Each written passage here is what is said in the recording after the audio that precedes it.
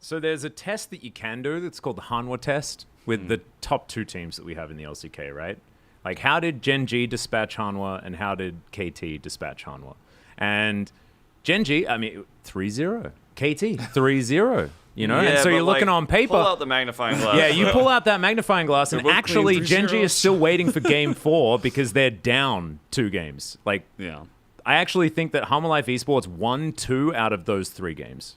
No, and then they threw them they away. won The first, one. no, the first game was a pretty insane draft gap for Hanwha. I agree. Yeah. like they didn't play it out well, but it was not like game 3 where it's like, whoa, oopsie daisy, but I draft guess is accidentally draft. got 3-0. Yeah. The but, draft like, is a Gen G draft. was just a better team, though. Yeah. Yeah. Gen G was a better team, but I also Not in think game that 2, like though.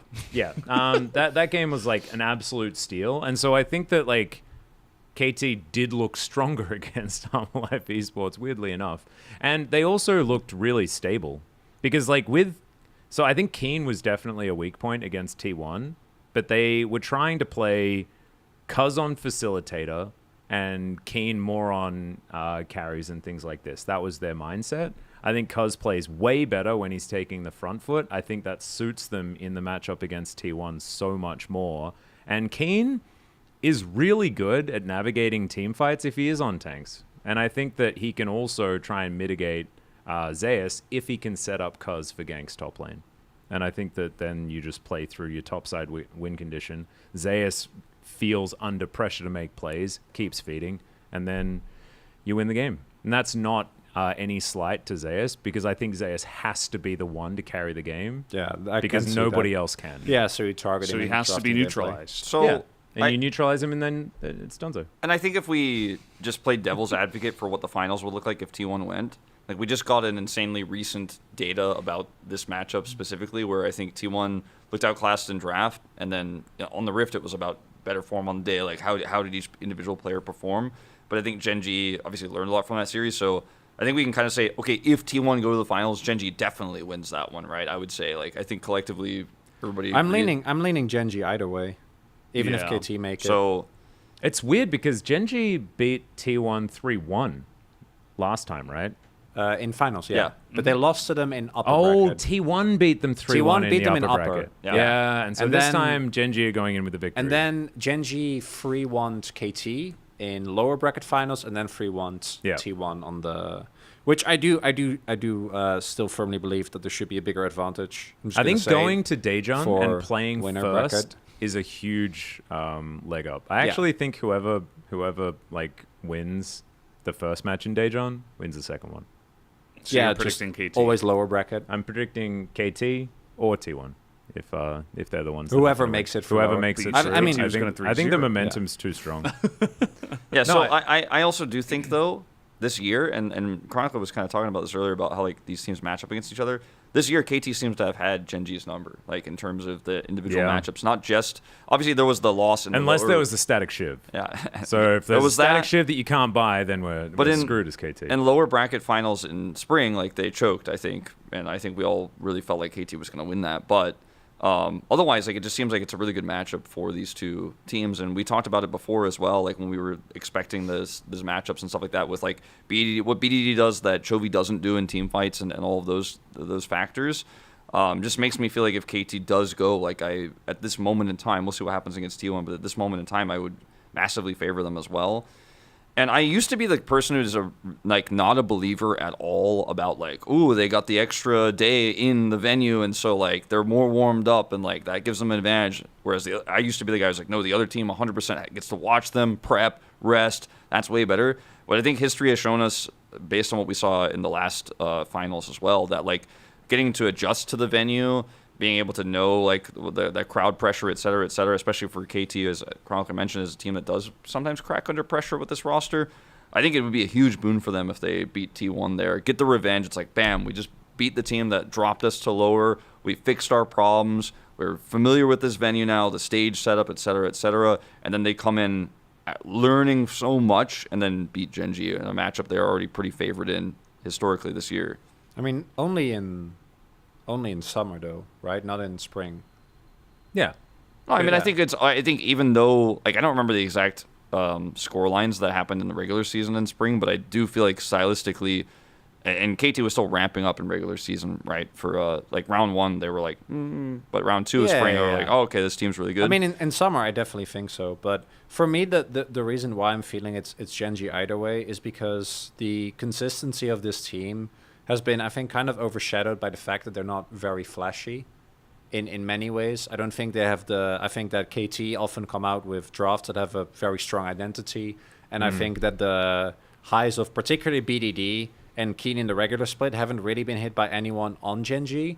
But if we look over the course of the entire year, internationals notwithstanding, I think Gen G has been always contesting for the very best. And I think the fact that they are a team that can go down like 3K gold in game 5 of a best of 5 and not be bothered at all and not be budged, to me is so tough to deal with.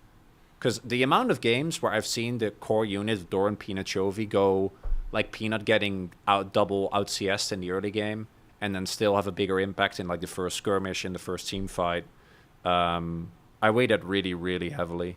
Yeah, I also think that the bottom lane, Lehens is really good, but I don't have much faith in aiming, to be honest. But, like- I don't know. Like, he performed well today against Home Life Esports, but that doesn't count. Pace had that Against Aphelios T1. game where he performed well, but he also looked very weak in Pace the was T1 definitely series. Yeah, but I weaker, still but the think light that wasn't. when the pressure comes on and he's in the grand finals, I think he's just going to go robot mode and he's just I going mean- to play really well. I think he's just going to be more consistent. I'm kind of with Chronicler, like, this is part of why we think Genji is going to win. Like, I also do agree, even if KT do win, I think Genji will win the finals. So, Are we assuming that Doran plays the same as last finals? I don't think. No. I don't He think you has can to. ever assume that. No, of course No. I not. was gonna say, like, No. it sounds like you're dangerously that's- No, of assuming course that. not. That's I think not Keen in yeah. playoffs Like- has been considerably worse than he has in the regular split. So One- I don't know if Doran will be a liability, and I don't think he has been a liability this playoffs. I don't think he's been great, but he doesn't really need to be. When you go down the list of Sometimes. all the matchups, to me, the only matchup that I put like the Genji logo in is jungle. And it's like not even a huge diff. Like I think Peanut's impact. I mean, we all here voted for him first in All Pro. Like so, I think we're all on the same page on this one. But like when I think about Doran versus Keen in a best of 5 right now, I'm gonna assume. I think it's a safer assumption to think that Keen's probably gonna be the better performer of those two players. Mid, same situation. Bottom lane right now, I'm watching Aiming and Lehens be by far the best 2v2 duo in the LCK, like by a huge margin. Like Keria and Guma haven't been able to put up the numbers that they are. And I look at Pays being underperforming, and I'm like, it doesn't feel like there's really an angle here for Genji. I think you can say that what happened last time in the finals was there, like they upset, they performed really well, the pressure didn't get to them, whereas it did to T1, absolutely. So like I'm just not ready to predict though that Genji's going to do it just because they did it before. I mean- and the pressure not is just going to be that. that. I think Genji are also that's- really opportunistic. Like they find angles to take games back. Like they don't need to like win lane, win game almost ever. And in fact, it feels like if they do win lane, then there's less chance that they're going to win the game. It's really weird. I also don't think you can look at it like lane by lane in this case. Yeah, I do that's- agree. yeah. Like some of the matchups, like Keen versus Doran, a very obvious one. BDD versus Chovy, like seems like right now probably. I mean, I'm not talking Although about lane Chovy for is- BDD either. I mean like in team like team in terms fight of impact.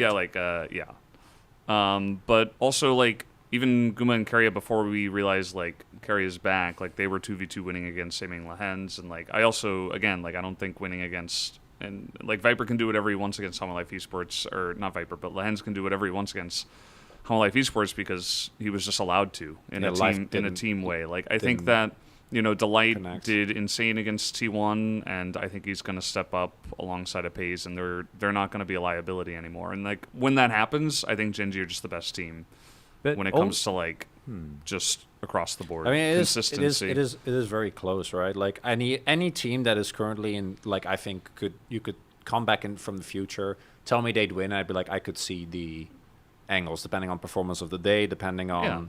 Which is why generally we're all kind of on the same page, but like this time it's like yeah.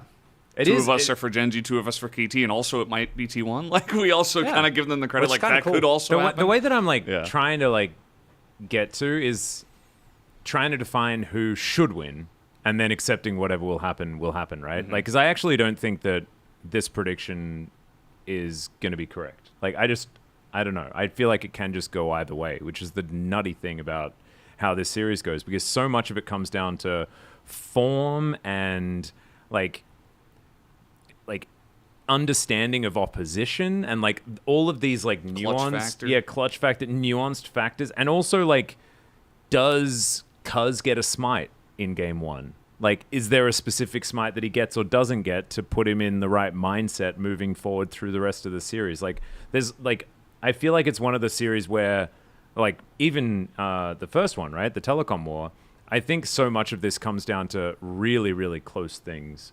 And it makes it weird that I'm predicting a 3-0 for KT, but I think that whoever gets off on the right foot really gets off strong. I was literally like coming to the same sort of like mental conclusion as you, like while you were saying that as well, because I feel like if it's a one-sided series, it's because KT won. Like I don't see a world where KT actually clutches it out in game 5 like Silver Scrapes and KT shows up and actually wins the series. I don't see that. I see Genji, they're the team that seem to be able to do this. And even though Doran in the past has like messed up lane and then just been boomed for the rest of the series, like he's not really like that anymore. Even if he has a bad game, like he can bounce back pretty well. I feel like for the rest of KT though, especially Cuz and Aiming, like, and Lehens to a certain extent, but Cuz and Aiming, like have a bad game, it's like Can you Yeah. bounce back in that series? I don't know. Yeah, except BDD. BDD is perfect. He is. Yeah. There Just is. want to put it out there. Yeah. Yeah, KT are 4.75 players because BDD is 1.25 and Yeah. aiming is 0.5.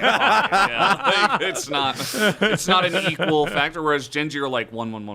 Like, that's kind of how I feel. Ooh, but that's 5 versus 4.75.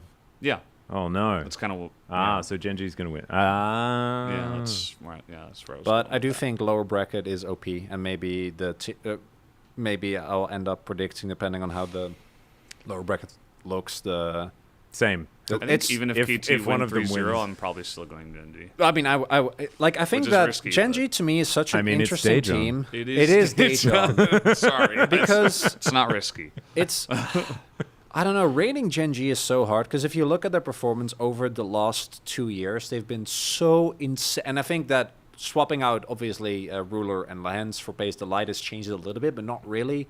I do think Pace is worse than Ruler. I think that the Light is probably worse when it comes to versatility, but I do think he's been so Worse good at at it. cheerleader as well. More Sorry? clutch. Worse at well, yeah, cheerleader. yeah. I mean, Lens brings what only Lens can bring. I mean, right? Delight's Which- kind of bringing a little Lehen's energy recently. though, to Actually, be He honest. has Yeah, actually yeah, been yeah. getting a bit Yeah. hyped. Yeah. It's He true. has been- It's he has true. been- doing Yeah. fist pumps and stuff. he's Like, during the Yeah. game. Yeah. he it's has great. been stepping it up, but I just think that if we look over the last 2 years, the core unit of, and to me it is more about Peanut Chovy, but Doran Peanut Chovy because Doran also stuck around, right? Like that core has been always in the top 2 for the last 2 years, which I think is kind of incredible. They didn't really have the ups and downs that I think T1, for example, because T1 have looked incredible, obviously coming back in last year's spring, but then we had even, I think, with ending with them losing last spring, and then at MSI they were kind of up and down, even though they were able to do a better job than Gen G did. That's international, so I do think that's a little bit of a different equation. But domestically, Gen G have been so incredibly consistent that I find it hard to imagine that they won't be able to pull it off again. But if KT win, then like I really do hope, and this is nothing against T1. If it would have been T1 making it through the winner, would have been fine. But can we not get T1 Gen G again? Yeah. And talk like if it would have been Yeah. T1, I would have wanted KT to win just so we get a new matchup because it's been Yeah. 2 years of this, and then we go to internationals, and then we have to look at it again. And it's True. never been BDD versus Chovy in a final. Like it hasn't been that. That Yeah. hasn't been the matchup. So this is T1 is just the unfortunate victim because they lost against Gen G. Otherwise, I would have wanted them. You know, to I think it would be so cool. And if we get T1 Gen G, I'm sure it'll be great. And we'll be talking about Faker versus Chovy and the history between these two teams. And about how it is the 9th time that they meet this year. But this and is they the might, first time when it's Daejeon. Okay. and they might meet at Worlds as well. Yeah. Um, so Hey, we got 2 other seeds. It's fine. I'm with Chrono because as a color commentator, you know, I'm a little. It's a bit tired at this point. You know, like it's Dig up the narrative. I like just, I have like my I have my like Genji bri- versus T1 dust playbook off the for notes, casters. I add like one more tally to the end of like it's the 9th time they met this Yeah. year. Like it said 8, and I just like write one more line down. It's I'm like- I've it's like got my crossed story. out. I'm It's like imagining I'll like have the to For prep for this Dummies series. book, and it's got an abacus with 9 beads that have moved over. Another one. But I also feel like if we go into this this time, it'll be like as we always do for our finals, it's like almost like a unanimous prediction. Like everyone's like, of course Gen G win this time. The T1 had to go to the lower bracket, looked shaky, drafting was weak, Faker's not at full form, and then maybe T1 just upset, and we're like, oh, okay, I guess here we go. Like it just Yeah. keeps happening. Here we go again. But yeah. I'm not. I think everything we're talking about right now for KT Gen G, for example, is all theoretical. I think we're really gonna have a much larger grasp on how that finals is gonna look after watching the T1 KT series. Like we'll have a lot more information, but and Yeah. I don't want to huff the copium until T1 have just like taken it and won the final. Like Yeah. I'm not huffing it beforehand. Like cuz it's all intangibles and all this like non-quantifiable stuff, and I'm like, no. Done with that. Just quantify first place in the regular season, KT should win. That out other of best here. of 5 Yeah. is silly because KT misread the thingy, and I'm just trusting in whatever stuff here I Agree. said. You know, and like, I just want to like, I don't know. I couldn't compute the fact that they lost to to T1 in that series, and I'm just ready to go tier list. You know, Yes, Just but let me back to the tier list. I do think that, not unlike last year, that we'll have two very clear first seeds, or like for number seed 1 and 2. And then I actually think that 3 this time around, it will end up being whoever loses here. Like T1 or KT, 100% to me is the favorite when we get to the upper bracket of the qualifier, right? Because like obviously You don't have to face Beryl. Not until yeah. So basically if you the win right away, loser you don't, the yeah. loser of this will face Hanwha and then stomp Hanwha. Yeah. That's basically what's going to happen. Yeah, And I think Hanwha- we're all in agreement on that. Yeah. right? Like I don't. Yeah. Yeah, and then Hanwha is going to play against, and I could see Hanwha be the 4th seed. against DRX. No! After beating DK, I mean that could happen. Guys, think That about could happen. No, but think about how both DK and Hammer Life Esports have looked. You do not. And There DRX is an obviously angle. were You wanna, not trying. You want to know the real reason why I don't want to believe?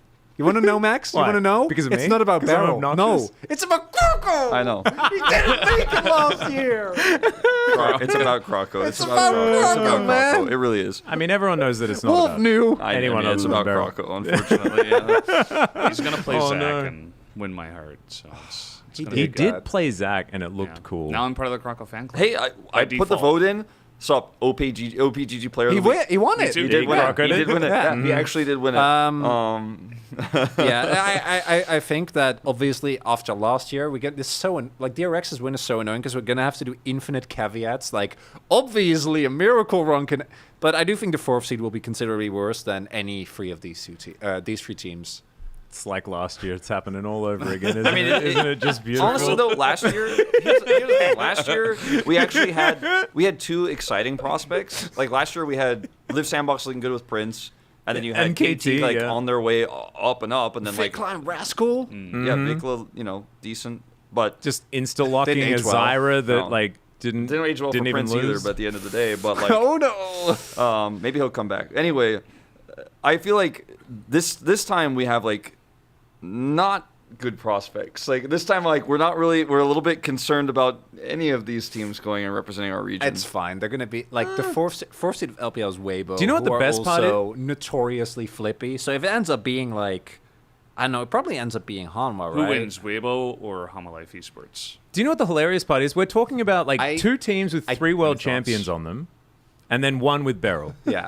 Like they're the teams that we're like, oh, don't know about sending them. No, to I Worlds. don't Yeah. trust. I don't trust Weibo. I don't trust Weibo to win that series as much as I don't trust Hanwha to win it. Maybe no one wins. What if Maybe it's the they first draw? series.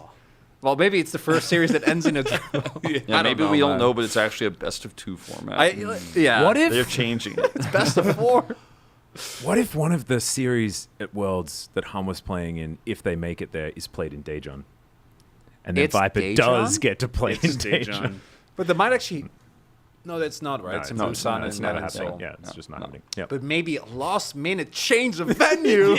Because Viper, because it's Daejeon. Yeah. We're really It is, selling it, it. is, it is in fact Daejeon. I'm not really 5 too. I'm not really too invested in 9. the storylines of the gauntlet just yet because there's just Don't. like don't. The, That's the most best way. interesting thing to me is if D Plus is actually bold enough to actually change up the roster, do something cool. Yeah. I'm like, hopefully something Or interesting happens. just play Or better. Like imagine if Yeah. those players actually Yeah. played to Regain form. their form. they've been you trying know? to do that all of round 2 Atlas. Yeah. I know. I It kind didn't- of feel didn't like they've happen. been trying to do it all all year. year. Yeah. That too. Yeah. Yeah. Yeah. I'm with you on that one, Wolf. That I wanna that's see fine. some Our, change-ups there. our free seeds will be great. We always need an on-paper team that doesn't live up to the expectation at all. We need one of them. Like I mean, KT is going to World, so it's going to be them this time, right? they can be our it actually- 2015 LGD. So, you know? so remember how I keep mentioning Genji's domestics? It's because internationally I don't trust this team at all. And by don't trust them, I mean they make Who semis. do we trust the most internationally Uh, out of all of our teams? T1. T1? Is it I just trust T1? T1 up until finals. Yeah. yeah, Yeah, that's yeah. actually kind of the answer. That's actually weirdly enough. that's actually probably what's Yeah. gonna. Basically, what I really want is to have 2 teams that are really strong, so T1 can make it to finals and lose to a Korean team.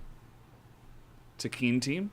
Keen team. Korean could team. be could be Keen team. Doesn't could matter. be Gen G. You know, like Yeah, we'll Basic- take it. or If KT DRX. chokes in the finals, you know, we'll Basically, take it. But T1 if knocks you- out JDG along the That's way. actually- Like that's Yeah. the way if that you it's supposed if to you go. asked me like between like maybe KT, depending like if they end up winning the split, like then I could maybe put my faith in them. But if you ask me between these three teams right now, who do you think has the highest chance of taking out JDG? Who I think should be the clear favorite?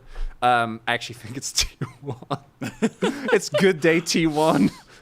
I personally on think an- it's no team. On an international. Kinda like, No, we're talking. let's not be We're hopeful talking. yet. We're Who has talking the best high. chance? No, we're talking highest odds. Yeah. I'm saying against what DRX. will be the. It's Barrel, obviously. It's Barrel. I think the real I star kinda of just the team wanna was end the Pure Shake. episode, I like, think right Team there. Liquid's winning Worlds. He was the Summit and the gang. like the whole time. And they're locked, actually. So Yeah, for at least fourth place. What about so they're gonna be there. Juhan? What if actually it's not about Kroko? What if it's about Juhan? Because Juhan was actually, but he was there.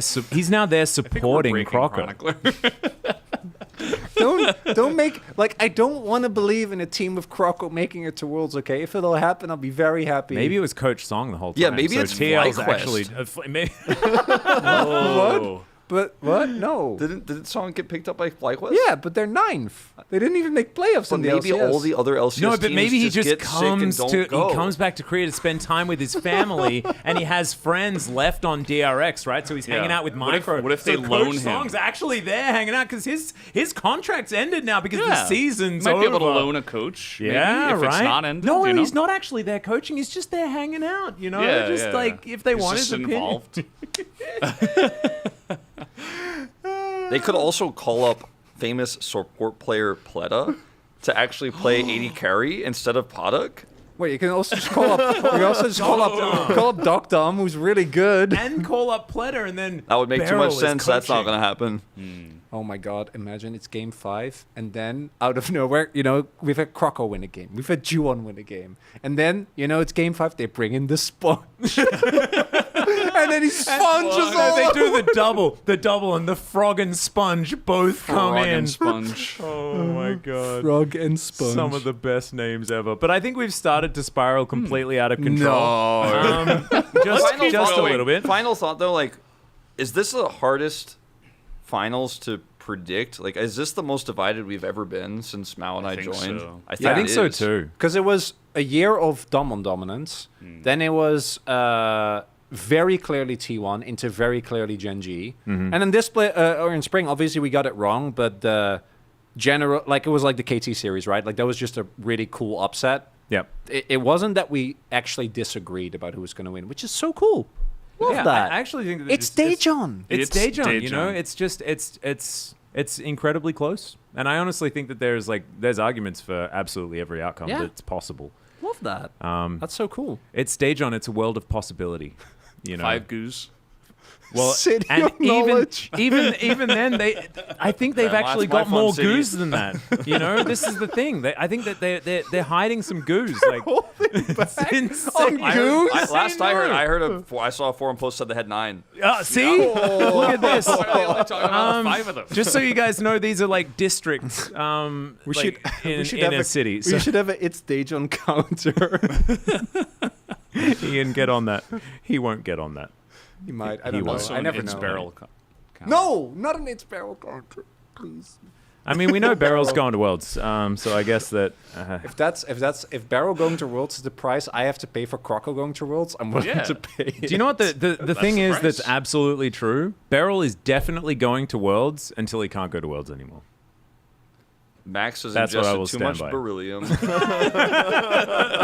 He will be in Korea. At least probably. it's inert, so I'm gonna be okay. Yeah.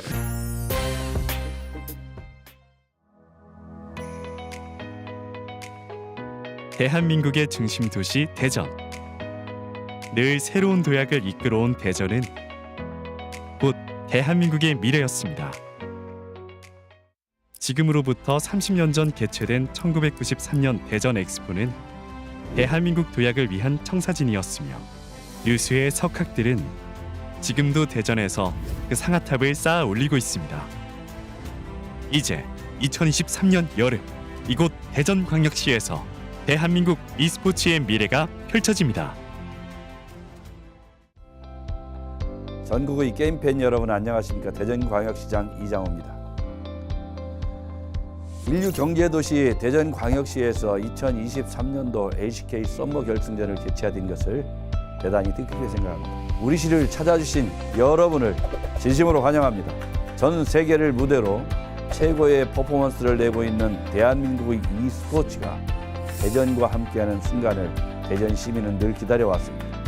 라이엇 게임즈의 모토 팬들에게 선사하는 최고의 경험은 우리 대전시 열망과 정확히 일치하고 있습니다. 이번 2023년도 LCK 썸머 파이널이 e스포츠 팬들을 위한 최고의 무대가 될 것으로 확신하고 있습니다. 경기가 열릴 DCC 제2전시장은 전국 최대 규모의 컨벤션 센터로 LCK 결승의 화려함을 담아내기에 충분합니다. DCC 제1전시장에서 열리는 팬 페스타에서는 짜릿하고 환상적인 e스포츠 체험이 여러분을 기다리고 있습니다.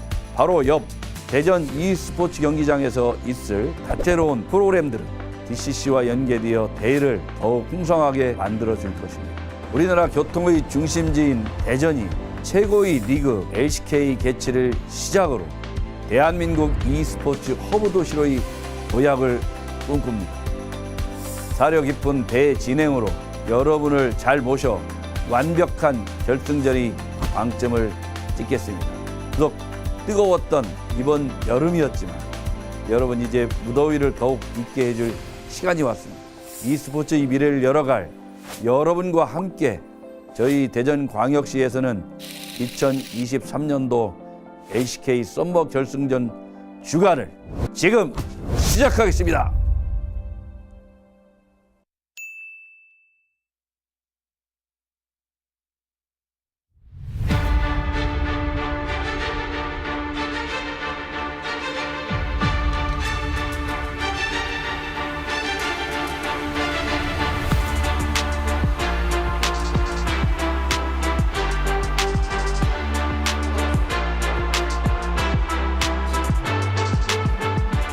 Hello everyone and welcome for the LCK Summer Finals weekend live from Daejeon, South Korea. I'm really happy to have you and I hope you're gonna have some fun. Also this weekend, I'm Laure, I will be your host and I will be with Dan and Huni. Are you guys vibing? How are you doing? Doing good, doing good. I mean, I feel like we've got some exciting matches. You know, we have the potential for either KT, T1 Genji in the finals, but the Telecom War just always delivers. I know. I mean, it's so excited, and we are finally at the final weekend of the summer playoff. It's gonna be so good. I mean, I hope it's gonna be so good, especially given the games that we had so far. We had banger playoffs, and if you guys couldn't follow what happened in the action, here's a quick recap as we're gonna take a look at the bracket. We kicked off round 1 with HAD DRX. DRX is out for now. We will see them again later in the gauntlet. D plus Kia also didn't perform to the expectations we had. We waited more from them in summer, but they didn't come together, Ox. Yeah, I think they also got unfortunate because they were fighting Hanwha Life Esports for that third spot. They ended up 4th, which meant they played against T1 with the reintroduction of Faker, who really stepped up and obviously ended their run. I think the big thing to highlight is we had 3-2 between KT and T1, and then 3-2 again between Genji and T1. So it's so good that we have those 3 teams on our finals weekend when it's been so hotly contested. Yeah, I mean that's why I was like so excited for everything was a game 5. So today even I'm also expecting it's gotta be banger series. I mean, the last one was really good, and you can just expect that teams got better since the last time they faced off against each other. Because guys, today, Telecom War rematch, and I'm really excited for this one, especially when you consider the trajectory of both these teams and what's on the line for them. Qualification for Worlds. The team that wins today solidify their position into making Worlds, and of course that's what you want to look at right now. Yeah, especially it gives them the opportunity to contest that first seed spot and winning the title, but locks in second means you don't have to go through the gauntlet. And realistically, I think whichever team loses here has a very good shot in the gauntlet. I don't think there's any other way to spin it. But there's also still that element of risk, right? You're going up against Hanwha Life Esports. We know Ping and Zeka Viper, what they can do. D+ in the bottom side of the bracket, but more importantly, Beryl. Always a bit fearsome in the gauntlet. Yeah, you never forget, there's a lot of teams have been doing the miracle point, and also this thing, the point actually does matter, especially today. you have to know the T1 and KT are same spot, so it's gonna be so challenged. I mean, that's the thing. Gen.G already qualified, as we talked about last week, with the victory that they got and the fact that they're in finals, winning Spring, having the most points in summer. But you really, really want to look at this second spot that you're gonna lock with the finals. And through the gauntlet, as we said, even the teams that got eliminated in playoffs so far, we will see them again. How does it look like for them? Yeah, I think it's hard to say the 4th seed. I think the 3rd seed, I think regardless of what happens, T1 or KT should be a lock for that 3rd seed. But we've seen crazy things happen. But I think the 4th seed is really up in the air. A lot of people would expect D+ to win against DRX. But with D+'s recent form and with DRX kind of an upswing, I could honestly see DRX win that. I know. I mean, these players, like, it's been crazy. It's been really unacceptable, unpredictable, and everything was like going, you know, like T1. No one expected T1 was gonna be doing this well. Yeah. So I think anything could happen. Anything is gonna be the risk. So today, it's more important to you actually make a guarantee for the worst spot. And we saw that Pierre Schick qualified for Worlds over in North America. So I really want to see which of his former teammates and world champions is going to join him maybe at Worlds this year. But that's a story for later because, guys, as we said, we have a Telecom War again today and the rematch of KT versus T1. And T1, it's been another miracle run, similarly to what they've been doing in 2019 when they had a really, really good run. They climbed up the way back to the bracket, winning the title in the end. And when you look at the way T1 has been playing so far in summer and how much they progressed in the playoffs especially, they could look at this miracle run again. Yeah, I mean, it's obviously something that's happened historically, but it's very different change of tune for the current iteration of the roster where, although they've lost a lot of finals, they've generally been on the top end. So it's been a while before they've had to make a big run like this and really look to improve to try and make it to the finals. Yeah, I mean they've been done it before, and it's like it's nothing really crazy anymore for T1 to actually just win every game, even win tomorrow. It's like actually just people. That's what would expect it, right? Like that's their pick form, and that's their ability that they can actually make it do it. So I think their ceiling can be like until they can just win all the way win. And it really is a team that benefits from the most experience that they can get on stage, so I feel like they're just getting stronger. And on the other side of the rift, we're gonna have KT roster, and guys, if you are KT fans, don't get excited, but usually the team that ends first on the second round robin is the one that wins the title. I like these odds. That's a terrible omen, if I'm gonna be honest, for KT. Yeah, every team so far who's managed to come first has just managed to translate that into a championship. And I think even the fact that KT lost in that first round was very unprecedented, very rare for that to happen. Yeah, I mean, it's been 8 years consistently making titles, so I think for KT still have a favor on it but I think the point is like if KT actually get they're back to the peak form when they show in the regular season, especially round 2, I think that's gonna be the main key if they can actually get the title. I mean, that's actually what I wanted to ask you, because last week they beat Hanwha Life Esports 3-0. It was a really, really one-sided series. They struggled a bit against T1, putting them in the lower bracket. But when you compare KT at the beginning of the year to the team they are now, would you say that they are at the maximum of what we can see from the team when you consider what these players are capable of? I think it's hard to say. I think they kind of peaked like midway through the season when they had that long winning streak. I think there was other factors to it, like Kais had come into the meta, Renekton had come into the meta, and a lot of the picks that they were really good with, they were just getting consistently. They weren't being contested on, which helped a lot. But I feel like they've kind of fallen off a little bit towards the end. I think there were some inconsistent performances from like the likes of Cuz. I think obviously the series against T1 was a big wake-up call. So, we still know what this team is capable of, and they definitely look far better than they did at the start of the year, but I'm still not 100% sold.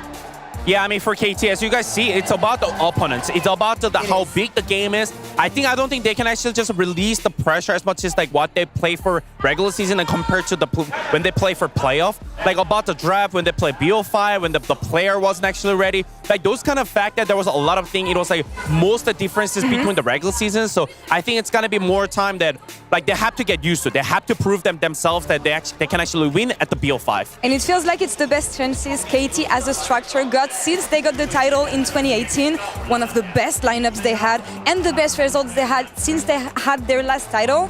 And you have a really, really competitive T1 on the other side who woke up during playoffs, leading us to maybe one of the best Telecom Wars we could hope for. And we know how much fans love this confrontation. Historically, on the side of T1 and favor T1, of course, but yet again, with this iteration of KT, when we're gonna look at the results that they had this year, it's way more competitive. Yeah, I think there was a big period where the Telecom War sort of lost weight, where it was just like T1 was so good, they were kind of winning out. But recently, you know, it's been super close, the fact that we've had those 3-2s in the best of fives. And despite the fact T1 took both, it was down to the wire. Particularly the spring playoff round 2. That was KT's series to lose. That game 5 they should have won, but they kind of fumbled it and T1 capitalized. Yeah, I mean, obviously T1 has favors on it because I was in there and I won against KT. So who need How'd it facts? feel?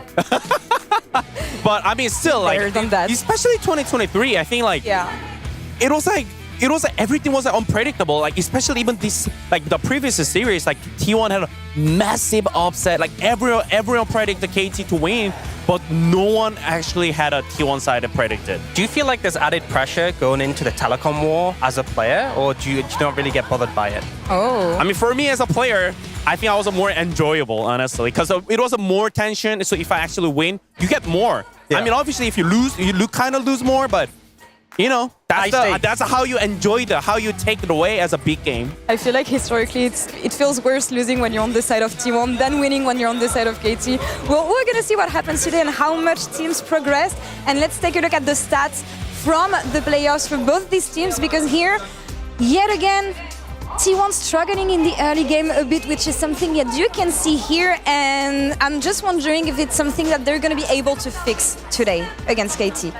Yeah, I mean, I feel like ultimately T1's strength at the moment has been down to their objective control in playoffs and how they've been managing team fights as well. I think with the reintroduction of Faker, a lot of their setups, a lot of the macro play, you know, having him in the side lane, he gets collapsed on, they respond, has been a lot better.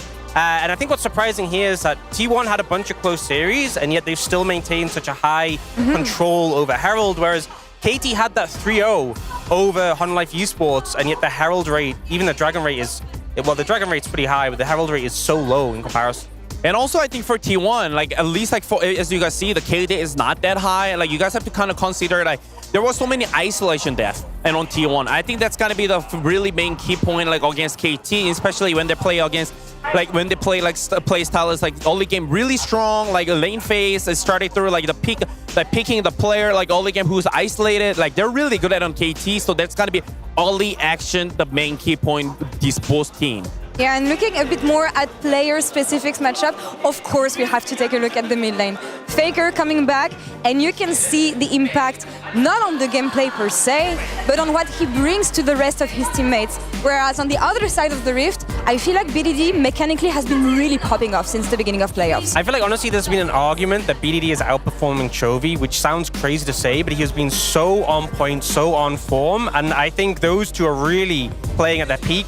What Fake offers to the team is obviously massive. We've seen how the team looked without him, but individually, in terms of his performance in lane, he has been struggling, and I think he has a talent in being able to lose gracefully, but I 100% give BDD the edge in this matchup. Yeah, I mean, as you said, like BDD at the goal differences at 14 is by far the best, and there's like even CSD is like actually pretty good.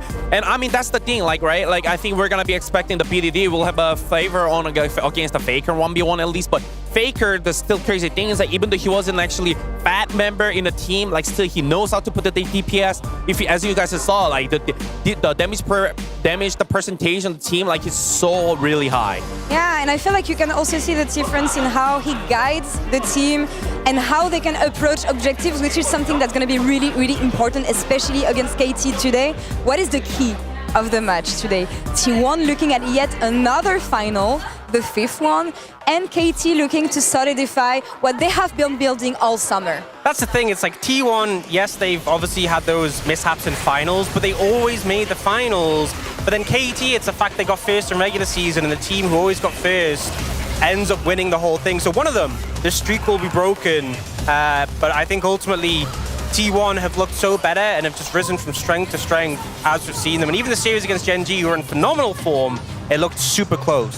Yeah, I mean, today it's gonna be depends on whose form is actually better at the day, and also like all the scrimmages, like it's gonna be starting from just a fight. I don't think it's gonna be, especially today, like I don't think it's gonna be end the game from the lane phase. Like as we saw even previous series, like you just never know who's gonna take advantage until the team fight, the huge fight actually just coming this Summer's Rift, and we'll see who's getting the lead from early game. And we've seen during this series, right, teams usually ramp up game after game, and it's gonna come down to which team has more tricks up their sleeves. Have they shown anything? Can they progress? How was the Scream week? What made them better? And I feel like it's gonna come down to the mid lane as well. And when you look at Faker versus BDD, in game 2, they're gonna reach 100 games played against each other. It's crazy. a story as old as time. I think as well, like, it's not too far away, 56 to 42. Not many people have a good matchup against Faker. I'd honestly say that sort of ratio between them is pretty solid for BDD. Like, a lot of players will have much worse with how dominant T1 have been over the course of the organization. Yeah, I mean, that means like both of mid laner, they knows how to play each other. They know their play style each other so well. I mean, that means like they're gonna be know also the weaknesses there, or like when to actually gank the mid lane, when we can actually impact the mid lane. Those two things are gonna be so impactful in this game, especially with around the jungle movement, support movement. Even these days, like top lane movement is actually impacting mid lane a lot. Like, so I think there's gonna be for sure early actions around mid lane. And mid lane is gonna be a pivot for sure. But how much is it gonna be influenced by the supports? Keria is back on the top of his form. Lehens has been popping off since the beginning of the year, and both on engaged support meta.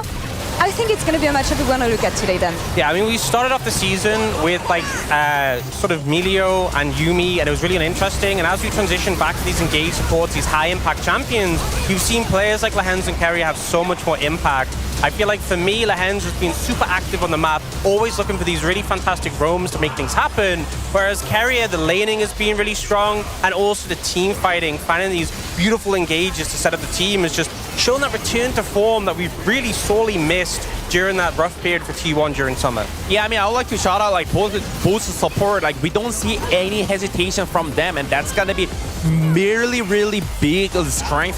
Both support, whoever has a RT flash with it, and also like Keria plays just really creative to play. Even Lehens, like he finds like, always the angle. He can flank. He come from the side lane. Also, like even this type of the play, it just carries all the game just towards the wins. It's crazy. Yeah, it's crazy. And both these players are impacting the map really early on, I feel, whether it's the mid lane or the top lane. And I feel like it's going to give us an amazing matchup looking into today that is going to be mostly dictated by draft. We had BDD during the interview last week. He told us that the preparation against T1 was what made them default and the reason they lost. So I'm really curious into seeing how they're going to prepare looking into today and what kind of picks you want to see banned on each side.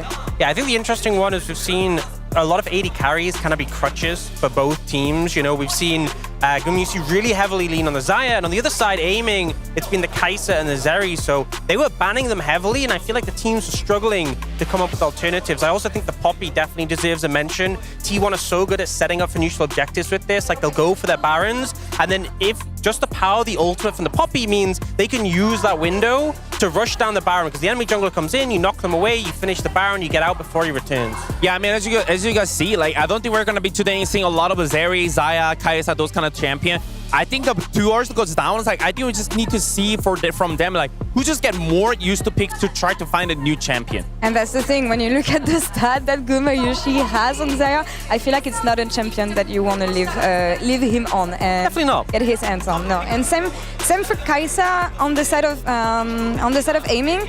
But Xayah is so strong right now, and I feel like Kai'Sa dropped in priority in that sense. So I'm just wondering if KT can improve more than they did last week, because when you look at the bait picks on the side of T1, we've been talking about this, guys. If you didn't follow LCK playoffs last week, Braum, Keria, that's not something we want to see. Vayne as well, and I feel like that's the draft they maybe should not have played. But they innovated, especially with the Rumble Ignite. Yeah, I think for me, the Vayne was kind of like they had those 80 carries banned away. They're like, we'll try the Vayne, we need something with mobility. Didn't really feel it didn't work. I think the Alistar Braum is, we've seen Keria on the Braum trying to make engages happen, trying to like flash on. It just doesn't work. I don't think it suits his play style. I don't think it suits what the team needs from him. So when he's on the Alistar, on this big playmaker, it's so much more effective. Yeah, I mean, as I said, like, I think Keria just get engaging support and Rumble Ignite effect. And for KT, obviously, I think if they get the Kai'Sa, I think aiming is by far his performance is like with the Kai'Sa so consistently well. It helps his play style. Also, BDD Azir, like, I think his playmaking is like by far the best in this playoff, especially like when he get the Azir, like it just win, you know? Yeah, and I think when we've seen aiming pushed off, his strong picks like the Kai'Sa, like the Zeri, the Ezreal felt so unimpactful. And the Renekton, you know, I actually think Renekton is super strong, and it's been such a strong performance throughout the season. But we saw in the last series that Zeus had answers. The Rumble was one of them, and he just completely annihilated that matchup. So I think a lot of teams have gone through summer being like, we can pick Renekton blind, it's not going to get punished, it's really strong. But we've seen that Zeus is capable of punishing it, so they really have to respect that going into this series. And that's the thing, he was back at his top form and innovating and creating new picks. Something that's going to be interesting on this side of KT to see if they can bring some new stuff on the table. And on that note, the coaches had some words to share ahead of this matchup. So let's listen to what they had to say. 네, 안녕하세요. T1의 임재현 감독 대행입니다. 저희가 KT를 이기긴 했지만 KT가 되게 강한 상대라는 걸 충분히 인지하고 있어서 뭐 방심한다거나 그런 일은 없을 것 같습니다. 플레이오프를 진행해 오면서 조금 세트를 많이 진행했었다 보니까 좀 챔피언 폭에 있어서 조금 더 늘려야 할 것 같다고 생각도 했었고, 그래서 일주일 동안 잘 준비한 것 같습니다. 원래는 3대1 정도로 예상을 했었는데 저희가 블루팀 시작이기도 하고 저희가 잘한다면 저희 할 것만 그러면 3대0까지도 충분히 가능할 것 같습니다. 많은 것들이 걸려있는 경기다 보니까 이제 오늘 승리했을 때 선발전도 안 가게 되는 거라서 조금 결승전을 치를 때도 부담이 적을 수 있다고 생각하고 있어서 오늘 꼭 승리하겠습니다. T1 화이팅! 안녕하세요. KT 롤스터의 강동훈입니다. 다시 만날 수 있겠다라는 생각도 했고요. 근데 그때 느끼고 배운 게 많아서 오늘 그때처럼 뭐 좀 안 좋은 것보다는 더 좋은 모습을 보여서 좋은 경기를 펼치는데 좀 목표를 두고 오늘 왔습니다. 대전에. 예. 제일 중요한 거는 뭐 지난 경기 때 아쉬웠던 게 뭐 뱀픽적으로도 있었고 인게임적으로도 선수들이 느끼거나 인게임에서 했던 부분들이 있었거든요. 그래서 선수단 전체가 느낀 걸 조금 변화된 모습으로 오늘 좀 경기에 임하면 좋은 경기력으로 좀 나타나지 않을까 기대가 하고 있습니다. 1세트 잡으면 저희가 3대1로 이길 수 있을 것 같고요.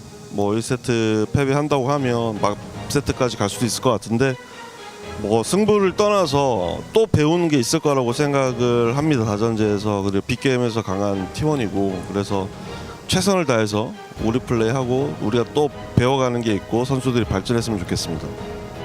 KT 롤스터 화이팅! Always learnings from a best of 5, and I feel like the outcome is poetic on each side. We either have the rematch from Spring Genji versus T1 or KT joining the former jungler Score, who's coaching Genji now in the finals. I really like the fact that both coaches reflect on the drafts because I think it's going to be a really, really important point today, which leads us to a game that we want to play over the weekend. We have our bingo cards ready that we're going to show you guys now.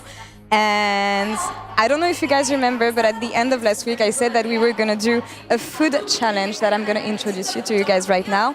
We have some Daejeon specialty, which is the Sylvie kimchi, which is the spiciest kimchi in Korea. That you can see here that it looks really, really red. I'm going to let you guys smell it. And It's pretty strong. Ooh!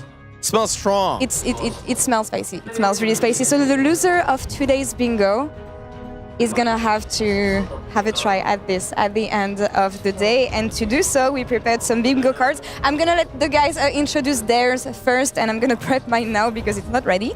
Guys, what do you have? Yeah, so we have a bunch of like pre-filled in ones where you like fill in what team it is at the bottom. But then we had like our own ones, which I think is the interesting one.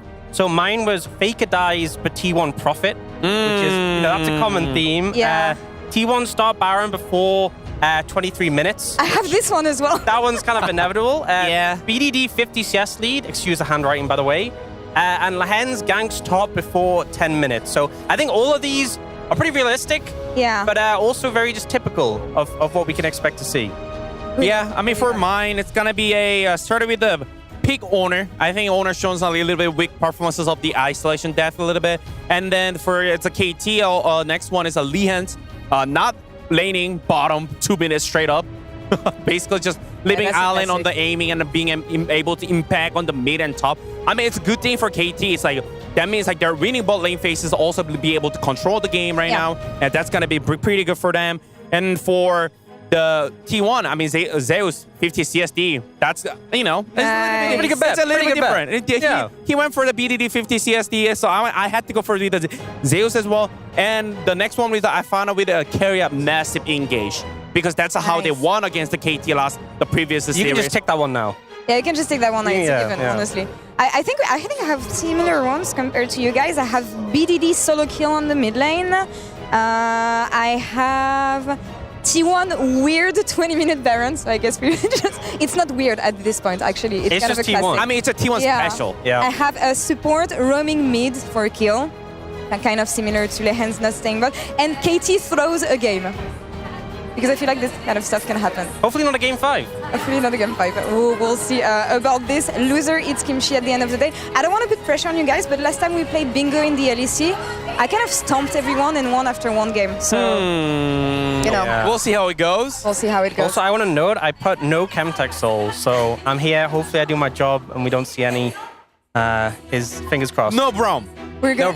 No problem. And on that note, we have a side selection for game 1. So I just want to ask you guys a quick draft question. T1 blue side. What do you want to see prioritized here? What kind of bans do you want to see on this side of KT? So that we just can wrap up the draft discussions we had earlier. Yeah, I think blue side's really strong here because there's so many things that you want to be able to ban. Things like the Poppy, things like Desire. I think leave Kai'Sa open, force KT to ban it, and you can potentially take it yourself. Maybe on blue side, you have enough space to ban the Azir from BDD because it is a problem, or pick it yourself.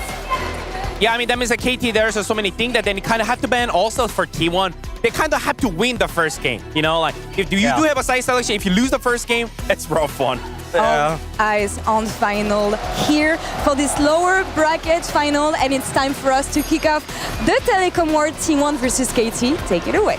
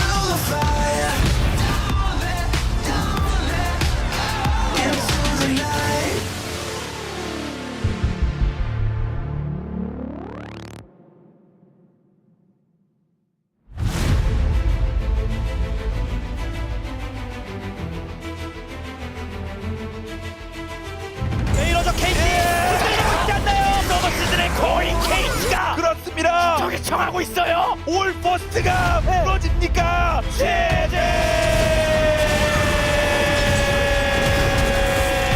진정한 의미의 인비저블 썸띵이라는 게 있잖아요. T1의 어게인 2010 도장 깨기 스타트! T1 나와! 대전에서 제대로 다시 한번 붙자! KT! 대전 간다 KT! 롤러코스터 갑니다. 정상훈에 갑니다.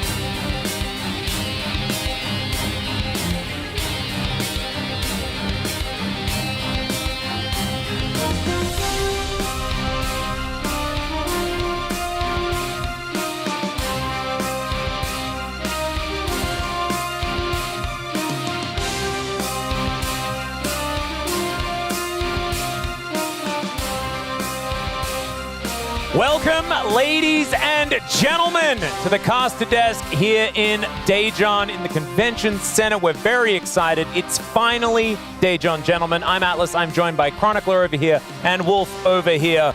It's time for another Telecom War. Our second for the season. Could we be more lucky, gentlemen? I mean, it's also the third for the year, and this is a rivalry that is as old as esports. And I gotta say that the fact of the matter is here, it's becoming a rivalry, I think, again, like it was back in the older days of top-tier League of Legends action, and I'm happy, and hopefully we get another Game 5 tonight.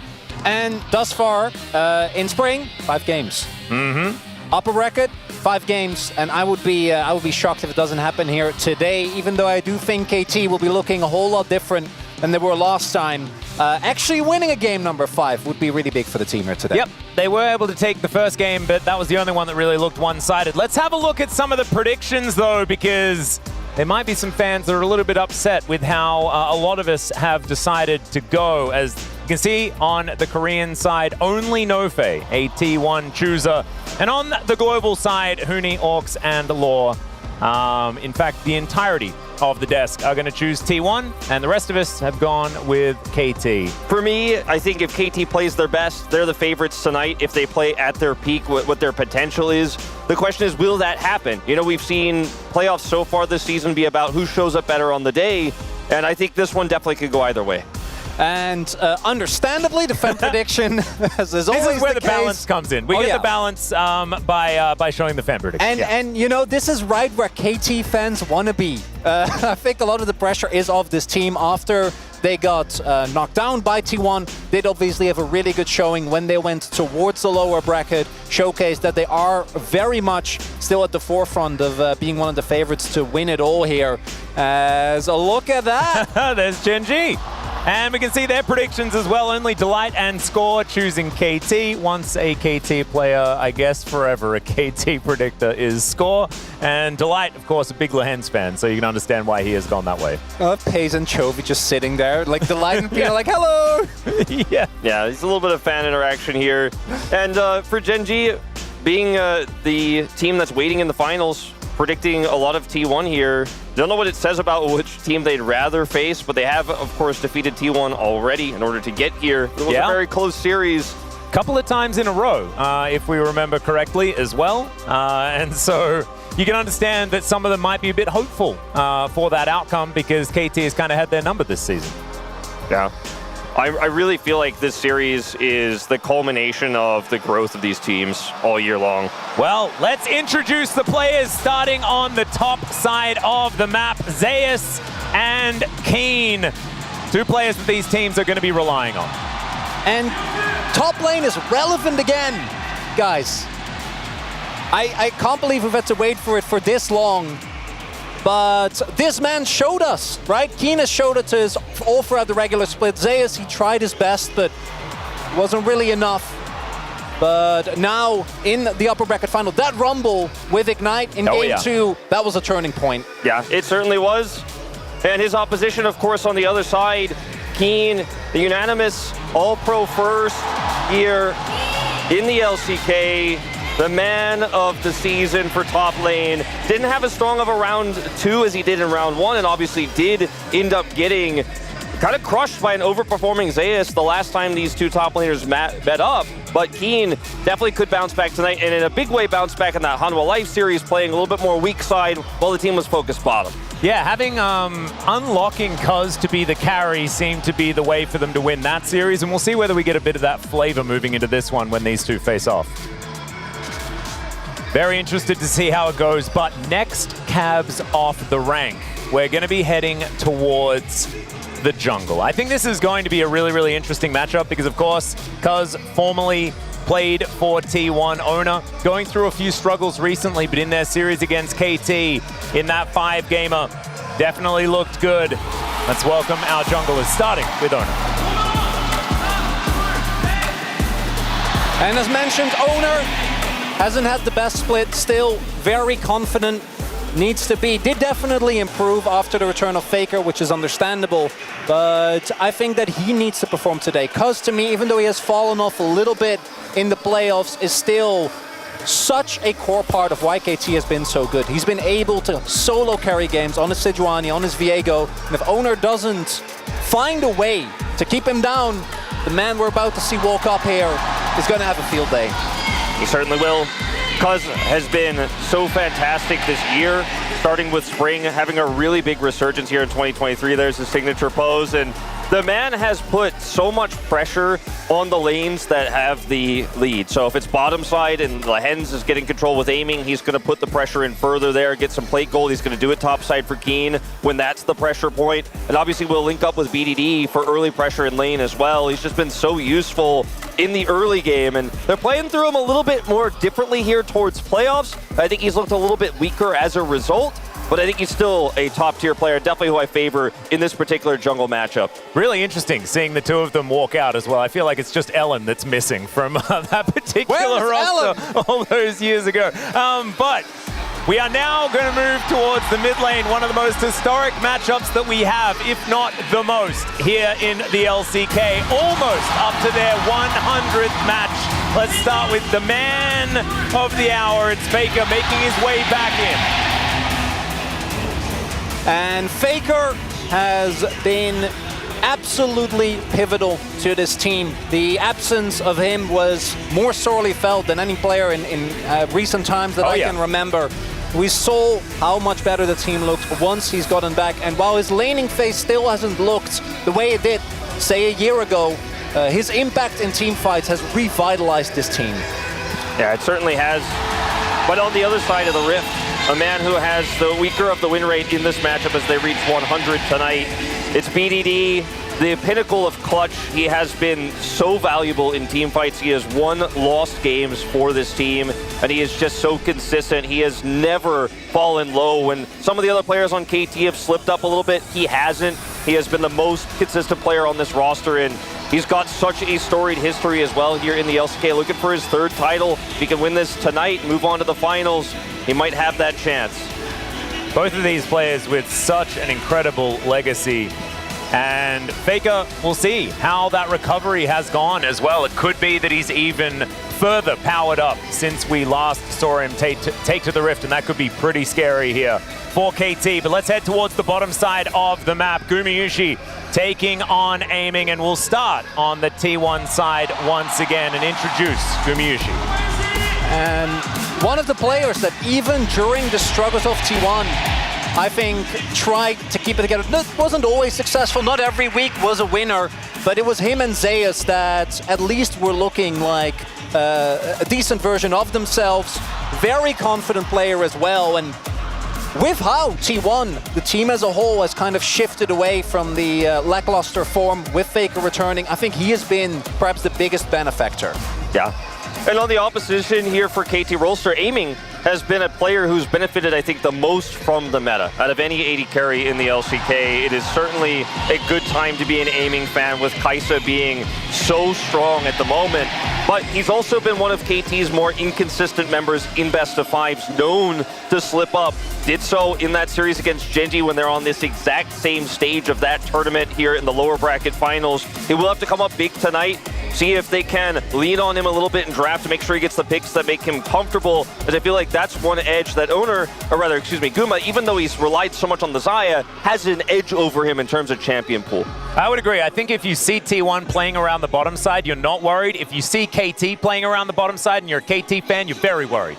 Because this is a team that sort of just lets Aiming do his thing and sees what happens after that. You know, it's mainly about Keen and BDD getting the carry and going. Or maybe it's about these gentlemen as Carrier versus Lehens. Last season's MVP versus this season's. And let's introduce Carrier first. Carrier, he was the MVP of spring. He changed the meta. He brought Marksman back to the bottom lane in the support role, but he has been a little bit inconsistent, I think, though, peaking at the right time here at the end of the season, bringing back the memories of what he's done over the last several years on T1, on DRX, and I think peaking now is the best time, of course. As long as he's not on the Braum, we're pretty happy with his performances in playoffs so far. His engages have been incredible, and he's taking on the summer MVP. You gotta love this man, Lehens. Look at him. His ceremonies, his gusto, his comms, everything about this man just screams pure joy for League of Legends, but do not underestimate him. His impact on the map, and specifically the way that he and Cuz run early games, run mid games, have been so incredibly important for KT. And if Lehens is truly unlocked today, T1 is going to have to put up a hell of a fight. Certainly will. I think so much is going to come down to what these two players have been playing. We've seen priority picks all over the place for both of these teams of bottom lane. And out of, like, the other teams that we've had here in the playoffs, we haven't seen that level of priority on supports. These teams rely on these players so incredibly much. And I'm very much looking forward to seeing what these drafts are going to provide for us, because it might mean so many of those high priority picks from other lanes are going to be left up because you need to ban Rakan, you need to ban Alistar. All of these things might come into fruition, and we'll see what sort of developments do happen over this draft as T1 versus KT. The fist bumps. Man. We are getting ready, boys. It is time for the lower bracket final. One of these teams will be going to the World Championship to join Gen G. Oh man, I cannot wait to see who's going to be able to take this. Atlas, to watch them fist bump on the stage here. We have such a massive crowd here in Daejeon, and I love this new format where we get to have our final playoff match leading into the finals with a huge live audience, no longer in Lowell Park. And the T1 fans have been waiting for a long time to see T1 at their peak, and it seems like each and every best of 5 they have played leading up to this moment, they have looked better and better. KT, it's the summer of KT. Their entire year of work, so close to spring finals, they missed out. They lost to T1 last time. Last 2 best of 5s, they've got an opportunity for revenge here to get to that finals. There's just so much on the line here.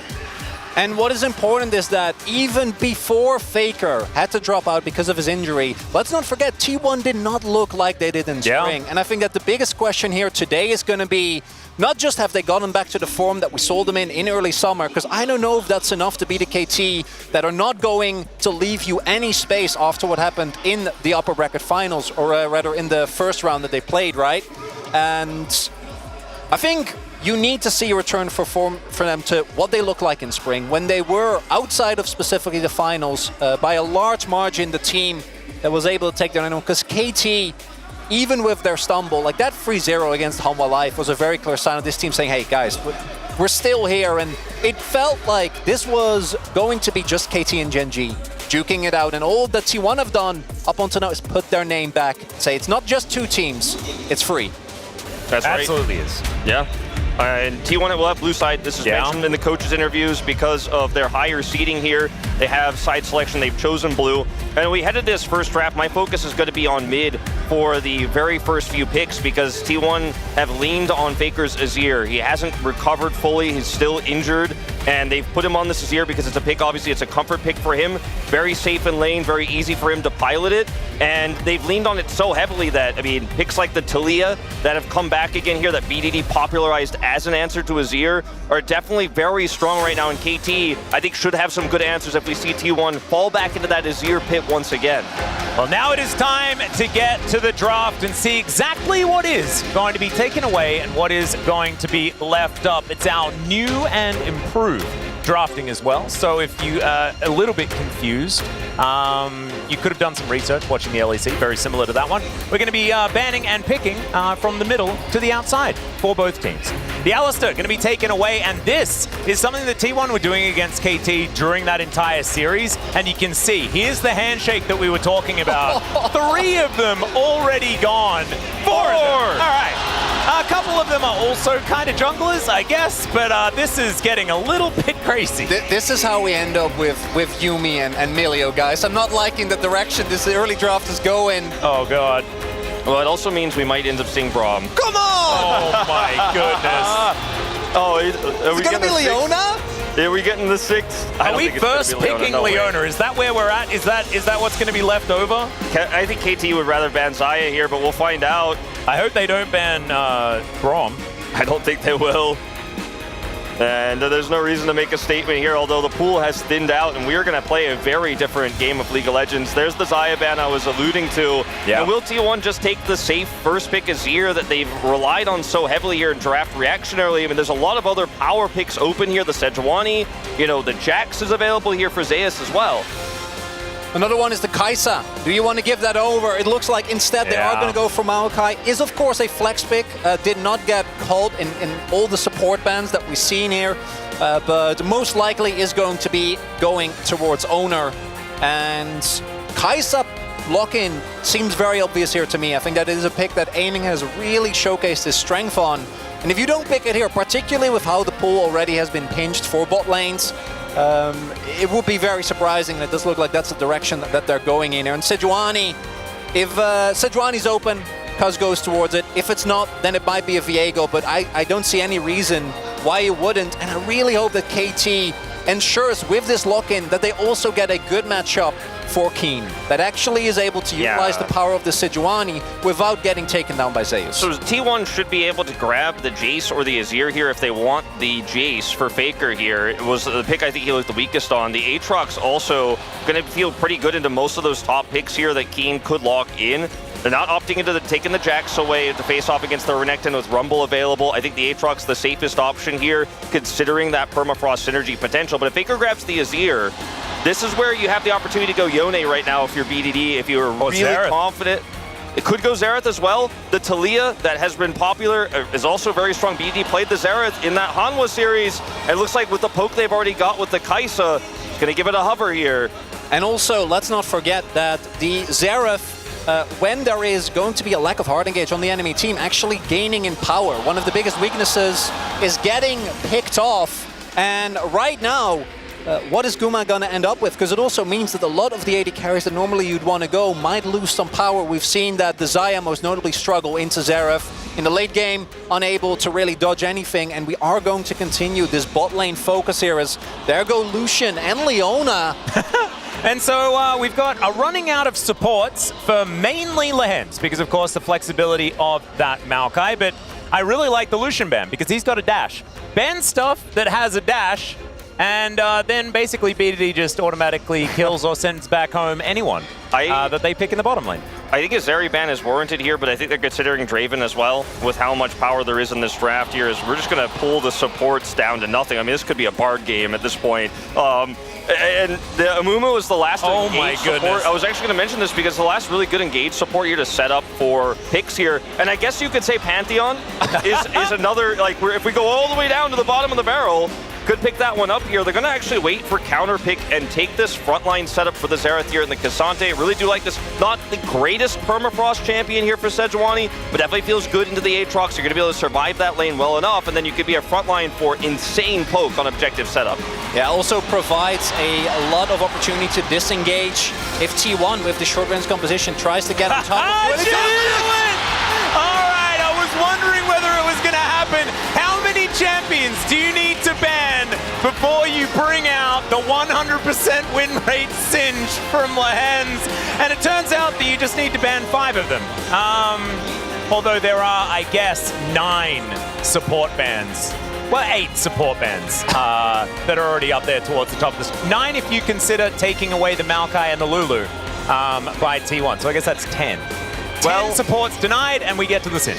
I mean, Lehens didn't have his most favorite best of 5 when he was playing the Pantheon down in the bottom lane, but, you know, the Singe coming through, I do like a lot in this composition, but I have to say, I feel like in a lot of ways, KT's composition's execution is so difficult and will rely on a lot of cohesive setup on objectives and maintaining control. If you lose control of this game, it's so hard to actually use the Xerath correctly, whereas for T1, you have just a straight-up good composition. You got the Zeri Lulu. Yeah, a lot of supports got banned, but that's a strong duo in general, and it's not one that the Singe necessarily gets to punish for free.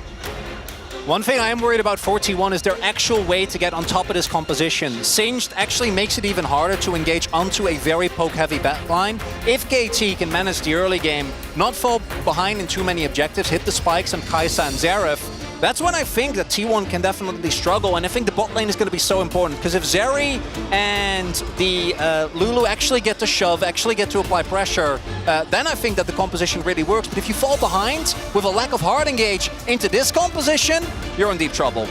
Certainly are. I'm still not entirely sure as to how it's all going to fit together.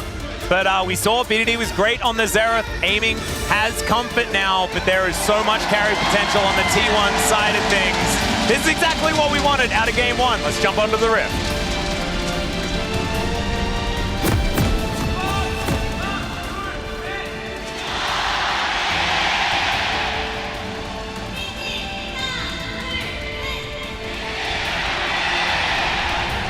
All right, and the Daejeon Convention Center erupts with the Whiting chants as there's a cute little ward towards the bottom lane that we are checking out. Thank you very much, Jonah Strong, for bringing that one to our attention. As KT just setting up pretty defensively here, aiming kind of by himself. And I am very intrigued. We have seen Lehens find victories on this Singed over and over again, but the reason why is because he picked it into Yumi's and just destroyed them. It was his ultimate counterpick, and him and Ruler would just prey on cats. That's what they did. Oh, this is the trademark Lehens level 1. It didn't go well for him last time he tried this on the Leona with the Zenith Blade coming up a little bit short, but on Singed here, we'll see. He has a targeted ability this time around. Oh, are they going to go for it? You can see from the positioning as well. T1's like, yeah, we don't trust that brush. We don't go near that brush. Oh dear, well, they went near the brush. A few autos do go down, but otherwise it is not too much to worry about there for Gumayusi, so in the end, not really too much action. And looking at the rune choices... Whoa, that's a flash! Never you mind! Okay, Keria is immediately going to heal. Takes a lot of damage from the passive there, and Lehens now has his all-time favorite summoner spell prepared and ready, Chronicler. Has the Hex Flash at the ready. That was one of the rune choices. He went for Unsealed Spellbook. Definitely something we've seen him use before. As here we go. Obviously, as far as counter picks goes, has been something that really... he's Hex flashing. We're looking for it. And Gumayusi going to be zoned for a little bit. Mega Adhesive going down here. And Lehens going to take a fair bit of damage. As if he's not able to really get there, then while he's running away, there is some opportunity here for T1. Yeah, I mean, you have to actually connect those. As Lehens is just trying to stop Chronicle from making color points about how good he is at Singed by trying to prove it. He's like, you don't need to tell them. I'll prove it.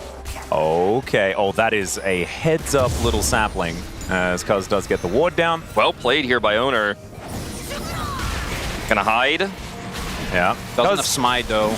I'm pretty sure Cuz knows exactly what's going on here, and he is just going to be able to steal this one away. Not going to be able to get all the popcorns, though, so he will be all right. Still not too bad. What I wanted to highlight, though, is that Faker actually went for Conqueror here. We've seen most Azirs go for Comet specifically into the Azir matchup, because obviously once you get to the point where BDD gets a decent amount of... aiming does get tech there. Yeah, that's a Void Seeker that Kerry is going to take in trade, but it looks like KT are just looking for a bit of a reset. Yeah, once you get to the point where there's enough damage for BDD, I can't make a point, Yeah, Owner is going to twist it advance forward. BDD's going to flash away. Sapling is down, but it shouldn't find him. Faker's already flashed over, shifts the sands. BDD tries to slow him down, but it does not work. Arise, Sand Soldier, and there is first blood. Yeah, I mean, this is just a huge lead here now for Faker in the mid lane. I mean, you were talking about the Conqueror trying to take more aggressive extended trades here in mid lane, and it leads to that health bar being chipped down enough, and then BD is pushed out. Keen as well, struggling here in the top side of the early part of this matchup. I mean, this is very common for the Aatrox to get a lead here. But man, Faker, he pushed the advantage there, wasn't afraid to follow on the flash, knows he has his cooldowns just in the nick of time to secure that kill. BDD now down a teleport as well. And what's really big is that there's no flash available. One of the big reasons why we didn't like the Xerath initially, even though I think the matchup we've definitely seen develop as... Oh no, there's a flash. Keen has to get out of there. And T1 are unrelenting, right? The pressure that they're already putting up in lane is kind of crazy, but not having flash when Faker has an experience advantage is such a big risk, because it means that particularly with something like the Maokai, where the setup is so easy, BDD is going to have to play so much safer, and at least in the early game, KT definitely getting pummeled a little bit. Yeah, teleport down, flashes down, Faker just gets to teleport back to lane for free and continue to put that pressure on.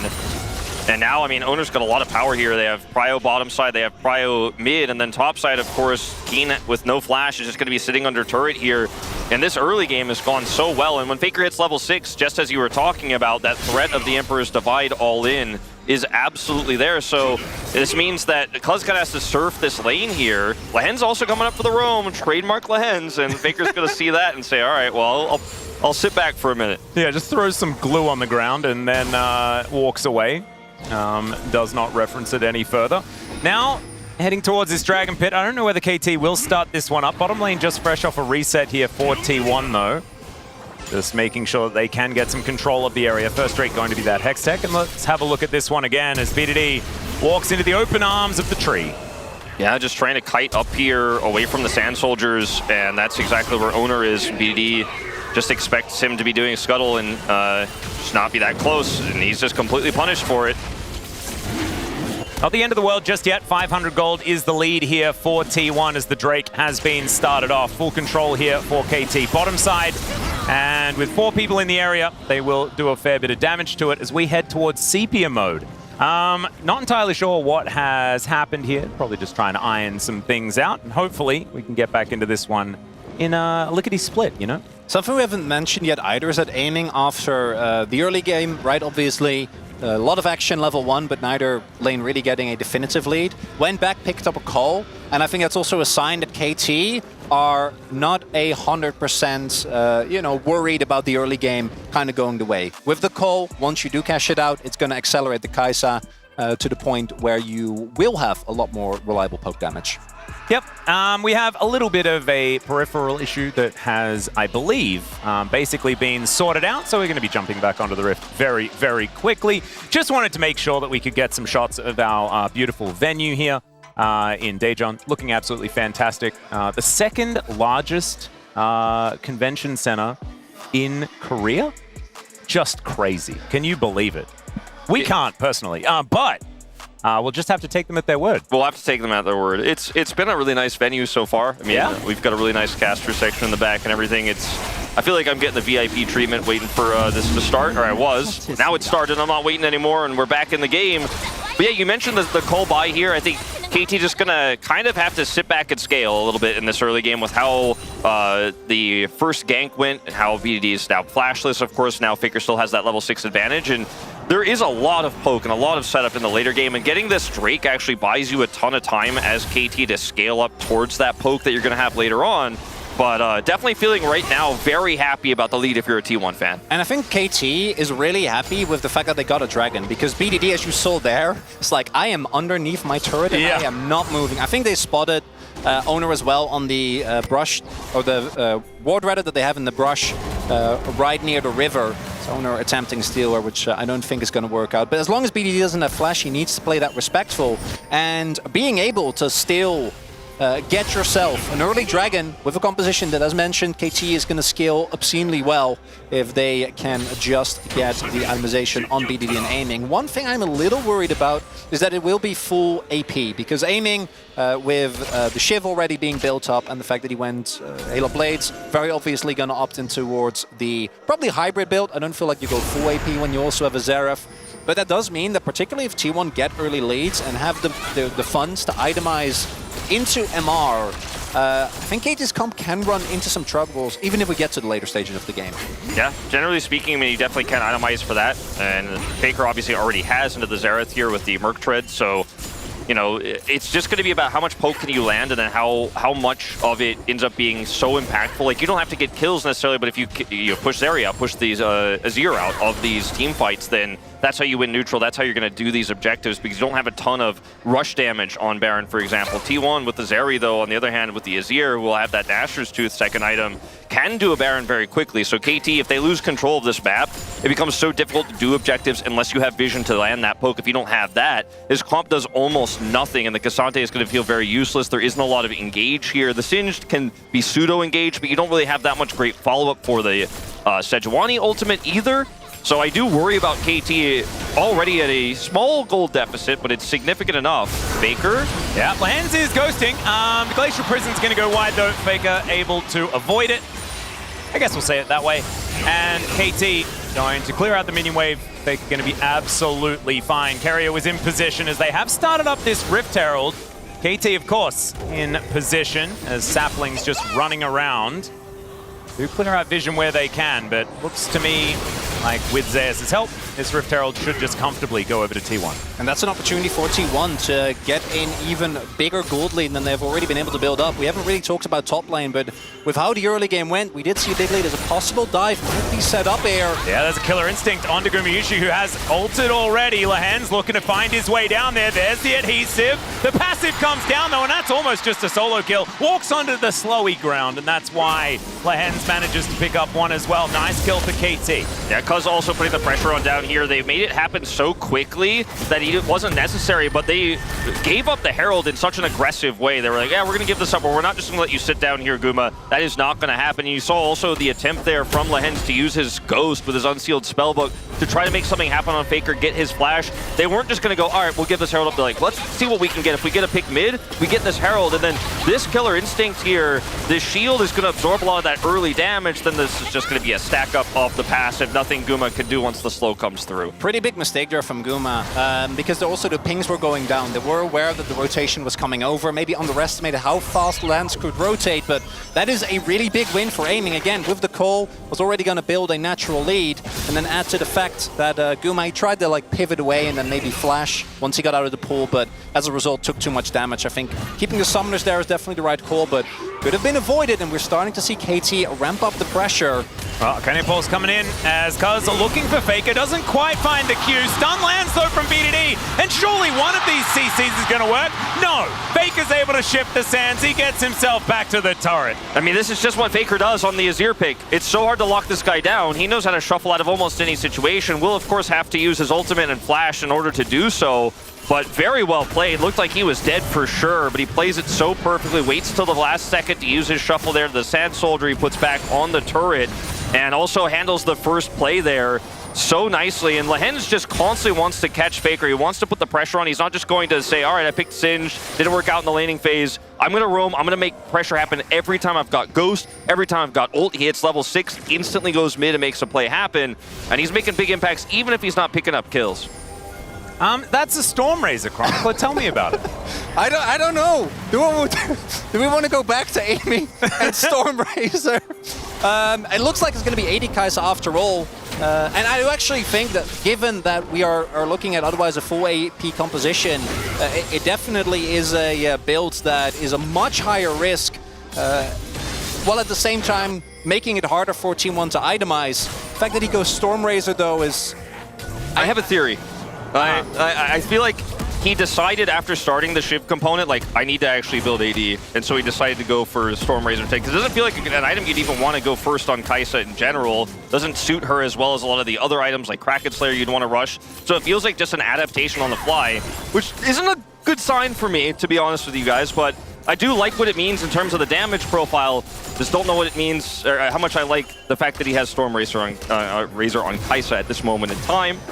But that's kind of my theory, is he started itemizing towards the Shiv and then decided halfway through, like, this isn't the right choice. Well, this Cloud Drake is going to get started up no matter what items they have.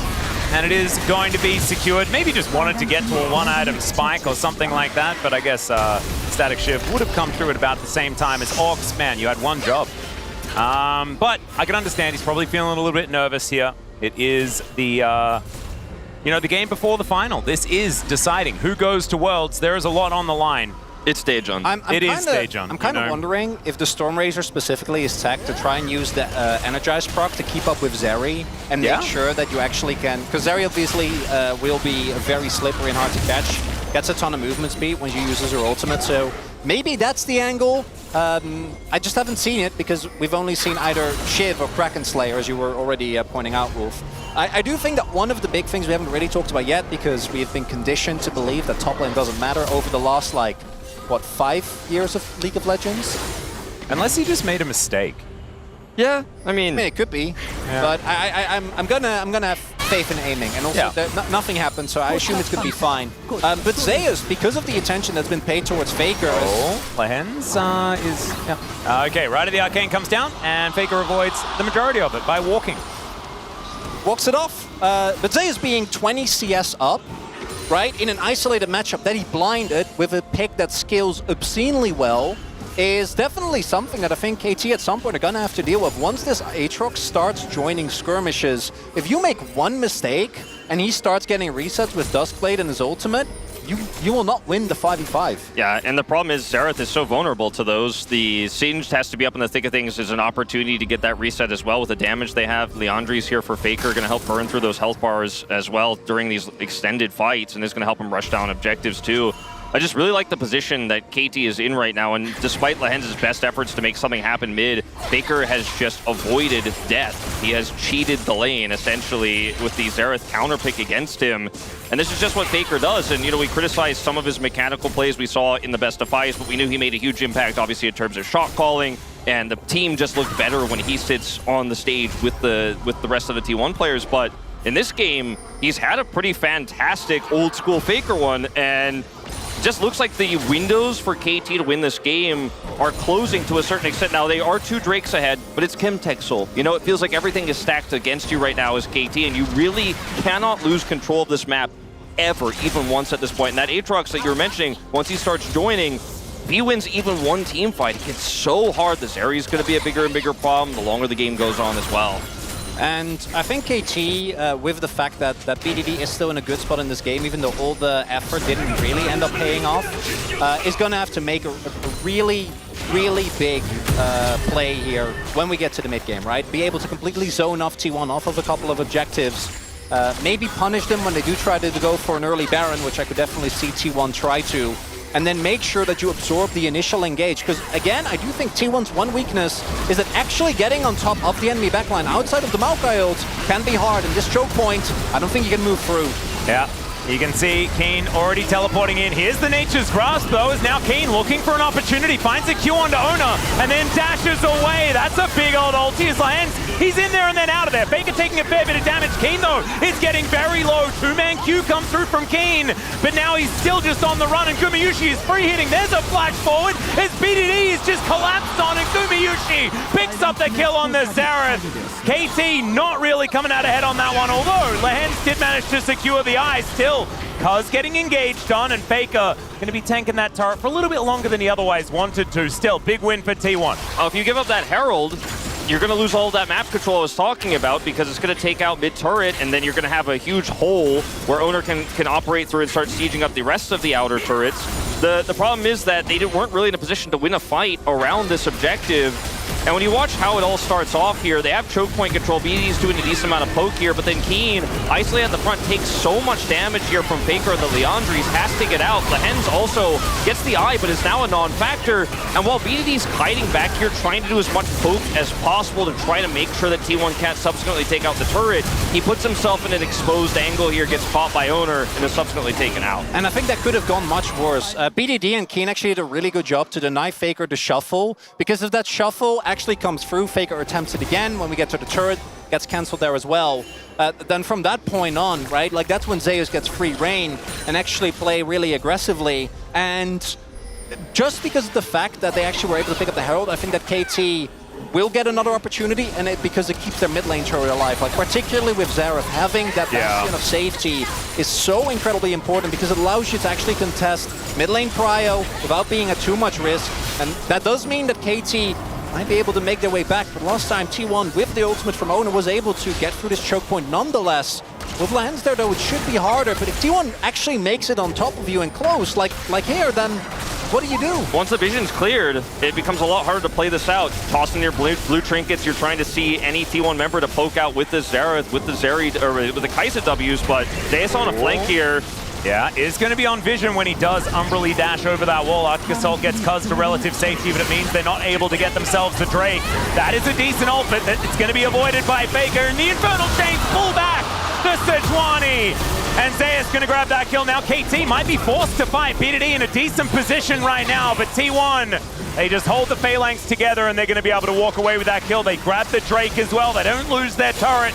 Everything working out here. Yeah, the fact that they're able to save the turret in itself is incredible. And once again, Faker almost gets the Shuffle Emperor's Divide and is caught by BDD's stun. Another time, another chain, and another kill for Zeus. 2-0-1 now on this Aatrox. And I think T1's composition is a composition we've seen before. We've seen it many times before. It's simple. It works really well from ahead. And KT, the composition has a lot of conditions it needs to operate on. You lose that mid turret, it is just kind of unplayable. They are able to defend the Herald here, but they can't get prio, even with Herald here. And then watch Faker here get shut down on his attempt to shuffle. He has to flash. Arguably didn't really have to, but otherwise this fight is just a wash. KT, no ability to contest, unable to get turret, and T1 are just running away with this game. And that Aatrox Maokai 1-2 combo proves to be so pivotal here, right? Every single time, if anything hits, if Maokai hits a W, if Zeus hits a W, that chain is coming in, it's getting pulled back, getting a lockdown, and then we go from there. And I think that the idea behind this KT comp was conditional on Faker getting shut down, because those, if two of those roams from Lahens early work out, what happens is Faker's behind, you have a fed Xerath that completely has perma-prio, denies any form of ability for T1 to get in. And again, I think that T1, if this comp ever falls behind, it does struggle. But because that didn't happen, because Faker absorbed all the pressure, the, 2-3 Lahens ganks didn't end up working out, now we have a situation where mid lane is really far behind, and without Xerath in a good spot in this game, aiming, especially for going for, I guess it will end up being a hybrid build nonetheless with the Rage Knife already here, but it doesn't really have anything meaningful to offer right now. Keen is again in a matchup where he was never expected to necessarily win, but it's a almost 50 CS lead here. Yeah. I kind of thought Lahens had bought a Shurelya's, but he hadn't. That was actually Carrier that I was looking at, and I thought that somehow he sold it and then tried to go for another item. But doesn't have enough money, unfortunately. KT looking for a reset. The next big... I like this. Point, oh boy. Aiming level 12. Trying to find the opportunity as they do go all out towards that bottom side of the map. Great Q is going to connect, and that is the kill. Now a teleport from Faker, who's going to get slowed down. Does shift the sands, though, and is going to stay alive. They get a teleport and a kill. That's pretty significant. This is going to stop that Baron pressure, because that was the next sticking point here for T1, is the fact that Baron has spawned. It's 2-item Azir, 2-item Zeri. Oh, could happen again. Yeah. And he presses W a few times. There's a flash from Keen. Emperor's Divide comes down as there's the flash over from aiming. Couple of autos and both solos are now dead for T1. Just like that, KT's back in the game. I mean, it's still a significant lead here for T1, but you take out two of these critical solo laners, and now you can get a little bit more map control, especially around bottom side. Not as relevant as getting top side control, of course, with the Baron being the next big objective. But T1 were in a position where, with the setup here in bottom lane, they could have just pushed top, got Baron control, and forced KT to come to them. But KT are going to come down here and make some proactive plays. They get the teleport from Faker, which pushes him off Baron. Then, Aiming and Keen sit and wait. Faker, he's greedy. He's denied getting over this wall here. Very well played from Keen. Aiming will have to commit the flash, but still, 2 kills to the bottom side. Really nicely set up by Keen. They're also actually utilizing the global or semi-global that Kai'Sa has available. Something that we've seen Nocturne do as well, right? The downside is that there isn't an immediate objective available for them. I think a substantial amount of gold means that KT at least will get another fighting chance, but by itself, that's not enough. And yeah, that teleport from Faker, the death obviously worse, but even the teleport, if this is a Gore Drinker Cleaver Aatrox, then maybe he lives. And the teleport ends up working out, but like with lethality in particular, once you get caught, it is kind of immediately over, especially if you can't get a quick reset. And it means that KT gets a bit of extra pressure, but, you know, it's 22.5 minutes. And I wouldn't be surprised if we see a trigger pool, particularly with Nashers and Leandries here for Faker at the ready. Yeah, that's the scariest thing KT wants to avoid is T1 having the opportunity to turn, and those kills did buy them a little bit of space. You could see them taking some vision control here. Aiming also going to get the scuttle here before this next Drake spawns. They could see if anyone's getting greedy to try to hold this and then teleport in. Zeus, for example, could try to solo that one. So they have a lot of information here and have stopped T1 from just doing that trademark early T1 Baron where they just group up, say we have the damage, we've got better turn, and KT with no vision can't really poke it out. Now they have to fight for that vision. They don't have control over the Baron pit. Still have a massive gold lead, and I still really favor T1's position here, but KT at least get one more real fight here around this Baron pit, kind of on their terms. Well, it is going to be the Drake that's going to be started here as Aiming and Cuz just dive into the pit, immediately teleport from KT. They are committing to this one. And T1 are a long way away from this. Kerry is going to turn up, but he's not exactly all that tanky. Owner trying to speed his way in there with that Shirelius. It is going to be the Baron secured. Can KT escape? Is the question. Nature is grasping, and Gumayushi's going to press the ult button. There's the cleanse as well. It's beautiful. Immunity's going to be taken down. The Singed also dead as Keen's just trying to keep him busy. It's a double now, and Gumayushi's just trying to keep them here. It does not work out. KT do make a couple of these Barons survive, but I'd say that punishment is pretty apt there for T1. They hold on to their advantage. Ooh, another pause here. Hopefully just a simple hardware problem that we can get fixed as quickly as the last, but that power of Maokai was on display there, wasn't it? The ultimate coming through to catch them, and Lehens tried to block so they could get out, but there was a little bit of a miscoordination. Looked like KT, half of them decided they wanted to turn, the other half were like, we're getting out of here. There is absolutely no turnaround on this one, and KT just don't come up with a W on this. You have 2 Baron buffs left, but yeah, absolutely not what you wanted. I think the denial is definitely something that KT is going to be, you know, that's kind of the saving grace. The fact that T1 won't be able to get it, I do think that particularly with a poke comp, once you fall behind and the enemy team gets a Baron, it's kind of game over because they can just dive you at will. What is really important to me, though, is that if Faker has teleport there, then that play probably doesn't work, right? As we do have an issue with Cassante, I think. Yeah, got a little bit of a Cassante bug. The good old camera just not doing stuff. Issues with Zeus and cameras not necessarily treating him very friendly. It is a tale as old as time. Yeah. This time didn't throw a shop away. He was himself had his camera thrown away. So I assume this is probably just a little bit of a restart, and then we're going to be back in. Probably will be the case, just getting him back into the game. Might have gotten something happen to him when he got all outed. I'm not 100% sure, but yeah, that is my guess. Yeah, that's what happens. And I want to go back to something that you said, though, Wolf, because I think the biggest experiment that KT have done this game is leaving up Maokai. We were having a discussion about this on the POG state. I've been pretty adamant about the fact that T1 relies on Maokai a lot. They decided to go for the experiment in this game. I'd say that you'd write that down as a complete and utter failure. And now, start banning the champion is probably going to be the way to do it. As we have a look at the replay here, the Baron is going to go down to KT, and T1 close in. Tries to block here, still gets caught here. Owner gets on top of EDD. There's no mobility for this mid laner. He is just going to get caught and destroyed. Keen can't heal for anybody. Nothing he can do. And Aiming and Cuz survive with Barons here, but ultimately, big gold win for T1.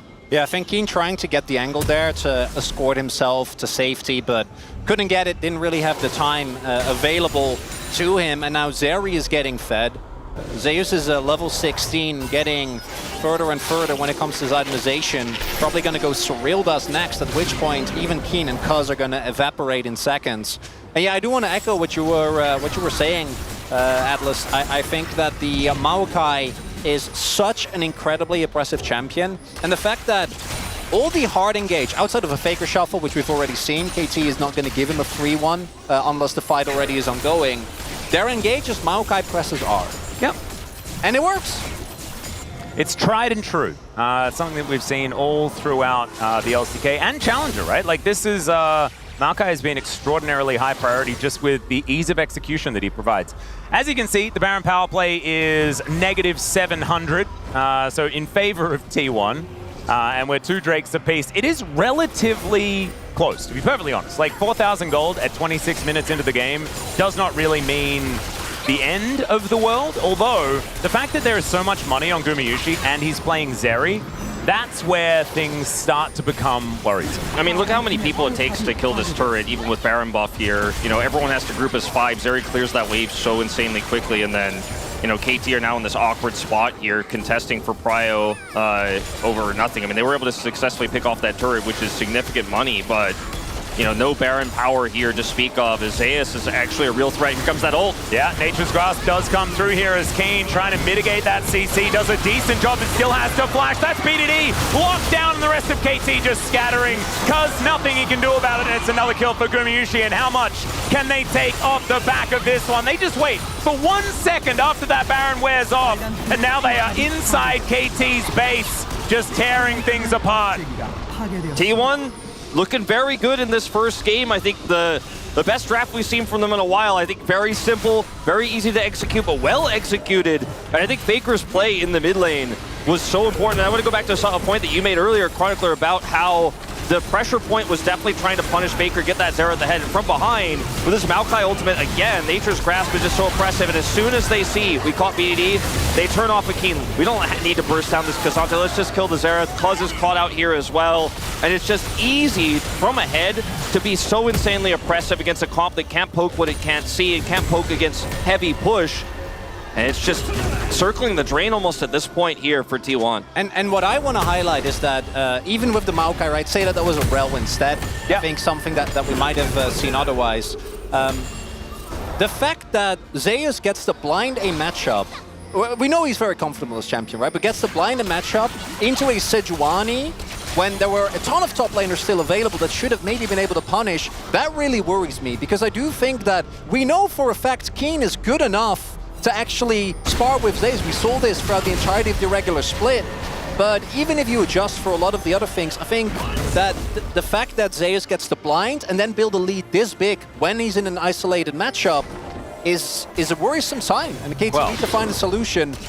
Yeah, not to mention the fact that Keen also just decided he didn't want to pick Renekton. Yeah, I mean, that's what I think that's Jax. Yeah, Chronicler's I think alluding to really the fact that Jax and Renekton were both open with Sejuani and they pivoted to playing the Cassante here, which is great for frontline if you're playing a traditional AD carry. I don't think Kai'Sa really is what I would call a traditional AD carry in terms of front to back. You're not playing Aphelios here, you're not playing the Xayah, and they wanted to index into poke, but then they fell behind here. They tried to force Faker out of the lane early. It didn't work. He just outplayed them straight up, and now you've got a Fed Zeri, insane clear, and KT, they can't win this game in a straight-up front-to-back team fight. And unfortunately, with comps like KT's, there isn't really a miracle comeback mechanic because you don't have great engage. You can't have some sort of crazy wombo combo that works out even when you're 5,000 gold behind like you can with a Jax Rel. You can win a game with Jax Rel 7,000 gold behind if you hit that combo just right.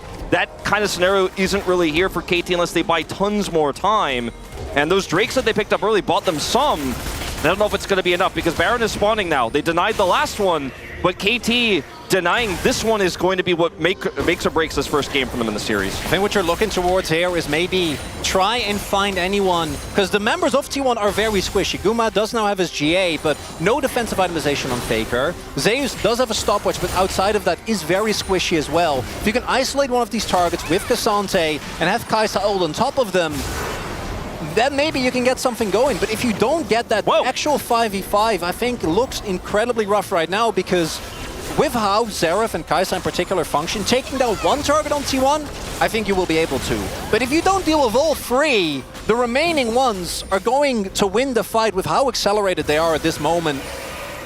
Yeah, now they can clear this Baron pit here, T1, with Zeri very quickly, as you can see.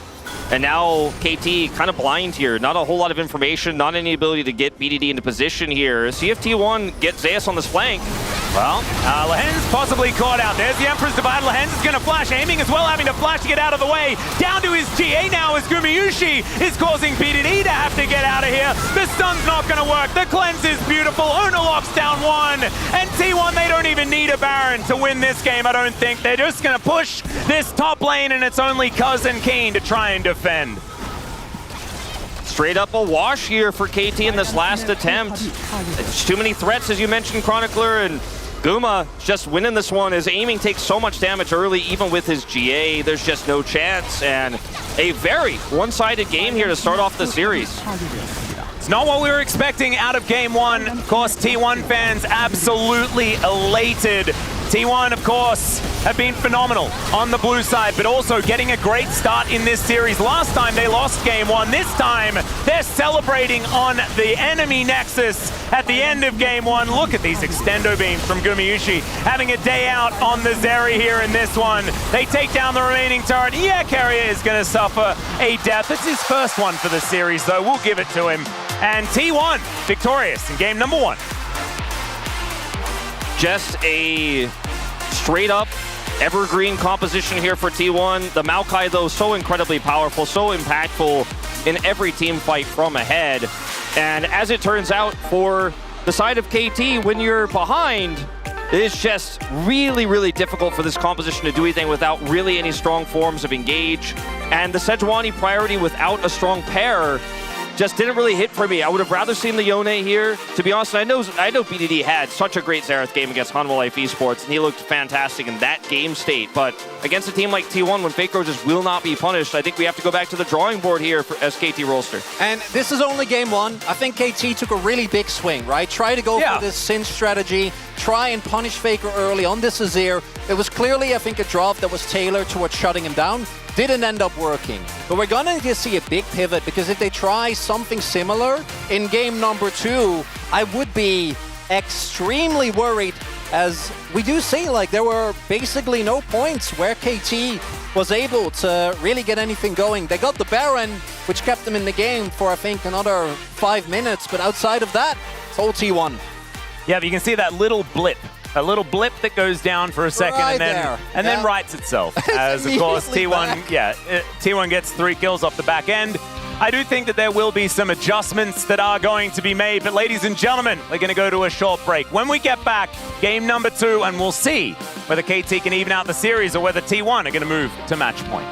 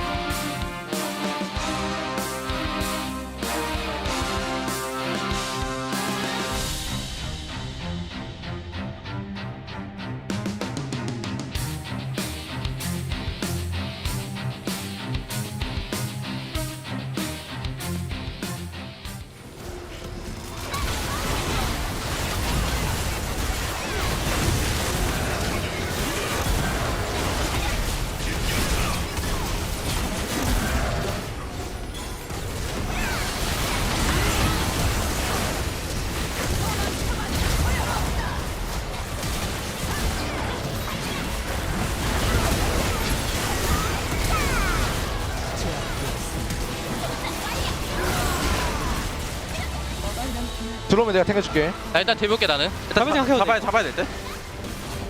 타워 치기 좀 애매하다. 세주 잡아야 돼. 딴테 노공이야. 딴테. 타워 쳐봐 타워. 타워 쳐야 돼. 타워 쳐봐. 딴테. 면목 되냐? 좀 오래. 면목. 안돼. 타워 쳐 그냥 타워 쳐. 타워.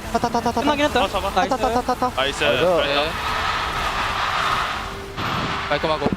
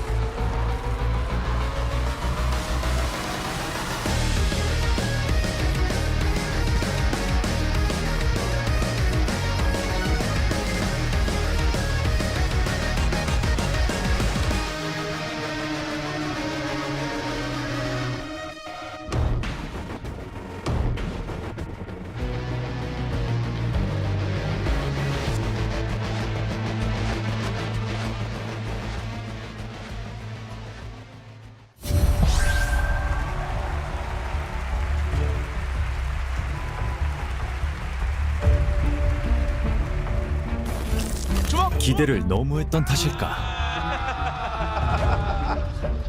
안타깝게 마무리한 스프링 시즌. 이번엔 다를 것이다. 이제 스프링 때 이제 좀 한 번만 이겼으면은 저희가 이제 많은 걸 얻어줄 수 있었는데 이제 그때가 너무 아쉬워가지고 부족한 점을 보완하려고 노력했었던 것 같아요. 그냥 시원하게 밀고 들어가는데요.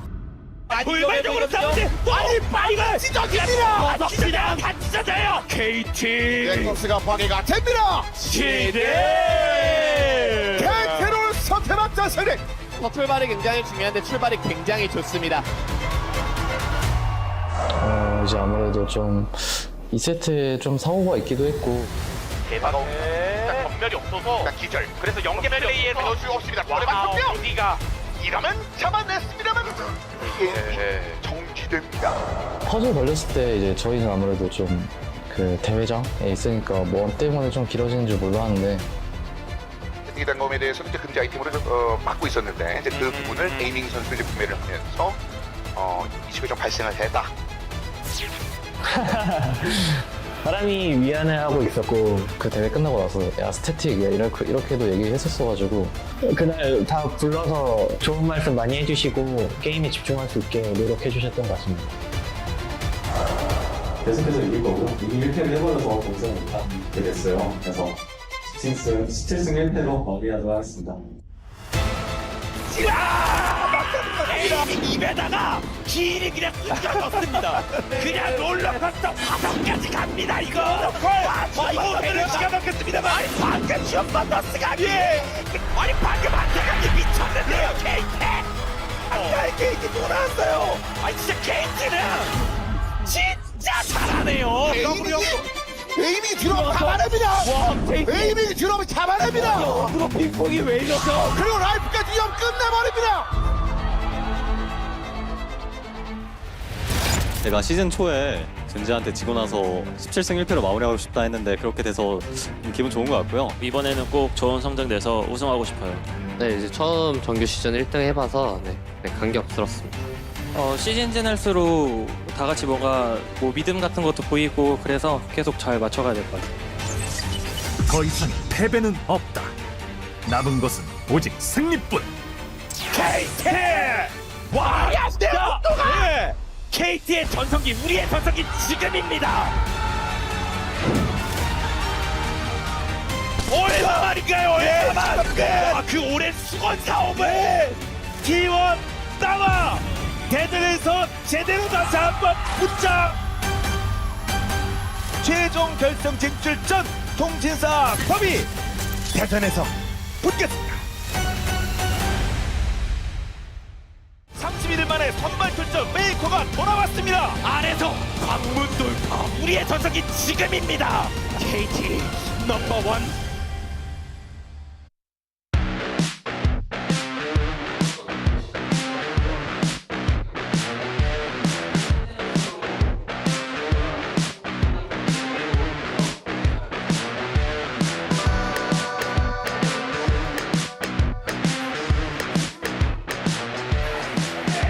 And welcome back to Daejeon for the lower bracket final between KT and T1. T1 opened the score here in the first match. And guys, that was a weird game, pace-wise, but draft-wise as well. And before we talk about the draft itself, I want to ask you, what do you think of opening a series, taking so much risk, such as KT did today? I think the general strategy of taking a lot of risks in game one is good because that's the time to do it. You have a big buffer. You go in, you try things, then you adapt from there if it doesn't work. I'm not really a fan of the theory they implemented with this game one draft, though. I feel like there was a lot of things that I disagreed with. Like we saw the heavy support bans where we saw like 8 support bans coming out, which was like kind of ridiculous. But clearly T1 had a plan, right? Zeri is a pick that we see KT didn't ban because Guma has kind of lent away from it. We saw that last spring. And their plan was to go the Zeri Lulu, and then you have no good engage options to match into that because everything is gone. So gave them a good lane. And then you kind of have this weird comp for KT where they've got a bit of poke, but not that much poke because Kai'Sa had to go AD. And then, you know, you have a bit of engage threat, but not that much because, like, all you have is Singed running at them or Sejuani trying to force with the ult, and we saw that wasn't sufficient. And then every fight was opened with a Maokai ult, and that champion is so... I mean, you look at the comp from T1, they get Maokai, Aatrox, and Azir. It's just too many broken champs. Yeah, I mean, it was like really interesting for, you know, like both teams actually prepared the support band draft, which is like, it was really interesting to see, like the first of all. And I think this time actually T1 just had an edge on it because like they prepared the Zeri Lulu. Like, I think they brought out the Singe with the, because as you said, they needed engage support on bottom lane phase, but Singe is like good into Yuumi, but into Lulu, that's like really, really tough in lane phase. And throughout the game, like that's why it was like more favor for T1 that Zeri wasn't really getting punished like until he get caught one time. Like Gumayushi was farming really well, and also Lulu didn't get punished in lane. Like that's the most important thing. Like they nerfed the enchant support to get the punish in lane, but they didn't get it because there was an 8 ban. And also, I think the Aatrox also does matter as well, because like Aatrox got free lane against like he's not playing against Jax, Rumble, Renekton. Just playing against K'Sante, just go up easily 50 CS pretty easily. What got fed and be able to carry the game in the team fight. I mean, we know that Singed is like a Lehen special. First time he played it was in 2018 with Griffin, I believe. What would you have seen instead of this, maybe, in terms of champion? Because again, so many support bans. And second question follow-up here, did you expect such an attention on bot lane and on support, given how both teams played previously? Is it the lane that you would target? I found a bit of a weird approach. Like, it kind of makes sense from T1's perspective. I expected more bans towards things like the Maokai, top lane, AD carry, so it's kind of off the wall from to go in this direction. I think the problem in this situation is you can't really match with enchanters into the Zeri Lulu because you're with a Kai'Sa. Kai'Sa doesn't really sync well with enchanters. So I'm going to be real, I don't think the Singe worked that well here, but I don't know what else you'd really bring out here when there's so few picks available in the support pool. You could go for something like really fringe, like a Zac or something would be more reliable. I mean, or like he was kind of hovering like Pantheon, you know, like you might as well do it, you know, like, and like it's really extreme. Like I don't think there's any answer. All right, well, let's move on to the first highlights we have, because guys, we've been speaking ill of Faker and he heard us, because here in the early game, lots of attention coming on the side of KT. 5 ganks actually. He kept on surviving, and actually with manner and with style. Yeah, this kind of shows the issue with the Xerath and why it's been a bit of a fringe pick. Despite the fact it's good into Azir in lane and how they want to play out team fights, it's so much more vulnerable than the Azir. We saw that one gank work perfectly, and then we only have a couple of ganks here, but KT literally sent gank after gank after gank trying to catch out Faker, and it just failed every single time. He piloted it really effectively, but it also showed the game plan for KT just not working. Yeah, I mean, this is a reason why Xerath always kind of showing the weak against Azir. Yeah. Because Azir side, you can actually make the play, but the thing is like the opposite. Azir, if Azir play always well, you can't really punish as a Xerath into Azir. And the main issue I had with KT's composition, with the way they tried to play, is that you can't do much. You have poke, you don't have enough poke. They couldn't contest anything, they couldn't get the vision back, and this showed especially during objective control. Yeah, this is really hard because they can't get enough poke down in time. The Maokai ult was so pivotal in every team fight. KT honestly didn't do a great job of blocking it. It kept catching BDD, but they have to peel back. They have to cover the backline. And we saw Zeus consistently finding these great angles and threatening. It just felt like the team fights were so hard for KT to execute. Yeah, I mean, this is what we expected to T1 to do well around the playing object and skirmishing around, like team fighting around. This time, the T1 completely smashed all the KT around just object, all the fight, basically. I feel like it's impossible to come back with a draft like this. You don't have enough tools to fight, and focusing a bit on the winners here, who should be player of the game? I kind of have an idea. Maybe the man on the mid lane, and it is Faker indeed. Just styling on them, as we said. Yeah, I think there are multiple good options for the POG, but I think ultimately the amount of times he outplayed these ganks, the amount of resources and time that were invested by KT into trying to get their mid laner ahead, Faker just did a fantastic job of negating that, and that really set the tone for a strong early game. Yeah, I mean, it's pretty easy call as well. Like, I think, yeah, I bought it Honor because, like, he make the one the Faker actually be able to make this type of the play, and I think it goes both ways. And it goes again to show that T1 keeps on getting stronger game after game. I'm really curious into seeing how they're going to evolve in the rest of this series, and if KT can fight, and how can they fight, because they came with ideas here. It was just not the right ideas maybe to tackle T1's composition, but it's already time for us to go back to game 2. So let's see if T1 can bring us to match point or if KT can equalize the series.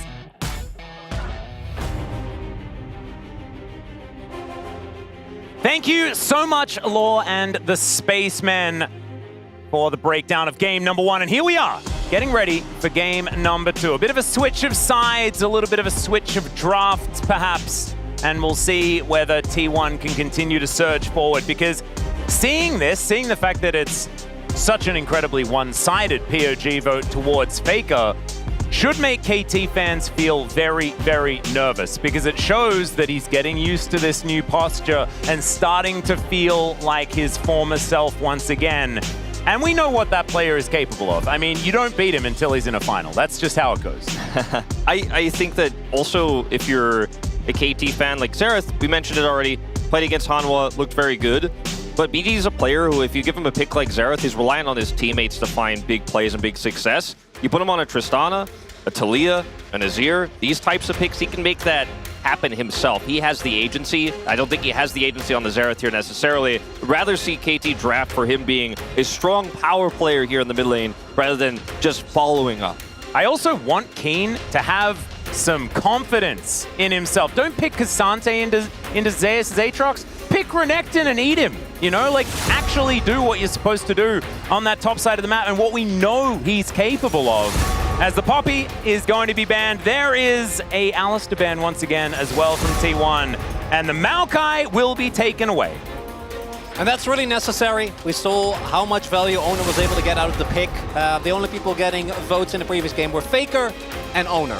And his early impact on the Maokai was great, but it was really, I think, the ultimates afterwards that kind of sealed the deal. Was T1 are continuing to focus Lahenza, and given how essential Lahenza has been to the success of KT, I do think that it makes a ton of sense. I wonder if they're just going to go for a Rel ban here as well.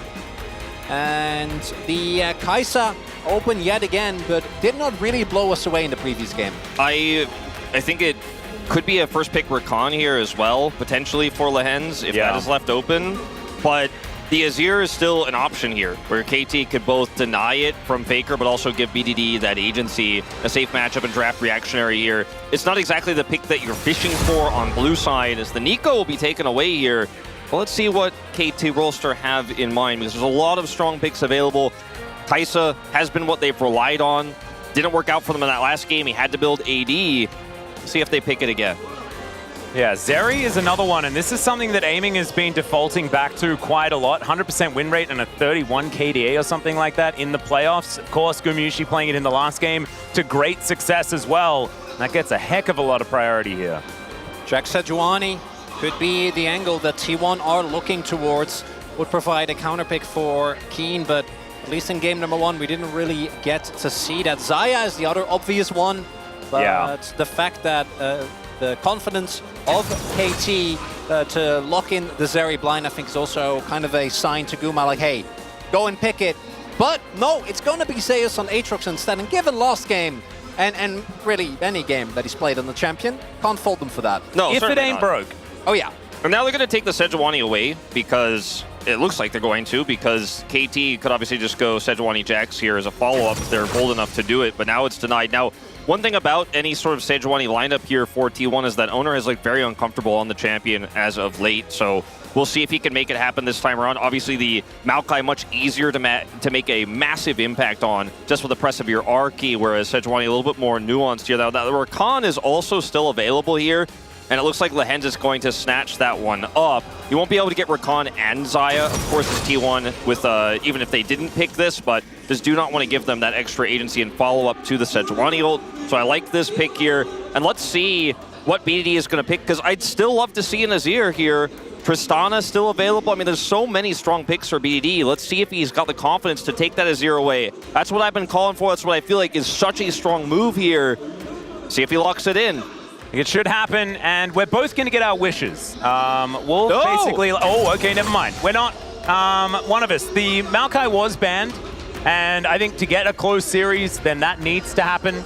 But the Azir not going to be prioritized, and instead, Cuz is going to take away his Viego. So there are quite a few things that the Viego can pair with, but with now a couple of bans left for T1, they should be able to mitigate some things, and this just goes freely over to Faker.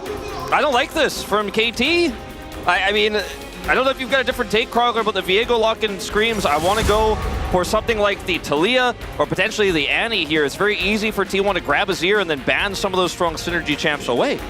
Yeah, I wouldn't be surprised if we end up seeing the Talia and the Ahri, right, being banned here. That's been a combo we've seen a ton of.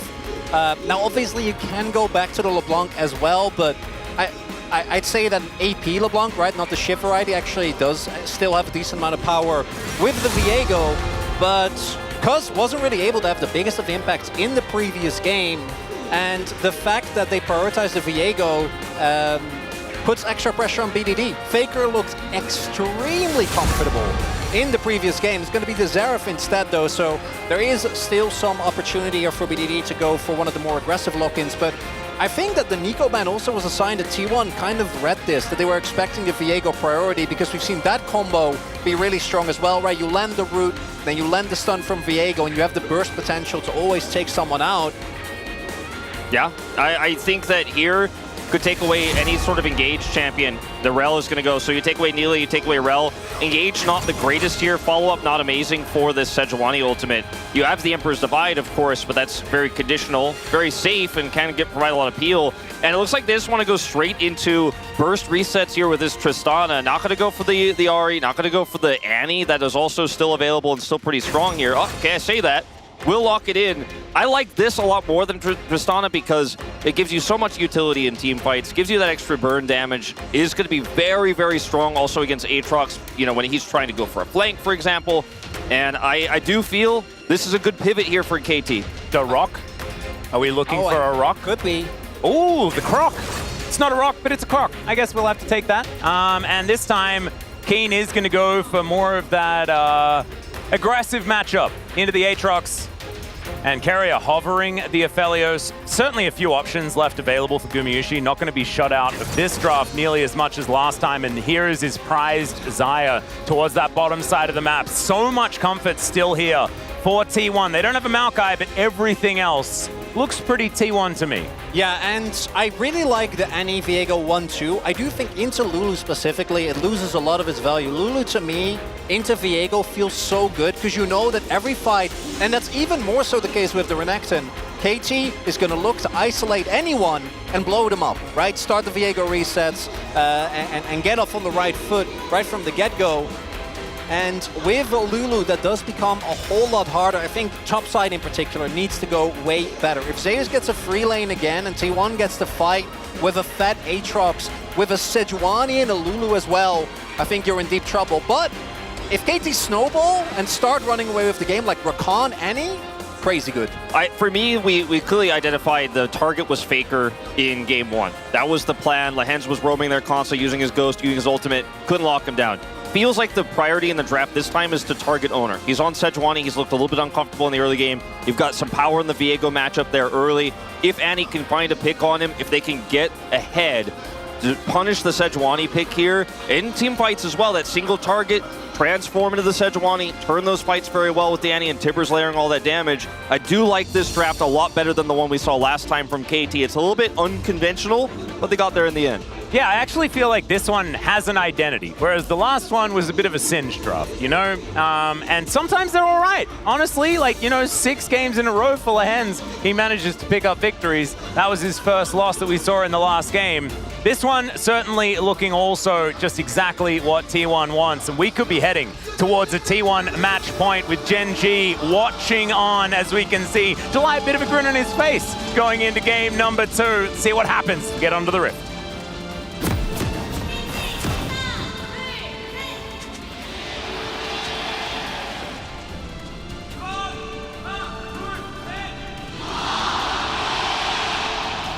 Wow, Daejon certainly erupting when T1's names are called out, and here we are under the Rift for the second game. Faker taking a bit of damage. That's a flash from Lehens. Everyone turning up for this party. It reminds me of Dumbledore all those years ago, but not actually able to get the kill like his Janna was able to.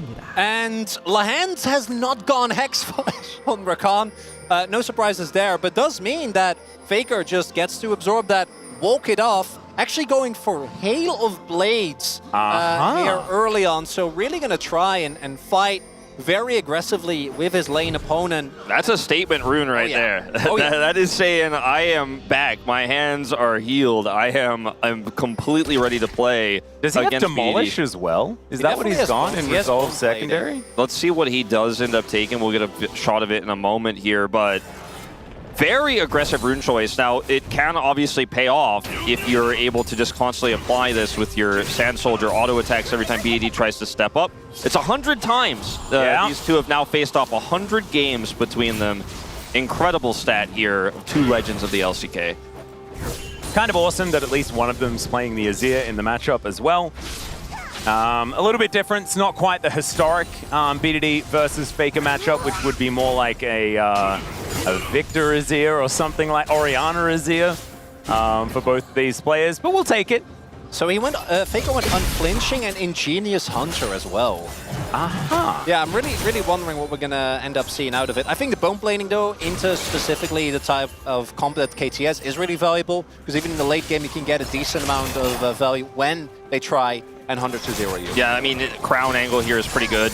There's not a lot of ways to proc it, and when the engage comes through, you'll live for so much longer, so you're going to have a pretty solid engage no matter what. It feels like here is the early game Lulu, especially with Lahens being down. His flash here is allowing Guma to push this one in. They're going to get some serious damage done to this first plate, if not take it completely outright, as Keria is just stacking up his Spell Thief's Edge right now. And that's the first plate here at 3 minutes. Great start to the laning phase here for T1. Yeah, really cleanly done.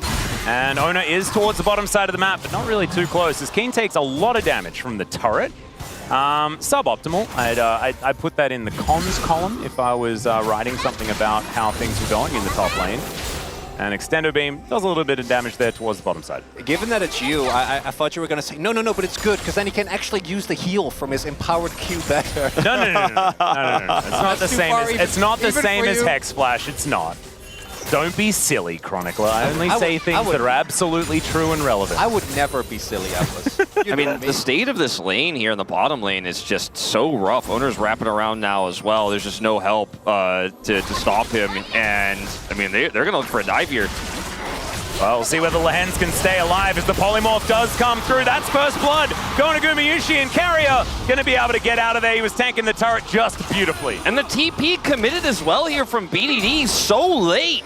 A huge mistake here. No saving that. There's just no way you're going to make a play happen. He basically teleported after it was over. And now he has to walk back to lane here without TP. Faker's like, thank you very much for a huge lane advantage. Yeah, I think that the TP being committed there, BDD won't really miss out too much when it comes, because it was a cannon wave, right?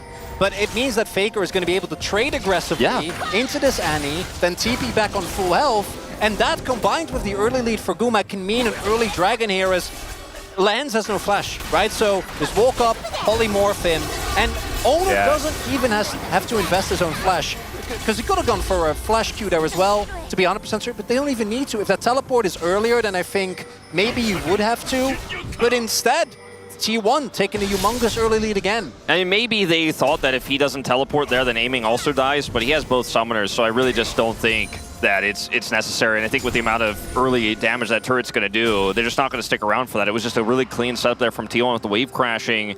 As Cuz is lurking here, Keria as well as a control ward in this bush. Well, they're going to launch forward. Faker doesn't quite have level 6 yet, and Cuz going to find that Keria is here in this lane as well. BDD going for an opportunistic little Q onto Faker, but it's not enough to lock that one down. And now you're going to see Faker just continue. Really huge chunk of damage for the attempt there. Didn't flash or anything like that, so still not what they were looking for, but not too bad here for Faker either. He gets a free shove, right? Like yes, BDD is going to be able to catch this because of the cannon, but Faker might not even have to use his TP. Might just be able to make his way back to lane with the wave bouncing back into him with nothing given up. And that means that T1 is going to have so much additional pressure on the map here. And this also means, in turn, again, top lane, nothing happening. Keen is this time obviously able to apply more pressure in the 1v1, but with how Aatrox has been changed and on this patch specifically scales insanely well, just going even on Renekton, I don't think that's enough. Not quite. Does have a slight CS advantage with a wave pushing into him, but still, I think Zeus sitting pretty in this lane thus far. Shoes purchased for both Faker and BDD of differing varieties. That's a nice knock-up though here as Keria immediately going to use his flash to get himself out of the way. Gumayusi just not to be startled though. He's just going to fight back. Does do a fair bit of damage to the Zeri. BDD was roaming down, doesn't find an angle. Nope, not going to find anything here. Owner wrapping around right now. Doesn't have 6, but he will not be seen. It doesn't look like here. The edge of that minion was very close to him. Ooh, Zeus going to flash, respecting BDD, having control of that mid lane. Owner now moving towards this bottom side second brush. They do have vision in. If he was able to hit 6 here, there'd be an opportunity, but he's not going to, so he's just going to back here. Respectful play from Aiming and Lehens. Nice idea there from Owner, do respect it, but is he going to come up with anything here? Zeus losing his flash, quite significant. As Aiming's farming this out, looking for an engage. Another knock-up going to come forward is now Cuz. Let's see where he comes from. There he goes, finds the cleanse from Gumayusi. The Heartbreaker going to come forward as well. Blade Caller is really good from Gumayusi though, as now they're going to get underneath that turret and he will be just fine. And that's with Lehens flashing as well. They get nothing out of it if level 6 is available for the Rakan or for Aiming, who dings it now. Then maybe you can get a kill out of that. It's still valuable, obviously, to get the summoners. Will lead them to pick up an early Drake, and it's Lehens. Lehens getting some money, man. Yeah.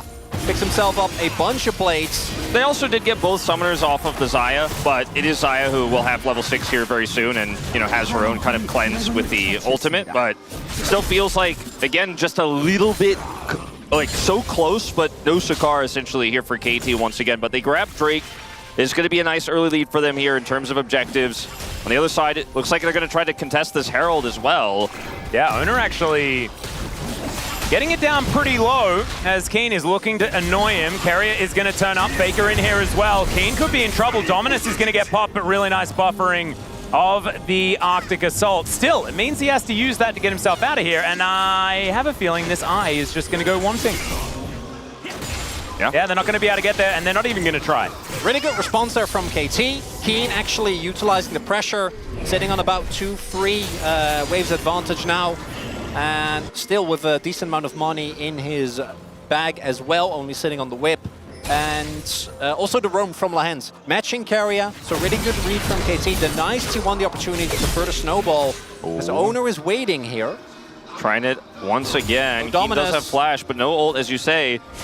He's going to turn up now. Zeus, World Ender has been popped. Let's see whether he can land the chains. There's the flash forward. Flash comes out as Keen is going to slice, but there's the Glacial Prison, and he's put in the ground. That's the second one for T1. Perfectly played there. Owner holds off on the permafrost until the flash is used, and that allows him to chain CC and kill the Renekton. Yeah, it was really well played, because if you just make sure that you wait for that flash before you proc the permafrost, then it's basically checkmate. And if he doesn't flash, then you'll kill him anyways. You've got your ult available. There's just too many things for Keen to try to outplay there. He doesn't have enough health. And as you can see with this play, the lead is neutralized here in the top lane, and it's all red here. T1, pretty fantastic start in game 1, and now in game 2, a huge lead as well. BDD got his stun prepped. Oh yeah, Faker could be in trouble here. Does have flash available. There's the Emperor's Divide once again. The Q's in the air, but it's not enough. Lehens is chasing after Faker, and he's now running the wrong direction. So he's just going to try and waste as much time as possible. He might get the execute. Yeah, it's can be he close. actually get there? No, he's not going to be able to. So BDD is going to be able to get the first kill here for KT, but still Faker wastes a lot of their time. Faker's back. I'm just saying it. He has played so well in these first 2 games on the Azir again that KT allowed him to have a second time, as we'll watch this once more. As Chronicler mentioned, waits for the permafrost to get stacked up here. Keen isn't going to get caught by that Q knockup, but the flash comes through here. There's the permafrost, the follow-up stun. So easy to hit while the enemy is stunned. Really nicely played. And then here, Faker is going to buy a ton of time. Almost gets the execute, almost gets out of here. Even with all this CC, the flash timing with the Emperor's Divide is so clean. And crucial here is that BDD does actually end up picking the kill, because I think Annie being in a good spot in this game is really important for KT, because so much of your team fighting is going to revolve around how much upfront burst do you have. As Owner on Lehens again. Yeah, there's the permafrost stacking up. Aiming moving on down here as 2 plates have already been consumed. And Rift Herald wasn't actually collected here by T1, but still able to grab these 3 already. Bottom lane doing fantastic things here. Miyoshi Carrier having a good time. His owner getting pushed away, but does find a glacial prison, and now Lehens just in CC hell. Not entirely sure what he was doing, standing that far up though.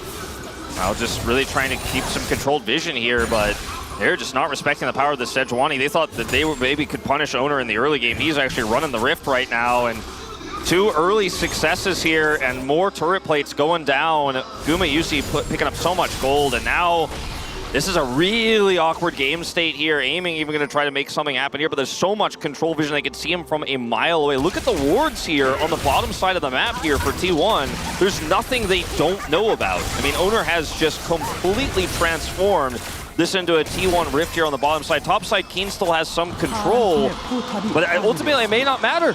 Yeah, that is first turret blood going over to T1 here.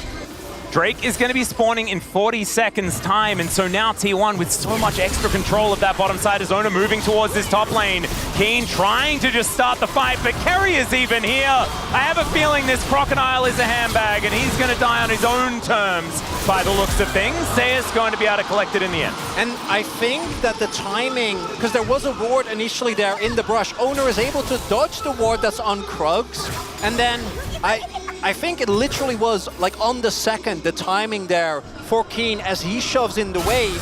And that was one of the few lanes, like yes, he died to the gank, but the lane where you did have an item advantage, where you did have pressure, now also taken down, and the map kind of falling apart around KT. Yeah, KT really just getting crushed here in this series thus far. I mean, no signs of life almost. I mean, from level 1, they attempted the flash play onto Faker. They failed that.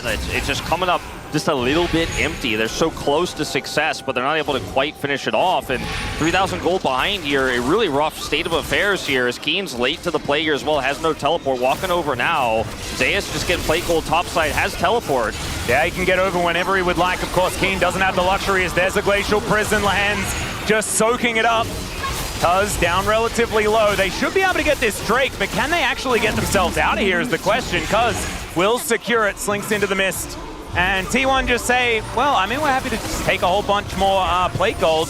BDD's going to teleport towards that top lane as the Mountain Rift does come in. Emperor's Divide is going to discover Aiming, who's going to ult and die. Carrier locks down the kill, and Faker just seems to be picking whoever he wants on this map and choosing them for death.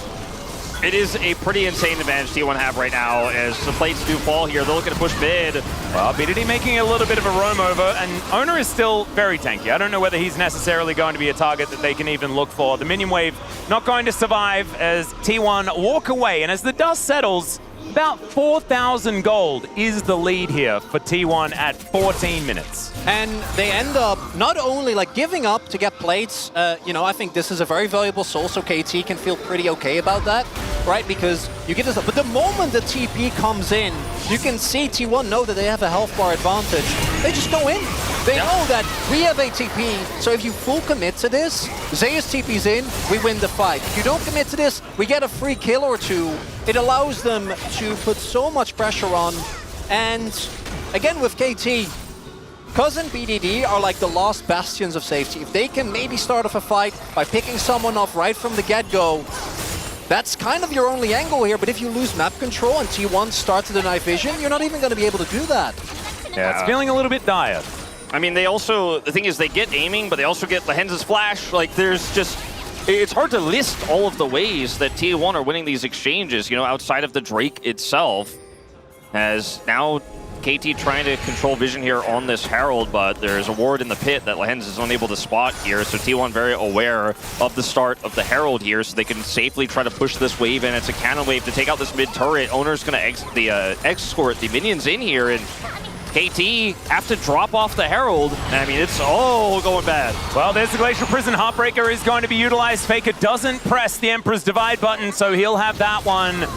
if he does find Cuz once again. No ultimate for him for the next little while. Keen towards the bottom side of the map. Teleport at the ready. Same can be said for Zeus, who is slinking around his own jungle outside of vision. Yeah, there's a big commitment as Keen makes his way forward. Faker on a good flank angle though, and remember, still has that ultimate. Cuz looking for him. If he's forced to ult just Cuz, then you could probably say that that was a KT win. But it looks like T1 are just going to back away, allow Zeus to do his thing, as there's a flash. The Tibbers is going to connect onto Carrier, and they lock him down. Emperor's Divide not going to do too much here, but the Rift Herald somehow was secured by T1. And now Faker, bone plating going to be going down. Tibbers continuing to walk forward, and T1 do get themselves out of the sticky situation. They only lose their Lulu. Yeah. No, they only lose their Lulu. And ultimately, the Herald fight here goes to KT with a really nice long-range engage coming through. BDD flashing for the play, and it was the first time where KT could walk up on an objective with Faker zoned out by the Viego and no Sejuani ult to speak of, so no great way for T1 to turn and actually have that long-range engage set up for the Emperor's Divide to follow up. Like, Faker just doesn't have any opportunity here. And so without ult from Owner, they commit the teleport for Keen. They decide to commit to the play here. BD finds this opportunity on the Lulu, and KT chase for this. I'm not actually 100% sure if they secure the eye. I don't think they did, because I was looking at inventory. So chasing really deep here, ending up getting the kill, winning the fight, and getting some local gold. Well, they're not going to get the value of the Herald crashing into turrets. I'm really sad. That means we don't get any Shellys or Shirleys this game. Yeah, there have been 2 Heralds taken and also none. Yeah. Tragic. It's Herald waste on the Rift. It is. It is that. I don't want that. 2023. I don't want no waste. Nope. Nope. Bring them back, at least for game 2. We need to pick up some eyes, you know, to allow for more Shellys and Shirleys. Maybe we can carry them over to next game. Maybe we can get 4 Heralds for the next game. That's what we want. Have that cooldown. Yeah, even if they don't do anything, maybe we just like have 2 of them that spawn and just start dancing. Maybe that could happen. For more support? Yeah. I would like that. I like that a lot. Well, KT, gonna need to really turn this one around in a big way. The gold lead has not really extended too much over the last little while. Soul Point on the cards for them, and it is a mountain, which could be very valuable. And really big here for me is that KT keeps stacking these dragons, because they obviously are not going to benefit as much from them as T1 is. T1 with Owner most notably going to really be getting the maximum value out of the tankiness. But denying it to T1 also means that it makes it so much easier to get that one pick that you need. The hard engage with your Annie, as we saw BDD pull off in the previous game, going to remain pivotal here, and KT can pick this up. I think that they really have fully called their way back into this game. Yeah, critically though, BDD doesn't have flash this time, so he's not going to be able to engage from as far away, as this is just a great position here for T1 Zeus on the flank.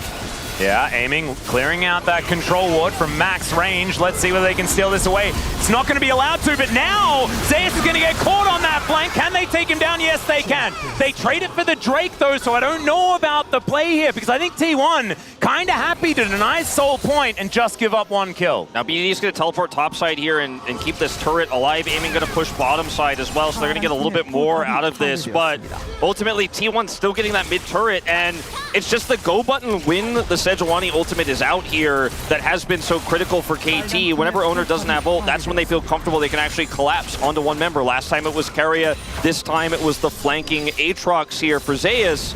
But because they don't secure the dragon, the win here isn't that great. It still feels really nice that you're able to pick up some of this gold and get a little bit of map control back here. Cuz gets caught by this ultimate, and then Keen says, all right, we're going in onto the Aatrox, and with this build, you just don't have any survivability.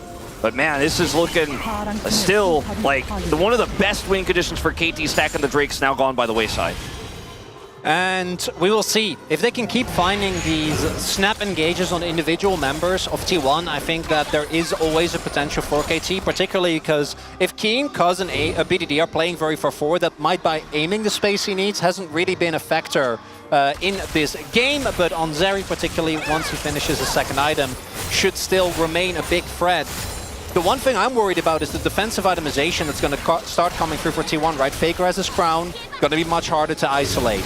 Zeus has his Edge of Night now, and I wouldn't be surprised if Carrier ends up going for an early McKills, because that CC chain is really pivotal for KT, as We do see Aiming now picking up his quick plates. If he can pick up a few kills, if they can just get one member of T1, start snowballing from there and get themselves a Baron, KT can get back. But the gold lead is starting to become a bigger and bigger issue. Oh, BDD. Oh no. Well, the back is going to come through there, and Lehens is going to find himself in relative safety. Control vision here for T1 towards this top side, and Baron has spawned within the last little while. Thankfully, there is a Trinket Ward in the back of the pit, so KT are going to know what's going on. KT trying to stay grouped to a certain extent here and just catch waves with Keen so that they have that opportunity for picks, you know, and the goon squad that is KT right now, like kind of roaming around. Any CC chain can lead to a kill, can lead to a Baron start. That's kind of where the MO is here for KT for the next 2.5 minutes. They don't have to force a Baron here, but they have to be denying T1's opportunity to start Baron and also threatening those picks kind of non-stop here. When the Drake spawns, they'll probably commit to trying to get some prio for that objective, but Faker here is one of those pick targets. Yeah, it does have his crown, and they're going to look to try and stop him. They do deny the shifting stance at the beginning, but then he just gets himself out. Another Glacial Prison comes in. Aiming's going to be interrupted by Ona. Absolutely beautiful play. Now Carrier taking some damage, but the Featherstorm's going to save Gumayushi. Lehens has to go golden, and he's not going to be able to get himself out of it. Keen is going to be the first to go down in the fight, and T1 are just juggling the aggro gorgeously. Ko's going to be the next victim here as T1 are looking for match point. They are looking for no mercy, and they want to head towards the final. Faker, he lives! He lives in more ways than one.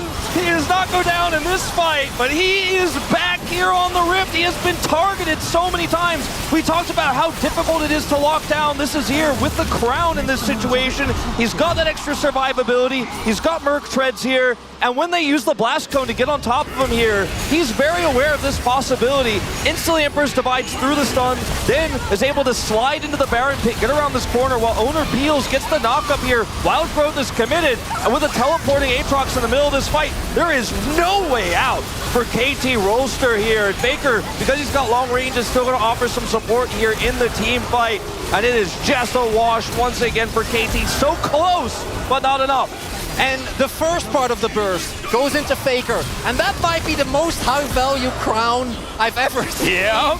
Ends up working out immensely, but then also crucially, Tibbers ends up going into Carrier, not a target that doesn't actually end up getting focused. And then KT, once the burst has been utilized and no target is found, actually killing T1 is almost impossible. Guma goes completely unchecked in that fight. Zeus goes a little bit low, but the moment the first kill comes through after the rest of the team is there to backing up, that is the end of it. That's now Nash going to T1. A second Mountain Drake gonna go their way as well.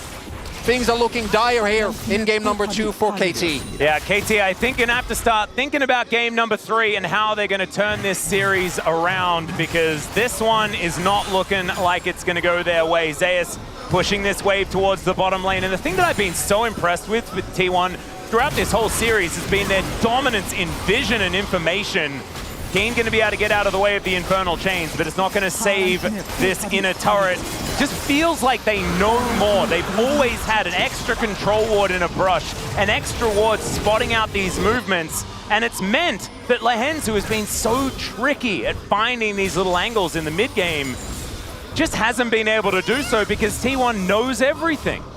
And for me, a really big part is that 2 times in a row, even on the Singed, we've actually seen T1 be able to utilize this Lulu for Carrier for so much offensive pressure. And even when Lance does leave the lane rather, like in the previous game on the Singed, he wasn't able to actually get anything going. And all of a sudden, KT don't look nearly as threatening. It goes back to the draft for me in terms of where we're seeing the strong points here for T1. They're trying to hard force on pick here, KT. And they gave Faker this Azir where he's clearly just not going to be punished. He's clearly not going to get caught out. They're not going to find him. That much we've kind of seen 2 games in a row here on this Azir pick, and they almost took it away from him. They had it locked in. There were like 2 seconds to go, and they pivoted super hard to this Viego. While that has been the only thing that's worked for KT in this game, is setting up for a few of these picks here with the Annie and the Viego. It's not enough when you're behind here, and it's the same story of last game, where if you fall even a little bit behind, this composition really struggles to function. And the draft read here and KT's read on T1 just seems to be a little bit off tonight. Perhaps they thought they could dominate Owner in this game. They definitely did not. He was way more impactful than Cuz was throughout the entirety of the early game in all 3 lanes. Yeah, it's just not quite working here. And does it feel to you guys like maybe there are just a few too many things that you have to ban away from T1? Because I could imagine that there's some of you saying, like, how to KT not ban the Aatrox? Like, how to KT? Like, not ban away Maokai in game 1, you know, for example. Like, there are a lot of these things, like the Azir comes to mind. I mean, Owner has been playing Sejuani a heck of a lot, although it hasn't necessarily been his greatest pick. There were 5 bans in this game. It's just hasn't been enough to mitigate T1. And they still get so many of these tools that just look really, really strong. It's 9 games of Azir for Faker this playoffs. 9. Yeah, a little bit of a stun there onto Gumayusi, and now he's just going to turn it. Looks for Keen. Dominus comes through. Decent quickness there as he does get the knock-up onto Gumayusi, and he is taken down. Now aiming is at full health, and Zeus does find a knock-up on him. But now Cuz dives forward. Can Zeus find the kill? The answer is yes onto Lahens. Now down to his GA though, as now Zeus is looking for aiming. The dash does come, That's a big and that shutdown. means that the shutdown goes to aiming, and maybe KT have some last legs. They are able to keep their inhibitors alive. They take 2 kills down here, and the shutdown goes to aiming. I mean, that is pretty huge for this area that now has 3 items. Ow. Breaking the crown as well here. But, I mean, the truth of this type of play here for KT is that their biggest success here in this latter half of the game has been off of an overextension here from T1. They don't have that much agency anymore, and maybe this gold will give them that one big fight here on an upcoming Drake, you know, to try to contest for that sole point here for Mountain, but you're not going to get very many opportunities like this. And what's crucial here is there's no objective on the map. They'll be able to get a bounty off of the top the top turret, right? That one ends up going down. But even despite that, it's still an 8.5k gold lead. You're going to need at least one more of those plays into a Baron. And really nice capitalization there, I think, from Lance on the fact that I don't think Guma had flash available. So he's able to actually, even with the immediate Cleanse Featherstorm, get the Grand Entrance ready, CC with the rest of his team, and take down that Xayah. But now, no GA for Zeus. Maybe that'll be the difference maker, but that alone not going to be enough. T1 still in a great position here, but that's how KT is going to win, right? If they somehow get back in this game, if they somehow retake control, it's going to have to be off of someone stepping just a bit too far forward and getting bursted down. Agreed. And I think that's what we just saw in the bottom lane. But if your biggest hope is someone making a mistake on T1's side, it does feel like you're grasping a little bit at straws. Now, this next fight is going to be over this Baron here, as T1 are grouped for this. KT want to try to force a turn here, and it's that pick potential you were talking about here. We've spent the entire game talking about this, what is going to be entirely what this Baron revolves around here for KT. They have control, but T1 are not just going to spring the trap here, waiting to group, getting Zeus in. Yeah, Lahens not going to commit to anything just yet. Cuz taking a bit of poke damage. Carrier, certainly a target that KT could look towards because he's pretty squishy. Now they're moving back towards this Baron Pit. Keen feeling dangerous even against this 4, 2, and 3 Aatrox, but he's so squishy, could really be a target. There's the flash forward, gets the stun onto Zeus, but he is going to get out of it relatively comfortably, and now T1 are looking to break open the base. This is going to be their trade as Zeus just absorbs all the pressure, and KT, I mean, what's happening? What are we going to do? Are we going to try and defend? Are we going to try and rush Baron? Like, what are we doing? Owner is still here, and so it's possibly a 50-50 anyway, and KT just caught with their pants down. T1, that's a free and hip. They're just out-macroing them so hard here, and T1, they have Zeus in this top side. He's so difficult to lock down. He has flash, and he just gets away with his ultimate, and KT get nothing on the play. They walk away, no inhib, no Baron, no Aatrox. And like, now it should be the Drake as well. Yeah, because T1 is in a prime position. Can probably have Zeus or Guma, preferably Zeus because he has TP, try and take this dragon by themselves. Looks like they don't want to take the risk as Lahens. Oh. But if they find you, I don't, like, that's not... Okay. Is he going to It's okay, he's fine. He's going to back. Everything's okay. Uh-huh. Well, control, a lot of intel. Wow, Zeus just let him live? That's the side quest, you know, where you're like, okay, Lance, sneak into the enemy base and get us the intel. I mean, T1 now have Baron control here, and KT nowhere near grouped up, as BDD does have teleport here, but T1 are looking to actually maybe catch someone in mid. Oh, that's high-value information. Yeah. This game is so much under T1's control right now. BDD waiting for an item here to teleport in. Oh, this is a blank if I've ever seen one. Yeah, that's a deep one. That absolutely is. Let's see whether it pays off, as now Cuz fishing for some CC. Zeus also on his own flank angle. Lehen spots him out pretty quickly. And T1 will start off the Baron. Where is BDD is the question. He heads towards the top side, but like you say, they know it. T1 immediately pull the trigger. This time, though, the Emperor's Divide doesn't find it. Is it going to matter? That's the question. As Sumayuchi is going to lock down so many aiming. I don't think he can do it by himself. 3 kills already go down. Every carry on T1 is massive, and Zeus will get the last one against this Zeri. And yeah, BDD survives, but there's nothing he can really do about what's happening to his base. And with this, T1 about to go up 2-0 here. The expectations kind of going to get thrown on its head in this one. It absolutely is. T1 just demolish KT in back-to-back games. Blue side, red side, doesn't seem to matter. This squad is just taking names. And this is looking like a very different version of T1, not the one that we saw in round 2 of Summer. This looks a little bit more reminiscent of times that weren't so warm a little bit earlier in the year.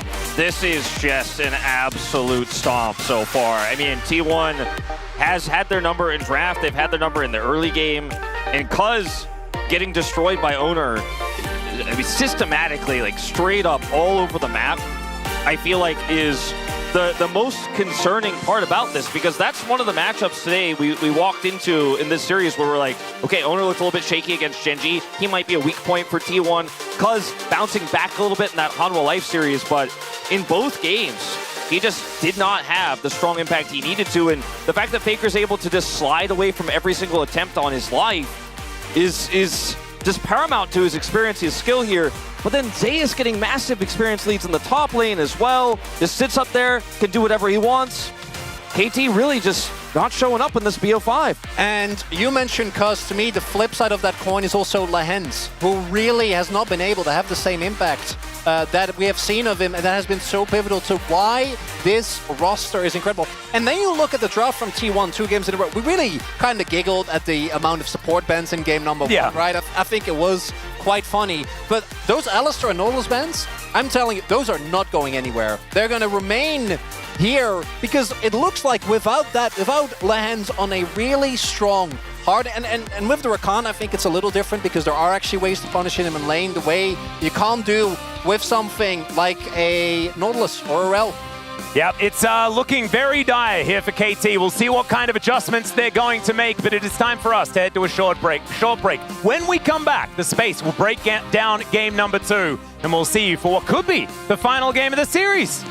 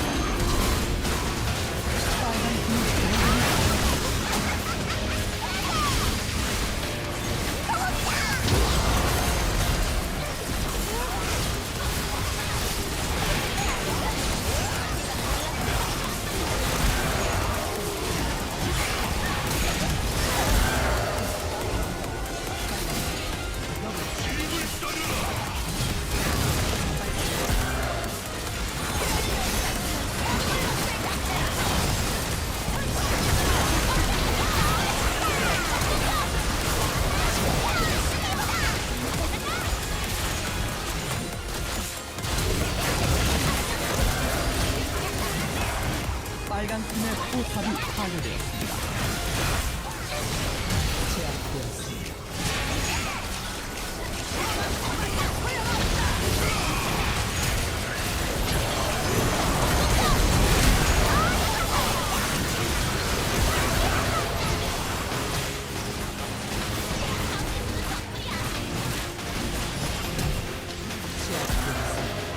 존나 할것 같아. 잘 좀 빠를 것 같아. 애니 노플 노궁이야. 애니 초시계만 있는 것만 인지해봐. 나 미드로 갈게요.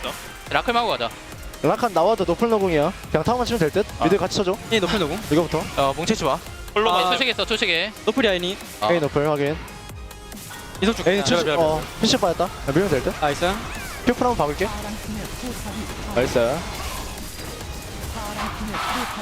나이스. 나이스요. 나이스.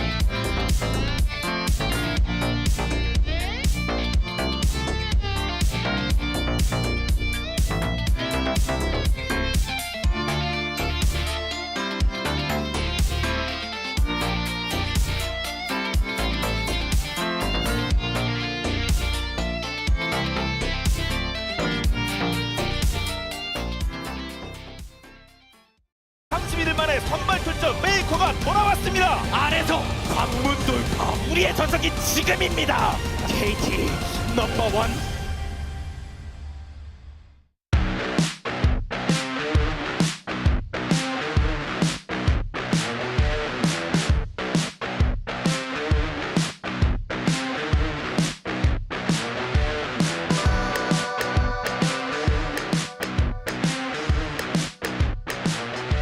And welcome back to the desk, everyone, for this lower bracket finals where T1 takes us to the first and probably the last match point of this series, as it is really one-sided, guys. Honestly, from last week to this week, this is not the same KT, this is not the same T1, but man, how beautiful do they play, honestly. T1 are ramping. I think that is very clear. Since that first series against D+, they have been ramping up and they're getting stronger and stronger and look like they could be in for a good test for Gen G in the finals. But KT, it just feels like they're kind of falling apart. Yeah, I mean, previous series when T1 against the KT, I said T1 is the one that they need to step up to face up the KT. But the thing is, like, this series, I said KT had to step up to against T1. But right now, I don't see any stepping up from the KT. I feel like they're running out of fuel, whether it's in game or even draft decisions. We didn't like the draft for game 1, so let's take a look at the one from game 2 here to see the improvements. It looks better, but it's not quite there yet. Yeah, it's more cohesive, and the thing is, the champions that KT have aren't bad champions. They're decent in the meta, they're not the highest prio. But the bigger problem is what T1 are allowed to get. Once again, getting the Azir. Once again, getting the Aatrox. Sejuani, one of the top tier junglers. And then the fact that you'd have a composition from KT that is very dive-focused, very short-ranged, and you let Gumayusi get Xayah on R5, it makes no sense. Why are you banning Neela instead? You're giving him his best champ in the current meta, so not only do they get like the best top, one of the best mids, a fantastic jungler, but they also get a phenomenal bot lane, and it's just so hard to play from the draft phase. Yeah, I mean, I get that Zeri actually played well in the round 1, but the game 1 rather. But the thing is, like, it's not first pickable. If you first pick, also especially they took a Lulu away, and they're playing Lulu Xayah was pressuring bottom entire game. And also, I'm glad that I actually mentioned game 1. The Aatrox was getting punished, so KT picked up the Renekton, but it didn't punish in game. In the game, you have to. I get that in the draft, but you have to show like why you picked the Renekton, the reason though why you could actually pick the Renekton over the Aatrox. Nothing is working actually, and we saw that in game really fast. T1 have all the tools that they wanted. For me, this is peak T1 draft when you look at the way they've been playing right now. And guys, I want to talk about Owner here because the guy is living up to his name in this series, clearly. Yeah, I mean, he was just playing so well this game. He knows if he gets the bot lane ahead, it's going to be really uncomfortable for the Rakan into the Lulu. And he knows if he puts this Renekton behind, because Keen actually had an early lead in terms of CS individually, but the second you start making the impact top, Zeus is taking over the game. Yeah, I mean, as you said, like both matchup, they needed the jungler. Like obviously Rakan into Lulu, and then you're playing Lulu into Rakan. It's kind of vulnerable. And also the top, you're playing losing matchup. He was a behind 20 CS, but it doesn't matter. There was an owner every single time when he actually needed to be there. I know, and what is surprising me the most is that for the entirety of Summer Split, we saw KT being really proactive and making things happen in the early game. What happened here? Yeah, and honestly, I mean, Koz has had some off games, but he has looked a lot worse than Owner in this series. But also, Faker has just looked so much better than BDD. You know, I feel like that is the biggest surprise to me, because I think even if the rest of KT failed, BDD has looked so good, but Faker has just gapped him. And again, on the Azir, avoiding this pick attempt, and then the turnaround comes in. Yeah, I mean, this fight, I think KT is still... I think that I really want to shout out to KT. They still trying to find opportunity they can actually make the play on the Faker, but this time at least I think Faker plays so well, incredibly well, just using all the ability to get out after they engage on the Faker, and then Gumayusi just able to just free damage all of it, and Zeus just be able to clutch all the team fight as well. I mean, I agree that KT is trying, but there's a limit between trying to create action and trying desperate plays, and most of the time here, it didn't bring anything and it made the situation worse. Let's talk about the player of the game here and reveal it, as we've been talking about Owner, and he gets it. A little bit abuse one. Yeah, you know, he carried the game. I mean, he just basically won the early game, just controller, and you know, the game is over when you're actually diving bottom at level 3, right? Yeah, but I also want to highlight how much of a return to form it has been during playoffs for Owner, because he was the worst performing member of T1 during their slump when Faker wasn't here. Yeah. It's kind of understandable. Mid-jungle, the synergy is so important. It's fair enough he suffered, but it's so good to see him back on this form, really taking names in the early game and having such a solid impact. It's been interesting to see that game 1, it was mostly Faker, even though the entirety of T1 was showing up. Game 2, it is led by Owner. I'm just wondering to see who's going to be the man of Game 3, and if KT can even strike back, if they have the tools to do so. Of course, the classic media vote, we won't talk about this. Can we check the bingo real quick? Do we have a bit of time for this, Jisun? Yes, let's look at it. Dan, anything you want to talk about?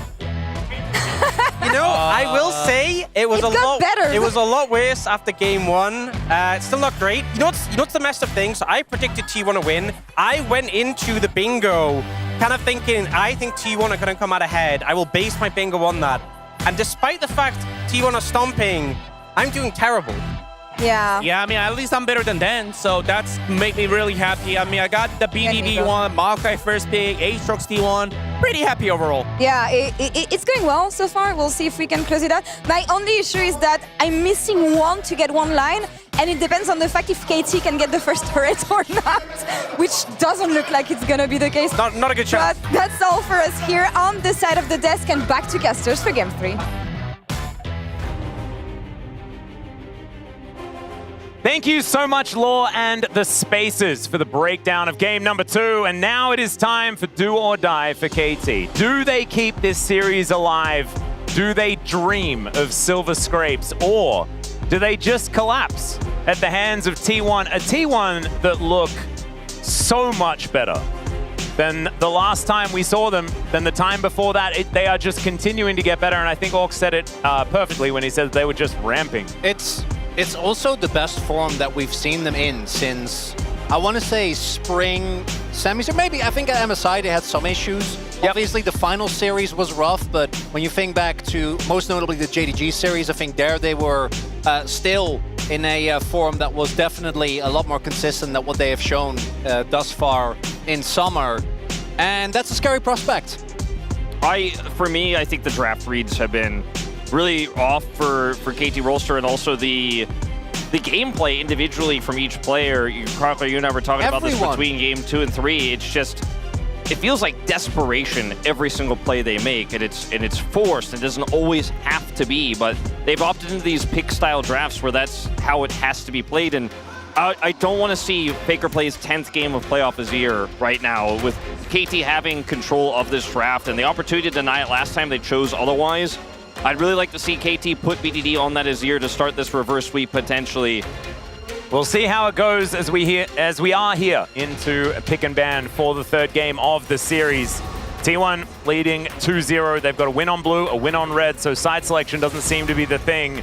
The Maokai going to be banned away for the 2nd time this series. There's the Sejuani as well. The focus on Lehens and the focus on Oner. What is it going to leave up and available, though? Because there are only so many bans that you can throw out, and the Aatrox is there, the Azir is there. And this time, the Emperor will be banned. I like this adaptation here from KT. I mean, I've been asking for it. I finally got my wish here. Let's see what Faker looks like when he doesn't get to play this comfortable pick that they have been so good at using as both an engage tool, but also as kind of a bait, as Nico will once again be taken away from BDD. I think the Rel really skyrocketing in priority with both the Sejuani and Maokai already taken away. Doesn't give anything away. Very flexible pick with an incredible amount of power. We've also seen that a lot of the pools have for support have consistently been pinched, and yeah, I think this makes perfect sense. Actually be able, that does mean that we're probably going to get a 3rd Aatrox game from Deus, and but let's worry about that later when we get to see what else KT are going to be able to get. The Rel, though, I think, great opener. I think you can go Aatrox and Xayah here and feel very comfortable as T1 because you've been doing so well on these blind Aatroxes thus far, and the Xayah is going to be a pretty easy sell when Kai'Sa's still available here for aiming, and you know that's going to be a strong pick into it, as well as the Rel. So Xayah just feels like a no-brainer here, and you could get some additional information about what KT is trying to do with this Rel next, and then look for Faker's pick on 3. Rakan could also come in 2nd as well. Yeah, I'm looking at Poppy. True. That's Open also left open, time. yeah. But they'll go Zeri, it looks like, here. Did not expect this. Yeah, a bit of denial, but instead they are going to discover that Poppy button, but instead it's an Aphelios lock-in. One of Gumayusi's favorites, but not one that necessarily that screams, we've dominated the draft. See what KT do here as a response. The Kai'Sa up and available, the Tristana there as well. Maybe something that BDD is going to be more comfortable picking. Of course, in their game that they did win against T1, and a couple of them, they were able to utilize the Tristana quite well. And Rakan, the consideration. So Xayah Rakan could be the option here for KT if they'd like to, but instead the Trist will come through, and I really like that. Tough call here for T1 if they want to grab the Lulu now, which they paired very well with the Aatrox already. But they could go that route, or they could get Faker's pick. Faker gets very pinched here if they do commit to the Lulu right now, and obviously if you don't, you're going to lose out. It does feel pretty tough to play the Lulu into this type of composition anyways. Let's see what T1's read is here. Is all eyes on Faker. They will commit to the Lulu. Now let's see how Faker will actually respond when KT fully index on him this time around in the draft. What's Faker's champion pool again? 72 champions? Yeah. And you know, when Faker wasn't in the best of form, I do think that we saw that he was looking by far the best. But with how he's been playing today, I don't know. I do agree that you have to get him off the Azir. I'm not 100% confident that it will actually beat the Sov, as the Poppy does get taken away. And this kind of highlights, again, I think that T1 have been so focused today on getting a good matchup for Guma and Keria. This is again going to be a lane that is looking towards very heavy priority in the early game. And we'll see. They did give up the Poppy for this, which I do think specifically into Rakan is always going to be extremely high value. That's a bit of a throwback here. Ooh, yeah, and does pair with a lot of things still left up and available, of course. The best one would probably be the Ahri as far as the most consistent, but still plenty of choices that they could go towards. Zac would be really interesting here. Oh, I'd like that. Oh, Kha'Zix's going to come in instead. All right, this draft here for T1 definitely feels like one of the shakier ones we've seen. It doesn't feel like it has a whole lot of high value, high prio picks here. Aiming Ezreal, one of the ones we've always been worried about. And I like the Zeri here much more. They will commit to this instead. I like the anything else much more, Wolf. Yes, I mean, he's a fantastic Ezreal player, but he has been a liability on it more than a successful, has been more of a successful pick for him. And let's find out what Faker wants to play here. They committed to the Kha'Zix and not that Vi, so not necessarily a Lissandra angle here. Annie, right? I would say so. Probably. Yeah. Seems most likely. Sets up well for the Kha'Zix. Gives you a consistent mid lane AP threat. Oh, he's cooking. It's going to be the Cassiopeia this time around. Some of Faker's best plays have been on and against Cassiopeias. If you remember a certain Riven game that many highlights have been noting. But this is what we were talking about. This guy's champion pool isn't a pool. It is an expanse of water on a planet that is purely covered by water. It's that kind of thing. It's so he a can large just play whatever he planet wants as well, which has like a high force of gravity. But look, the Cassiopeia here, Faker has a ton of experience on it, as you mentioned, and his champion pool is massive. But when you look at this composition in front to back and how it operates, if it falls behind, it becomes so difficult into the Zeri and the Tristana double 80 carry threat composition here of KT Rolster. And I'm not ready to trust the Cassiopeia just because he's played it a bunch in the past and played against it, as you mentioned, has a lot of experience on this pick. Let's see how this works in practice, because KT, all it took was one Azir ban, and it felt like this was the least confident and least solid 5-man draft we've seen from T1 in the series thus far. The Cassiopeia absolutely can work out into the Tristana. Well, let's see what happens on the Rift before we trust. Yeah, I think Cassiopeia into very dash-heavy, very short-range champions has the potential to be incredible, but we've seen this pick piloted, and a single misstep can mean that you just get jumped on and get taken down immediately, because you have very low mobility. Yeah, it is quite difficult. We've seen Quad, our resident Cassiopeia one-trick, not find very much success on the champion. Faker, though, could be a different story here, as there is a lot of champions, like you're talking about, that rely on dashing around. Miasma going to be a big thing to watch out for. Does mean that Ona is going to be a big threat, but not a tank in sight on T1's side. Could be a lot of do or die here for them here in game number 3. See how it goes. We hop onto the Rift.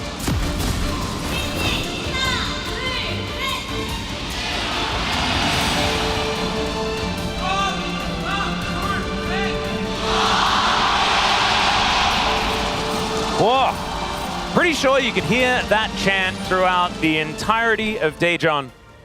Daejeon just got more fun. Yeah, it certainly did. And the fun is ramping. It's so fun. It's Daejeon, guys. How many goos again?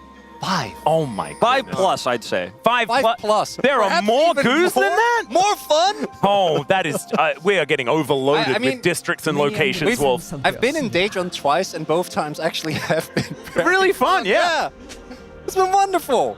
And we've been actually around exactly the same areas almost the whole time. So there we go. This is just a fun area. Grand Entrance going to be used here as aiming in the hands.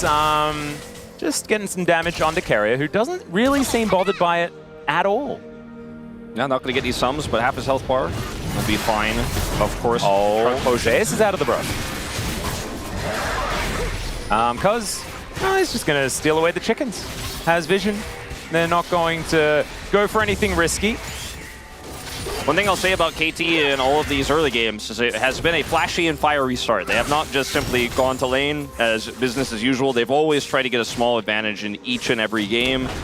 Lehen's obviously using his flash in game 2, backfiring a little bit, but this time getting some of Karya's health, getting some of those Raptors away from the Kha'Zix to slow down this first strike. Futures market Kha'Zix that wants to get some of that lethality online as soon as possible. Does feel really nice. All right, well, there's another engage as Lehen's just testing his eyes. And the thing that, oh, okay, that's a tempo heal. Lehen's really, like you were talking about, playing with some gusto. Oh, are we back in spring? I don't know. Yeah, the tempo heal level 1. Yeah, it's like level 2 control or die trying. Not going to be the case. The amount of Ashe games that just started with the Ashe pumping Hail of Blades and healing was a little ridiculous. As again, Zeus gets his Aatrox. And I do think that you're always going to have something left open as... He's pretty good at this champion. Yeah. A champion from a different era, I will remind everyone, of course. But very true. Yeah, definitely not as relevant recently. And like you mentioned, the low range here for KT means that it might be able to do a ton in these team fights as T1 looking to turn this bottom lane around, potentially. I don't know about this with a level 2 Lulu. But yeah, I feel like there is certainly an angle where if they overextend on a Faker, he gets a big ultimate and he turns a fight. Like, he can make the same sort of impacts on this Cassiopeia as he did on the Azir, but otherwise, way more vulnerable. You're not going to see any clips of Faker flying through the Baron pit if he gets caught on this one. Yeah, and this time BDD putting on a lot of pressure as well. Explosive charge. Not going to be used on the turret this time around. The thing that I'm a little bit worried about, right, is that this is a way better looking draft for KT. I think there's no doubt about it in comparison to the last 2 games. But has the emotional damage already been done as Flash comes out from Keria here on the bottom side of the map? And Cuz not looking for an angle in. Owner going to jump on top of the Rel. Decent little stun there, but already the health trade kind of massive. Crashdown has to be used and Cuz is going to get pushed away. I think to your question though, Atlas, based on what we've seen here from KT in this early game, trying to force her early here on Keria, Cuz getting into the enemy jungle, trying to take those Raptor camps away, the pressure we're seeing from BDD Keen, dodging a few of those Qs here on the top side, they don't look frustrated. They actually seem to be mentally stable at this moment in time, and we'll see if that continues, but thus far, I feel like KT not really too bothered by the O2, at least in terms of individual plays we're seeing in the first 4 minutes here. So much. This top lane is looking a little bit worrisome, though. Yeah, and I don't think that's going anywhere with how the isolated matches has played out. And I think that as we do see Cuz and Owner meet here, I think Owner definitely should not be trying to contest too heavily here, because Faker just sitting on a tear in this early matchup is always going to be very rough for the Cassio. As Zeus is looking to shove in his wave here, we do see, is obviously aware. Keen does have flash in Q3. Yeah, does find the Q3 there as well, as now Zeus looks for the knockup, does get it, but it's a decent stun. The chain does come down, and another Q is going to connect. Does he find the Q3? That's the question. The answer is no. He doesn't even flash! I thought for sure he flashes for that. He got the Umbral dash, he was going to flash.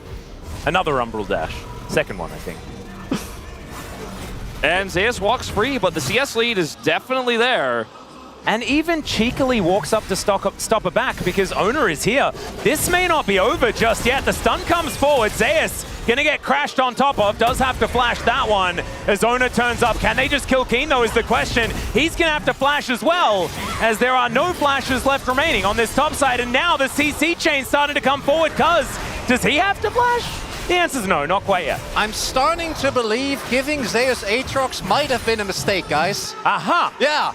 How do you feel about that one? Oh, BDD's making his way towards top, though. Okay, this is about to turn into a crazy topside scuffle. Or maybe not, actually. Owner just gonna get up.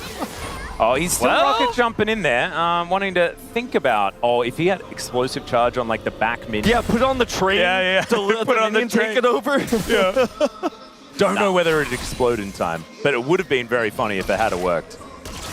As aiming in Lens, looking to clear out of control what they do manage to successfully do that. Gumayushi grabs himself some blue and white guns and is sitting pretty in this lane for the moment. Priority in mid set up there for Faker, does push that entire wave into the turret, and BDD comes back and gets one of them. And what's really big there is that Faker was able to equalize, still half the wave behind, but he was much further behind. Early pressure of the Tristana still has led to a plate in mid, so BDD is still going to be pretty happy with the space that he's currently in. But if Casio just gets to play it slow and get to her first item relatively unhindered, when you get to the mid-game fights, definitely is going to feel like a big challenge, as we do see. Zeus, not lacking in confidence, is lacking in creeps. Yeah, he has not really been able to hit a lot of these CS here, and you could see the pressure Keen's trying to put on even with the health trades going in favor of Zeus, and the fact that his owner was able to get the flash and trade from Keen has kind of been consistently a problem here on the top side, and Keen really seems like he's shown up in this third game here in the laning phase despite the tough matchup, and now they're going to contest this dragon.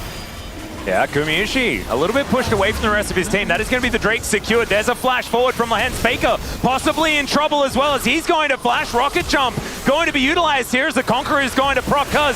Can you find the stun? The Petrifying Gaze is just fantastic, but the follow-up isn't quite there. Aiming, going to dash on forward. It could be dangerous though because the blender is set up for Gumayusi. PDD dives on top of him, but he's got red, white, and you should not fight KT. Eventually he does go down, and now it's Aiming's turn to be the Gatling gun. Carrier is a monster, but I don't know whether he can win this fight, and that's a triple. We certifying it. I think we all certify that one. I think we're putting the stamp on it right now. 3 kills on the Zeri, and it was on a knife's edge that whole fight. It felt like we were going to flip the game on a skirmish here on mid, and that entire moment, both KT and T1 fans are holding their breaths as Lehens gets the flash here out initially, traded, and then Faker perfectly uses his ultimate. He uses time. Look at this mana for this. Barely has enough to get the stun set up here to kite back. And then Gumayusi on red-white with Aiming here in this pit kites it back extremely nicely. But unfortunately, Zeri plus Tristana, there's just too many threats here. There's too much damage. Still early for this Cassiopeia, and the bounces are real. And really big here, is Aiming actually going unchecked, right? He's the one that just gets to dole out the maximum damage. BDD, once he's used the initial burst this early on in the game, not going to be that big a threat, but Aiming just can keep going and going and going with the ultimate. Faker, though, also picks up 2 kills, and an accelerated Cassiopeia can be a win condition in and of itself, so we'll see. Aiming, though, having more ammo than he's had for basically the entire series. Yeah, this is looking like a bit of a resurgence, and I think Cuz also like really demonstrating the value of a champion with base damages that are pretty good in that fight as we have a bit of a battle here. Faker taking a lot of damage. Rocket Jump comes over. Owner finds an isolated BDD, but the Cassiopeia goes down once again. BDD doesn't get stunned, and so Owner is not able to finish him off, and Cuz and BDD working out this early game quite nicely. Carrier not quite here in time. Yeah, I feel like Faker played that about as well as he could have there. Again, waiting for the ultimate there. The Kha'Zix with Umbroglaive shows up. He has huge burst damage. If he can lock down both of those players, maybe they turn that into something. But ultimately, it's not, unfortunately, enough. And once again, BDD going to pick up some extra gold here. Faker will stop that second plate from going over on the play. But this is a lead that's starting to go from just bot to all over the map. I mean, top side, obviously, that CS lead still there for Keen as well. And it's another example of KT can play these Tristana comps very nicely. And we'll see whether they can keep getting their hands on it. Playing towards this kind of win condition seems to be working for them. It ain't over yet though, and this gold lead is by no means anything like what we've seen T1 accumulate, and it's still very early days. We're just hoping that we get a little bit more of a series out of this one, and we might be able to get to game 4. That would be nice. It would be. You know, we're going to see as much gameplay as we can get. Keen. All right, Worldender going to come through. There's the all-out. Zeus in a little bit of trouble. Keen just dishy-dashing around. I'll just trade some ultimates, and it looks like the top laners are just going to shake hands on that. I mean, look at the item advantage here for Keen. It's pretty huge. That all-out damage is pretty massive, and Zeus just has to respect it here. Yeah, he's got like... Zeus got some clothes, got some weapons, a shield, and some shoes. And Keen has a very large blue hand. It's really frustrating when those slows come through. It's hard to get away from the Q3, and that's, you know, exactly what Cassante wants to operate around. So it's a huge item spike here in the early laning phase. Oh man, that is very close. Jonas Strong, you going to show us that help? No? Okay. Keeping it a mystery. Yeah. One highlight as well, this is the first time that we have seen T1 in a composition without a front line, right? We have Maokai in game 1, we have that Sejuani in game 2, and I think that drafts like this inherently are more volatile because not having a surefire way to start a fight is something that in game number 1 and 2, you know, just Maokai, they can struggle, but because KT was also looking at, you know, pretty short range or outside of the Zerf, ended up working out. Then in game number 2, they had Sejuani, who we know, really reliable. This time around, though, they are a lot more try and absorb the initial blow from KT and then go from there. But if you fall too far behind and whoever gets engaged on just dies in like the first play, then you are going to really struggle. And champions like Kha'Zix, like Cassio, when they don't have meaningful damage to offer, can really struggle as very... I think they spotted Cuz there on that blue trinket. Should be aware. And Control Ward does go down, so Lehens gets the bad news that he was being watched the whole time. Cassiopeia with Crown gonna allow Faker to make some of those plays that we saw in game 2 and a little bit in game 1, obviously with the ultimate if he can play it out well, but it gets harder and harder the more items this Tristana gets. So does it feel amazing for a fight for now, and they're gonna use this Herald here bottom side to get aiming some additional plate gold and get prio for this Dragon. Owner! Yeah. Owner just going to get engaged on. Aiming is as well though, great wild growth as Carrier dives forward for that CC, but still, they're not gonna be able to lock him down. I believe they denied plates though to the Zeri. And denying money to aiming is definitely a good thing. He's going to be standing on a ward, but it doesn't matter because now he's standing on a minion wave. Yeah, so I mean, you saved your Kha'Zix, but you used some really critical tools here. Now, not going to be able to control this Drake fight anymore, so still a win for KT. Yeah, definitely an overforce there. It's not quite Braum, but it does feel somewhat reminiscent, you know. Carrier has had 2 great games on the Lulu thus far, but in this one, we do see the limitations of the champion not really working out when you try to set up these proactive plays. And for T1, with the current game set, I think you're looking to just try and get to a point where you are able to withstand the initial blow. Once you have enough items as KT, they're not going to give him the time, and I like this. Keep proactively pushing forward, zone Guma off those waves. And plays like this, I feel like, just aren't possible if you don't have the amount of mid control that BDD has had this entire game. But when you see, okay, support back. Uh-oh. Zeri. Yeah. Sometimes, you know, sometimes you just, Zeri. His Jet Set Radio future just out of the whole situation. So some, I mean, additional plate gold going over. That's huge. That teleports down and this is Tristana. And yeah, this is right when the plates fall, and so therefore the turret's not going to be able to withstand this. T1 relying on the same thing here towards this bottom side, as I think the race should be won. Yeah, Tristana going to collect that first turret blood as Gumayusi takes a bit of damage, but they are still going to be able to equalize that turret count for now as a potential engage as Lehens goes in, but goes out immediately. That was well played from Owner, just knows he has the damage to take half of that Rakan's health bar essentially just at the press of a button, and that's going to be the end of that. But waves getting deleted in mid at the same time. Yeah, some speed ups coming through here. Another teleport to come down as Tristana's turning up. This Buster Shot could be deadly as Carrier wants to get underneath the turret, but he's not going to be able to. BDD just explodes him, and aiming is going to solo kill Gumayusi, who was on relatively low health. Wanted to deny some assists, I guess. And KT, this is what we were kind of expecting from the beginning of the series, at least a few of us, to be able to actually fight back, right? To be able to create some early advantages. Would you guys say that the Azir ban has had an impact on this third game? Because I really feel like the fact that BDD gets this agency in mid and they can constantly pressure this bottom side makes this Aphelios feel so incredibly weak compared to what the Zeri could do. Zeri is so free, can escape so many of these situations, as we just saw. The teleport from Faker is nothing. Yeah. Zeri is big. And then you have, obviously, the ability to make teleport plays into successful ones if you're the Tristana in this game. Oh man, if Lehens had have stolen that with a Gleaming Quill, I would have declared the game over. There's no recovering from that. Gleaming Quill does too little damage for that not to do enough emotional damage. Does too much emotional damage. Yeah. I like the... that might be a law in there, you know? The lower the damage of the ability, the bigger the emotional damage. It's like you're playing like full support Janna, and you like steal Baron with a Zephyr. With a level 1. So Faker, after the turret race, so many minions were actually pushed into the turret here, and Faker had to go deal with that. And so BDD's just like, cool, well, they're trying to hold turret bottom. I'm going to stop that. I'm going to go ahead and teleport, as this also isn't going to hit.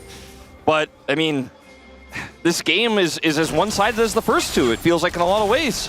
And it's kind of reminiscent of the last time these two teams faced off, right? Like, it feels like every game is just one team gets a very, very large lead and then has control for the rest of it. And that's what has kind of been the story of KT versus T1. It's just this time around, we didn't know whether KT had actually turned up capable of doing it themselves until this game. And what's really big for me is the fact that Cuz is on a jungler that actually was able to have early impact, right? Combined with the mid lane power that you mentioned, Wolf, and Owner is on a pick that actually doesn't. Kha'Zix Pre-6 is very underwhelming, doesn't really provide that much, can't really go and try and aggressively dive the way you can with a Sejuani, the way you can with Maokai, and it's led to a situation where T1 have now lost all semblance of control, and it does kind of feel like it will have to come down to KT making a big mistake, right? Over-investing into an engage into the waiting arms of a Cassiopeia or an Aatrox that somehow gets a big play as Faker. He's going to get jumped on here by BDD. The explosive charge is starting to stack up, and now Faker doesn't really have a tower to go back to. You can see KT spacing, trying not to give him that petrifying gaze angle. He may find it there as BDD just sidesteps. That was gorgeous. I thought he was actually facing him, but no. Split second, and now Kerry is going to turn up to die. Aiming was here alongside Lahens. And there's that no is cross two swift map. ones. There's no cross map here for T1. They sent Keria over to try to bail Faker out, and on the bottom side of the map, Cassante is pushing in an Aatrox. Drake's not up for 20. Oh, and Herald at least. Yeah, and we have to congratulate Law for completing her bingo, because I believe first Turret Blood went to KT this time around. So congrats. Just an aside, because I remembered that completely out of nowhere. KT now looking at the third dragon of the game. It's Ocean Soul. It shows your commitment to the space that you remember their bingos. Yeah. That's nice. I think it's really important to give credit to the GP, bid. are they going to contest? Well, Faker going to be moving in here once again. BDD presses his W on top of the snake. As Kane just trying to play bouncer. Yeah, Gumayusi might have an angle, but he's just going to get flashed on. Flashes away after the cleanse there as well. Decent interrupt from Kane. Zeus just explodes. The lethality Aatrox not working in this game quite as well as the last. And Faker by himself going to get skated on by Aiming. And it's a double for the Zeri. 7-0-3 now as BDD grabs his fourth. It was a desperate contest, let's say, for T1, and it certainly did not work out. Even with the red-white guns, it's not a fight you can win, and it's not a fight you had to force, but you're so far behind. You have to hope KT will make a mistake in this situation. Cassiopeia on the flank angle, maybe you get that big miasma setup, and then the ultimate comes down, but it isn't going to happen. And I mean, you see across the board here for T1 significantly behind in itemization with the 7,000 gold lead here, sub 20. Huh. Yeah. The bug disappeared. It's going to get out, but Baron is spawning here shortly, and I feel like KT are on the verge of just being able to start it up and do it. They have so much damage. It's going to be gone in seconds, and how do you actually approach a Baron if you don't have map control?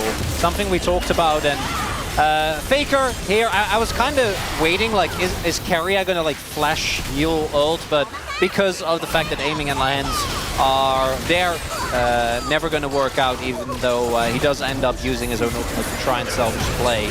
And then here, Keen, undeterred, Zeus by himself isn't fed this time around, so it's just very decisively, this Keria might be in trouble. Oh, Blast Cone is going to get him out of there, so he'll be fine, at least for the moment, as He's Owner still here. Lurking. He is definitely lurking. There might be a blue buff for him to take, yeah. So he does have the timer on that one. Be able to lock that one down. It's a Hail Mary steal, right? Like, that's what we're setting up for. The ultimate bug adventure. Yeah, I guess. Well, he kind of goes splat if he interacts with... Oh, yeah, he can't. No, he now can't he gets the blue. Maybe he also gets a Rift Sculler. I mean, they know he's flanking because he hasn't shown for so long, and they have a lot of vision here around the Baron, so they can just simply kind of now start kiting back towards him and start up this Baron. I think it's a pretty easy call here for KT to be wary of this. And if no one here on T1 is even nearby, they just get it. They have a blue trinket? Well, I don't... Yes, they are going to be able to use one, as now Owner, can he just dive in and steal it? The answer is yes, he can dive in. Can he actually steal it? As no, he's not going to be able to. They take down the bug, they take down the Baron, and KT... Oh man, this push could be frightening. Yeah, that's probably the game. There was 140 health on the Baron. And yeah, he died after the Baron as well, so that was definitely a 50-50 in that pit. Like a little bit dicey. Yeah, I mean, a little but risky, if but it works T1 aren't even there, you know, even if you get the steal, I mean, you're going to die no matter what. It's a desperation play. Obviously, if you get the steal, it's amazing, but T1 didn't set him up for that one. He just did it on his own, right? And if you get it, it's testament to you, but it's also kind of like a bit of a eyebrow you'll raise at KT. But it's not going to save the state of the game here. I don't know what will, honestly, for T1 at this point in time, as C comes in here, and look at the positioning of Lehens. He's like, no one is here. They see Faker, obviously, as well, and he's just chain CC'd, and yet still, it's as close as it is. That was obscenely close. If he jumps in half a second later, they actually, because they immediately, really good response as well, they're from KT. Immediately the moment he jumps in, no one damage. There's no Ezreals or anything that can actually get, as I'm pretty sure Owner is about to be collapsed on and in deep trouble again. Or he... Okay, who wins this fight? As he is going to go invisible, aiming, looking for some burst fires, does manage to find him, jumps on top of the bug, and the burst fire not going to be outplayed this time. Aiming grabs the kill onto the Kazakhs. As it turns out, he doesn't have to click on you to hurt you. Yeah. You know, maybe if he has 4 kills instead He's of a little 7. bit legendary at this point, isn't he? As Zeus, another flank attempt. Oh. Maybe. Faker I'm finding not some seeing noxious guys. blasts. As now Carrier takes a lot of damage there from Keen. My goodness, he's supposed to be a tank, isn't he? Well, Carrier doesn't exactly have a lot of defensive stats, and Keen also going to be taking a fair bit of damage here as Zeus going to lock down Cuz in those infernal chains. T1 doing a decent job of defending the mid lane, but the bot lane is not going to be okay. 17 seconds on this. Drake teleport in here from Keen towards the top side of the map. Went back, got his health bar, and he's going to continue putting on this pressure. Zeus lurking still. He's got a pocket here with this control ward to get around. Maybe if he get on top of aiming with this lethality build, but he's got 1.5 items. I don't know if this works out, but it's what they're going to try to put everything on here in this third game. Aiming his flash as well. They have Wild Growth and the Petrifying Gaze. There was a potential wombo attempt available. Problem is that KT is sort of settling into this 4-1 instead of trying to start some sort of fight that T1 might be able to capitalize on. I like the safety that they're playing around, not giving T1 any of these angles, as Zeus gonna have to go. They're gonna try and defend their base. It's difficult to walk all the way in though into the defensive line. Crashdown now on cooldown. KT move towards the top lane as Zeus going to give away his position. Cuz taking a lot of damage. He does Magnet Storm as now BDD in the back line. Cuz is going to escape, and T1, they just disengage. They just don't have the damage. They don't have the items. They can't take down Cuz with Aftershock. Way too tanky. Second inhibitor falls, and T1, there isn't enough money in their pockets to keep this base up. Yeah, there just isn't. And they got the Rel ultimate. You know, you got that, but otherwise no one else commits anything to the fight here for KT. So they could just kind of back off here as the Baron expires and go ahead and take the Dragon here, which will be a sole point for them on this Ocean Soul, and then can group up to take the next Baron in 2 minutes. I mean, they just have so much control. They have... The fact is, like, Kazakhs and an Aatrox have been trying to flank this game away, steal the series away, just say, okay, well, I'm just going to 3-0 this, actually. It looked like you guys were coming back, but no. We'll steal this with a really cool flank, with a really cool collapse. But KT are just respecting it so much. And they're 0-2 in this series. They're not going to make a mistake. They're not going to be sloppy. They're not going to be careless. And that is great to see, because there has been a little bit of sloppy and careless throughout this series, but not in the deciding game. They are going to grab themselves soul point here as well.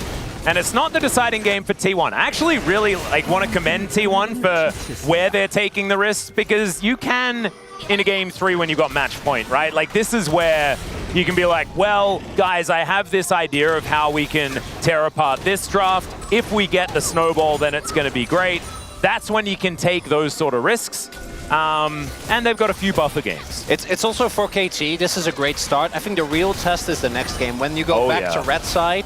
But they looked like, obviously, I think the draft here from T1 is a little rough. KT's draft is great. Actually prioritizing the Rel ends up working out very well. But my main thing is the play looks better. And that gives me hope that maybe this is going all the way.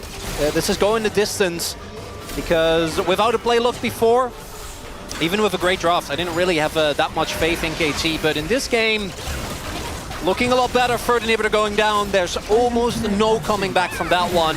Yeah, this is getting real dangerous.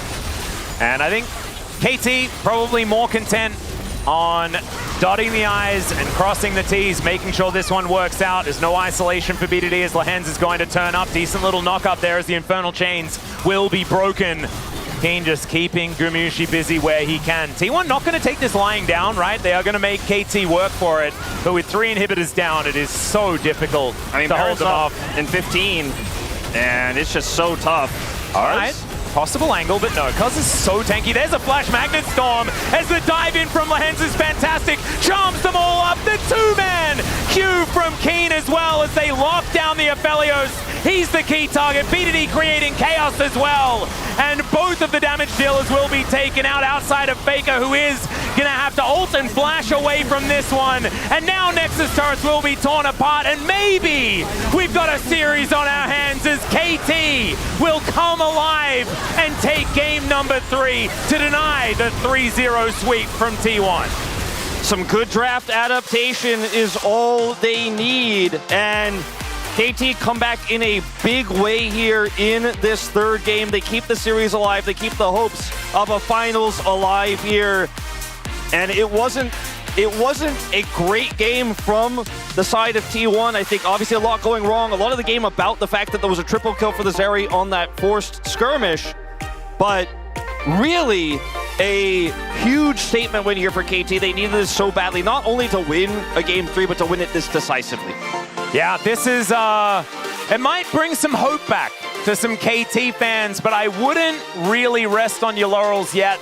I think that a victory on the red side would absolutely be like, okay, game number 5, that's going to be a banger. But I think this should probably give you a little bit of pause, maybe not necessarily make you feel like this series is going to be going the distance. Still, absolutely great to see that KT still have it in them.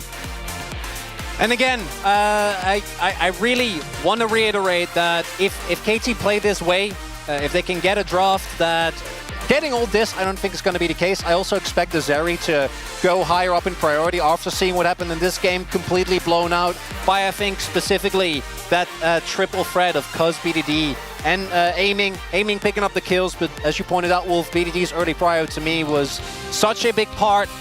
I don't think we're going to see the Cassiopeia come back in game number 4.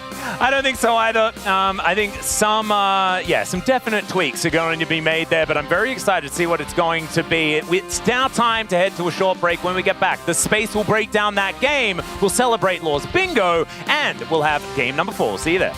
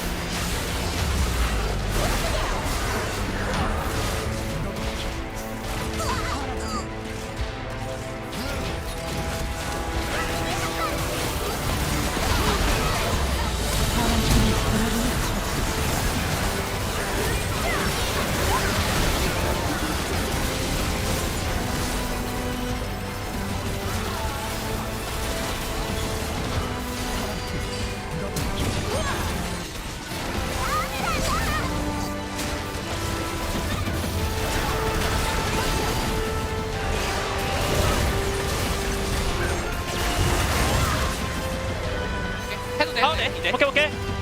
오케이. 앞에. 나 아트부터. 다시 잡고. 아트. 앞에 잡았고. 앞에 가인. 다시 불공 조심. 괜찮아. 앞에 노플이요. 아트 잡았어. 야 앞으로 가자. 점프해도 되고. 앞으로 가도 돼. 타워 칠게. 잘해보자. 남은 게임. 잘했어요. 죽일까? 해봐.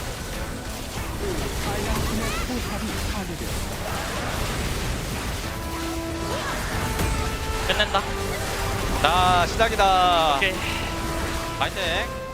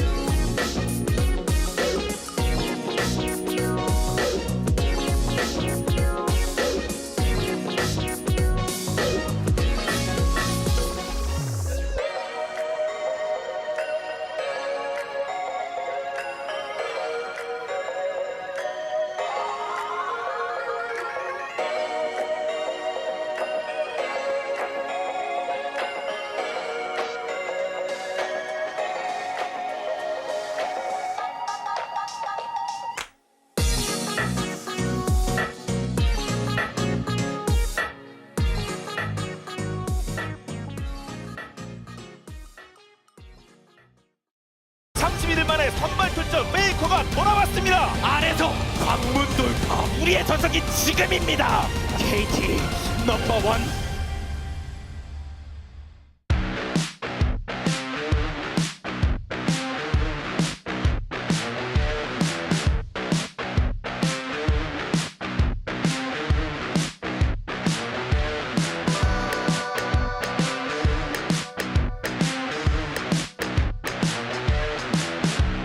And welcome back to the space, everyone, as KT finally strikes back to give us a series in this lower bracket final. And guys, I feel like similarly to first game where KT tried some stuff, T1 were like, man, we're comfortable right now.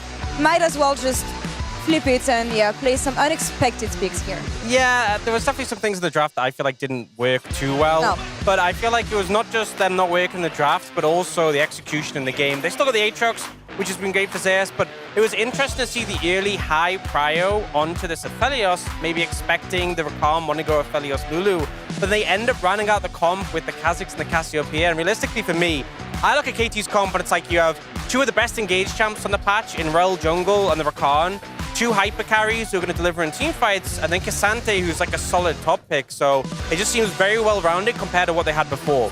Yeah, I mean, this is like what we actually expected when KT has the lead, or like actually how they generate the lead based on the early lead. Like they're trying to take down the Aatrox from early game, and like all the skirmishes as we are gonna be seeing, like the highlight one, like.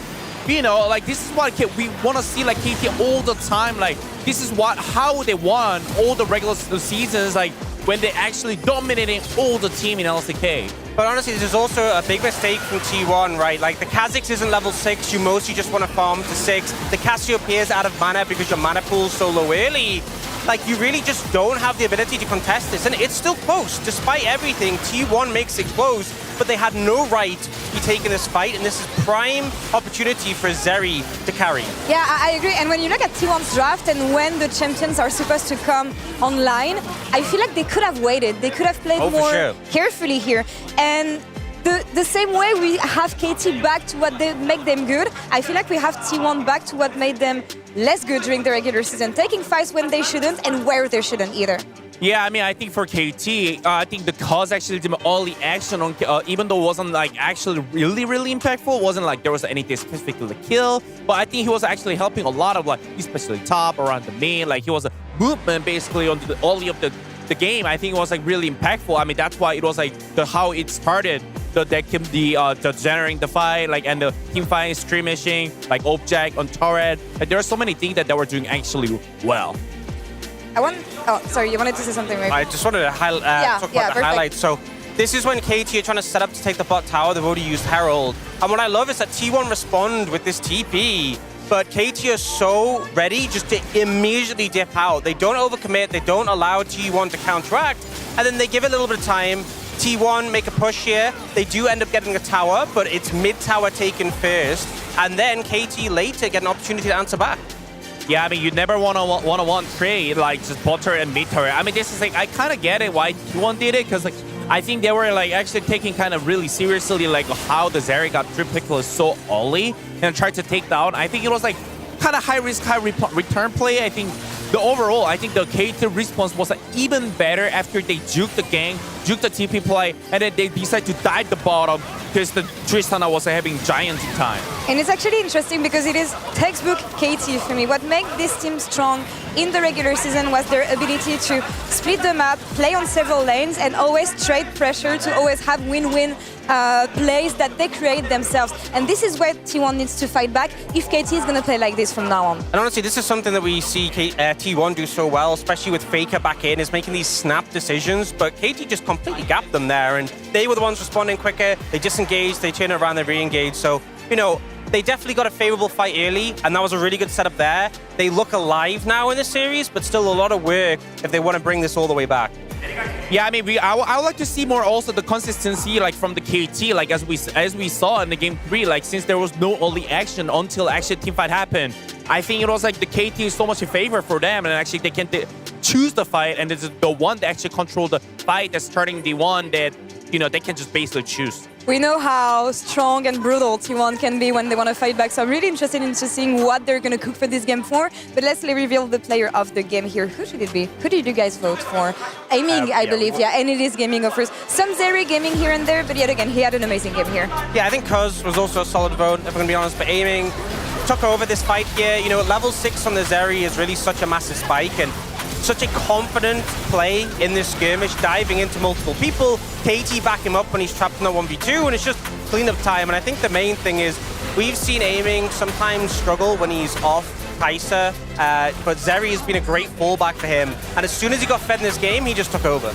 Yeah, I mean, basically you have to know, like if Aiming has a no death, that means he's playing well. And also he has the ability that he can actually like, carry the game, and like its only weakness is like we always say the inconsistency or like he has just random death, but this game played perfectly well.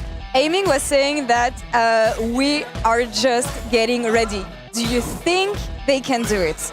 How do you see the rest of the series shaping up here, considering how well KT has been playing? Lehen, sorry, said that. But yeah, we're just getting started. Do you think they can say it? And do you think they can do it? I mean, it's definitely possible in theory, but based on my feelings of the series, I think there was that skirmish that went really well for them. There was some really good map play and the draft really in favor. And even then, it wasn't like they did find the momentum in the game, but it took a bit to get going. I think if T1 are a bit more respectful in the next draft, they should close the series out. Yeah, but I think it's actually not a surprise at all. Like if it goes a 5-game series, because like the gaps are so small, and I think the KT do have ability. Like as they prove it this game. Like I think if they actually manage to make the stable game all the game, and it's like all the actions from the Cuz, I think that thing is gonna be just deciding the game. I don't know if you have time to check the bingo, but I feel like there's been a reverse sweep here. Let's check the results. Ox? Yeah, you thought that if You were KT just came failing back, my if KT came back, it would be the greatest comeback in esports. But no, I found this. Look how many Huni has. He is so close to multiple lines. There's 3 he is 1 away from. And then I just come in, I'm like, 1 line, I'm done. That's all I need. And you know what? You're going to get kimchi'd, Huni. Enjoy it. So close, but yet so far, Huni. Anything you have to say for yourself? I don't know. I'm so sad. I was just too overconfident. Like, I was like, I'm better than Dan, you know? You know like, what? The you're T1 bad. player in you, overconfident. Well, Ox was clearly scaling in the bingo game. We'll see if KT is scaling as well in this series and bring us to 5 games. Casters, take it away.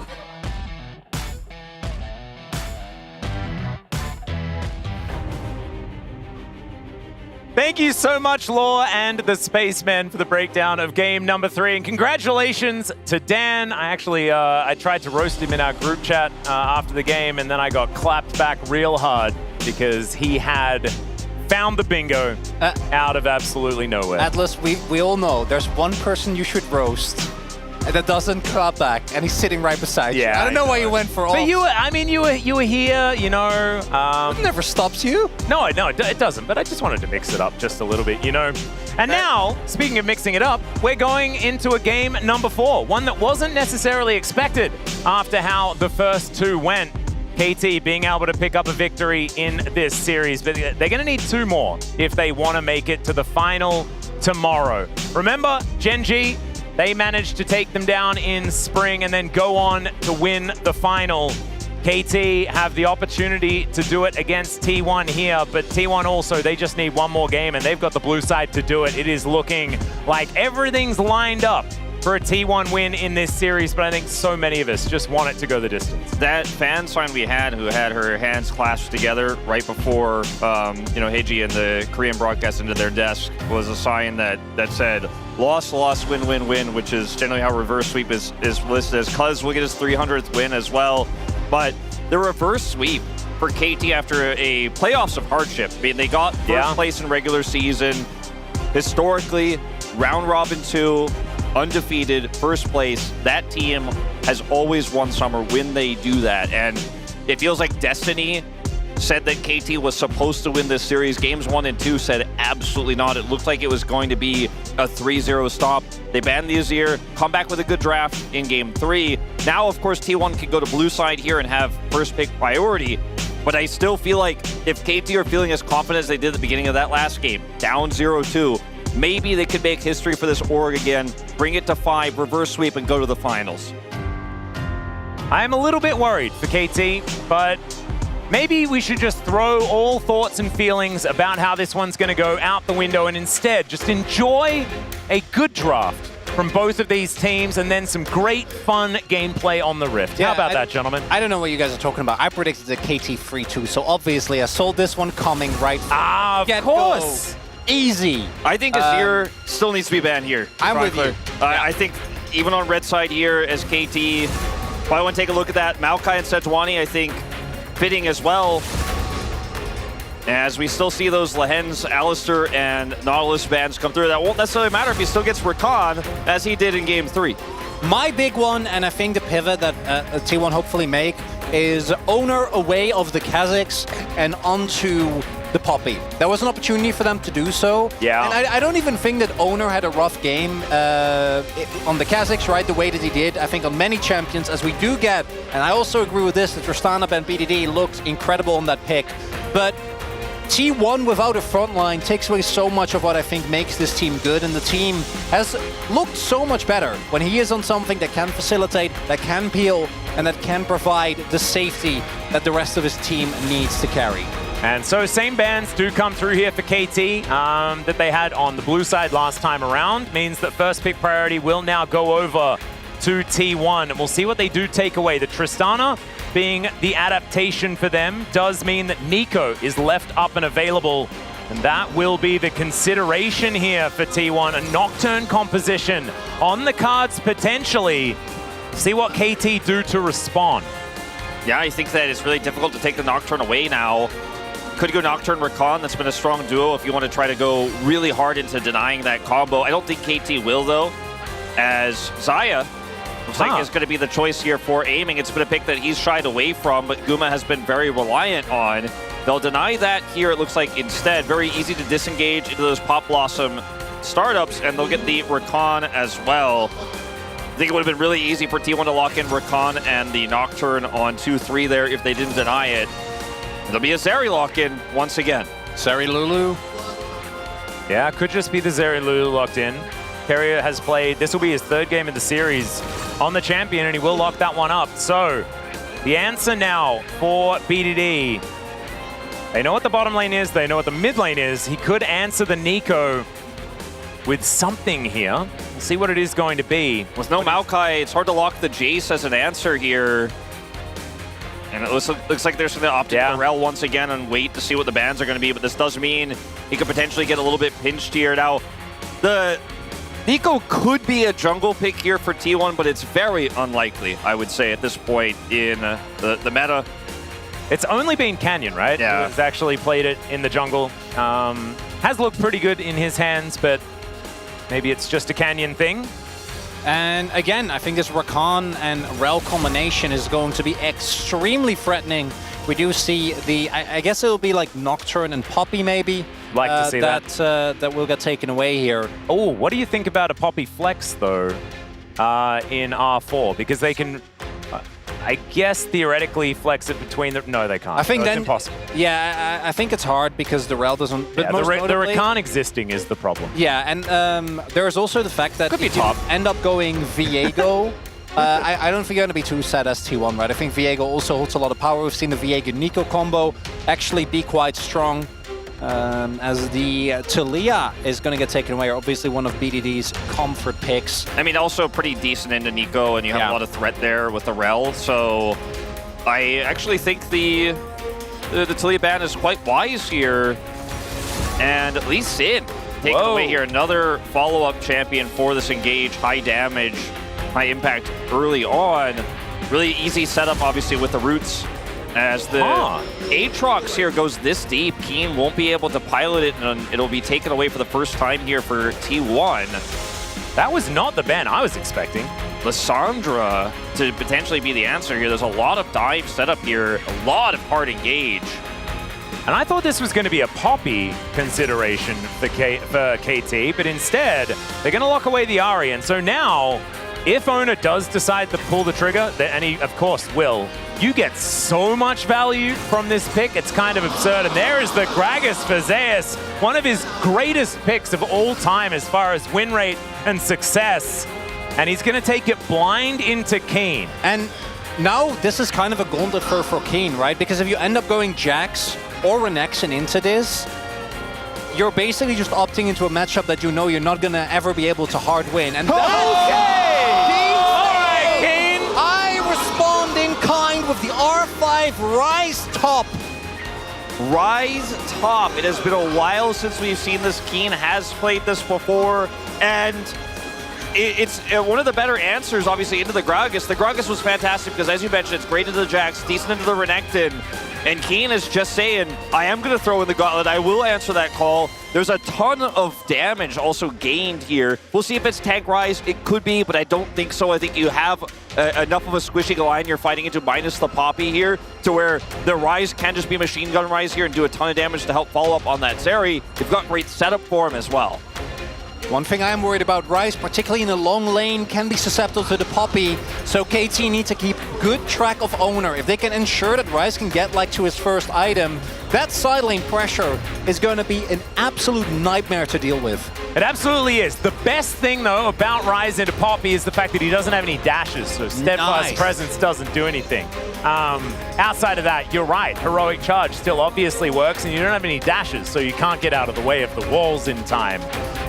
We'll just have to see how it goes, of course. As you mentioned, Wolf, like Keen, he was our top Rise guy. He was playing it after it was cool. You know, he definitely has been one to experiment with a lot of these picks, and we'll just have to see how it's going to go, because it feels like this time around, like last game, it was the Cassiopeia, which felt like the Hail Mary. Now, it's the Rise top that's the Hail Mary. I don't know whether it's quite as much of that draft gap, but I think Owner on this Poppy is going to be so devastating if he gets going. Gonna have to agree. We'll have to see. This is a very weird draft here for KT, but it's got all the profiles, all the damage it needs, as long as they don't fall too far behind. We'll have to see how it goes, gentlemen, as we hop onto the Rift for game number 4.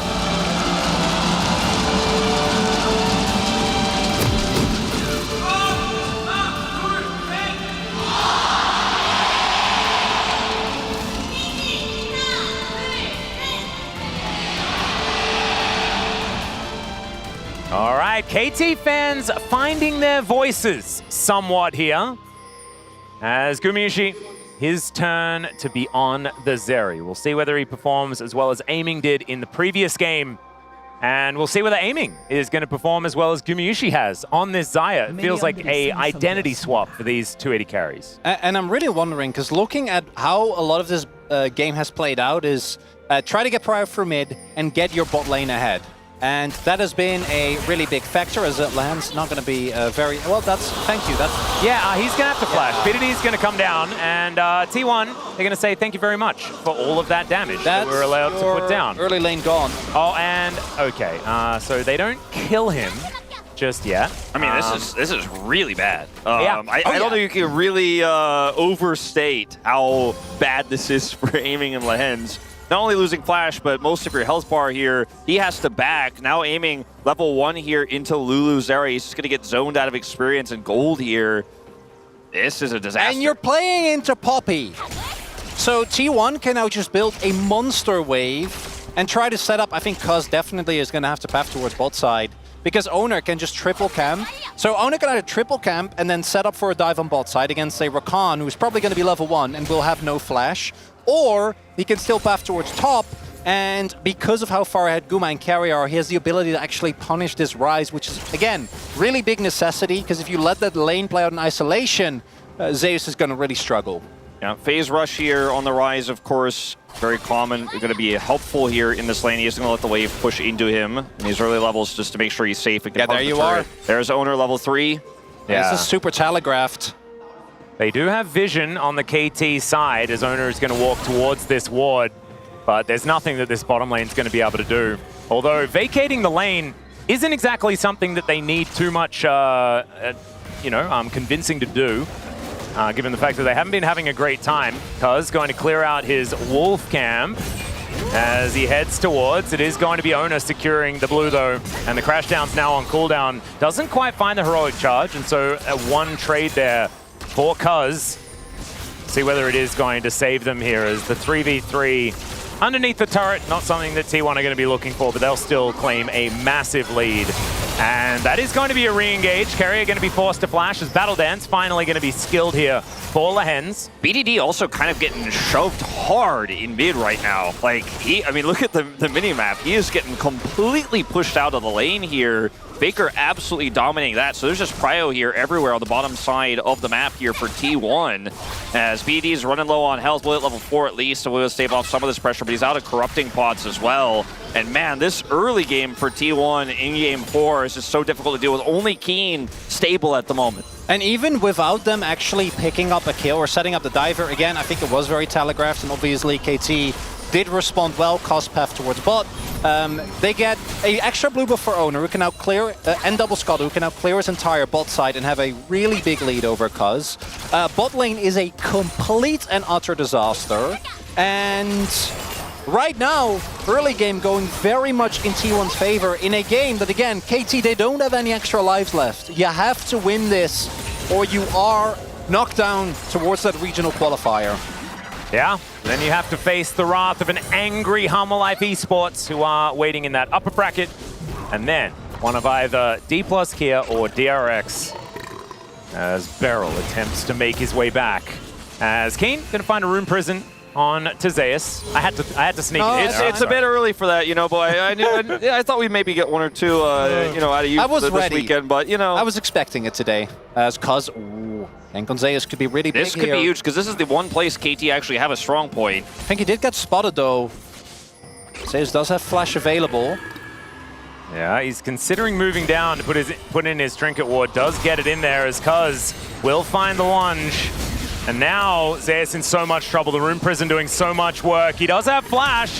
He's waiting for a body slam opportunity, and he is going to be able to flash out of it. Very nicely done there from Zeus to keep himself alive, but still has to use the flash in order to make it happen. Guma has got 2 plates here. He's up 15 plus CS, and mid lane, obviously, similar story. Faker has just been constantly putting the pressure onto BDD here. He's going to continue to do so. Lehen's coming over to try to match carry as Roam here.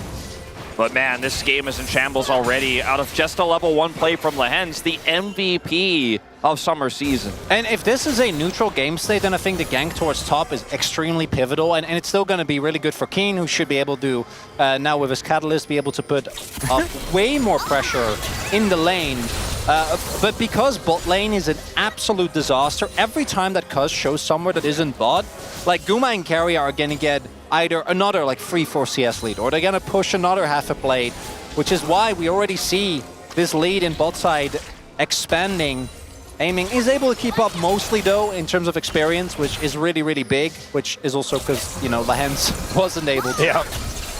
Nice little snare here from Faker, continuing to land these blooming bursts in the mid lane. BDD is already teleported, and so therefore all of this damage pretty relevant. Yeah, I mean, the fact that, you know, Aiming gets away with farming this out feels really nice in some regards, but, I mean, obviously it became very briefly a 2v2 mid. The fact that they constantly have prio, BDD is also getting his experience leached away there by Lehen's isn't great either. And, I mean, now it's a 20 CS lead, like, basically from Faker alone.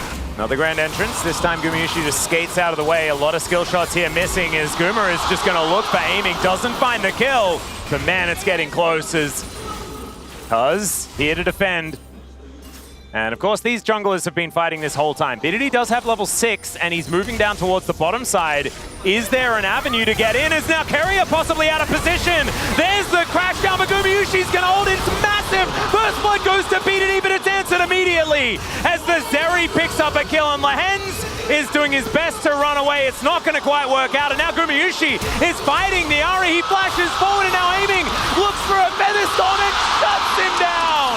Oh, the KT side of the audience going crazy here, as this might be one small avenue for them to potentially get back into this game. It's huge that BDD picks up that gold because he's 30 CS down here in the mid lane. Down a plate now as well. Rise getting advantages top side, but still, you needed something as KT. Now it's gonna...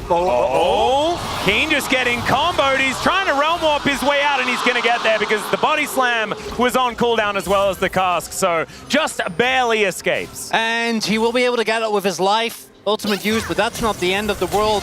And if T1 didn't overstep there, I think they could have gotten that play and not given anything up. But because Faker is pushing in mid, yes, it ends up with a kill still going over. BDD doing a really good job on the bait. But like the plate and CS lead remains so firmly in favor of T1, and it means that KT just don't have any map pressure. I do think that T1 needs to start turning this into actual objectives, right? Herald is now up, playing towards that, and getting started on this early Dragon stacking, particularly when Camtech Drake is already in the Rift. Thank you for that one, Ox. To make sure that we do keep ourselves in good soul territory. Also, no flashes here for KT outside of Keen, obviously. He doesn't have teleport. He's not going to be here for this, so further zoning. I really like, you know, you can take an objective here, or you can just continue to push Aiming out of this game as best as you can. He did pick up a kill, but getting Guma this many plates and continue to deny farm here, force the rel bottom side, so then you can turn that pressure elsewhere into a top side play on the Herald is better. Cuz coming around. Yeah, Gumayushi gonna ult here as Lehen's almost just dies straight up from that one. Magnus Storm comes in as Cuz still wanting to press this one forward. BDD's making his way down, but there's the keeper's verdict. Owner says nope, and now Aiming's gonna have to run. He doesn't have flash, he doesn't have cleanse, and the lightning is just zapping them up. Still not quite enough damage, but they'll grab probably a turret off this. Cuz smoked the minion there to make sure that he couldn't get hit by the lightning proc. Really well played there, but ultimately it's still a huge win for T1. And Lehen's, he didn't have 6, nobody has flash, and Aiming didn't have ult, so there just really wasn't any way that could make it happen, and Faker is just continuing to PvE here in mid. He's going to be so big when he actually starts joining team fights. Well, the charm is going to miss there from BDD. Gumayushi just sidesteps it. He's level 7. He's ready to fight you. He's not afraid. Look at the damage. Yeah, actually finding a fair bit.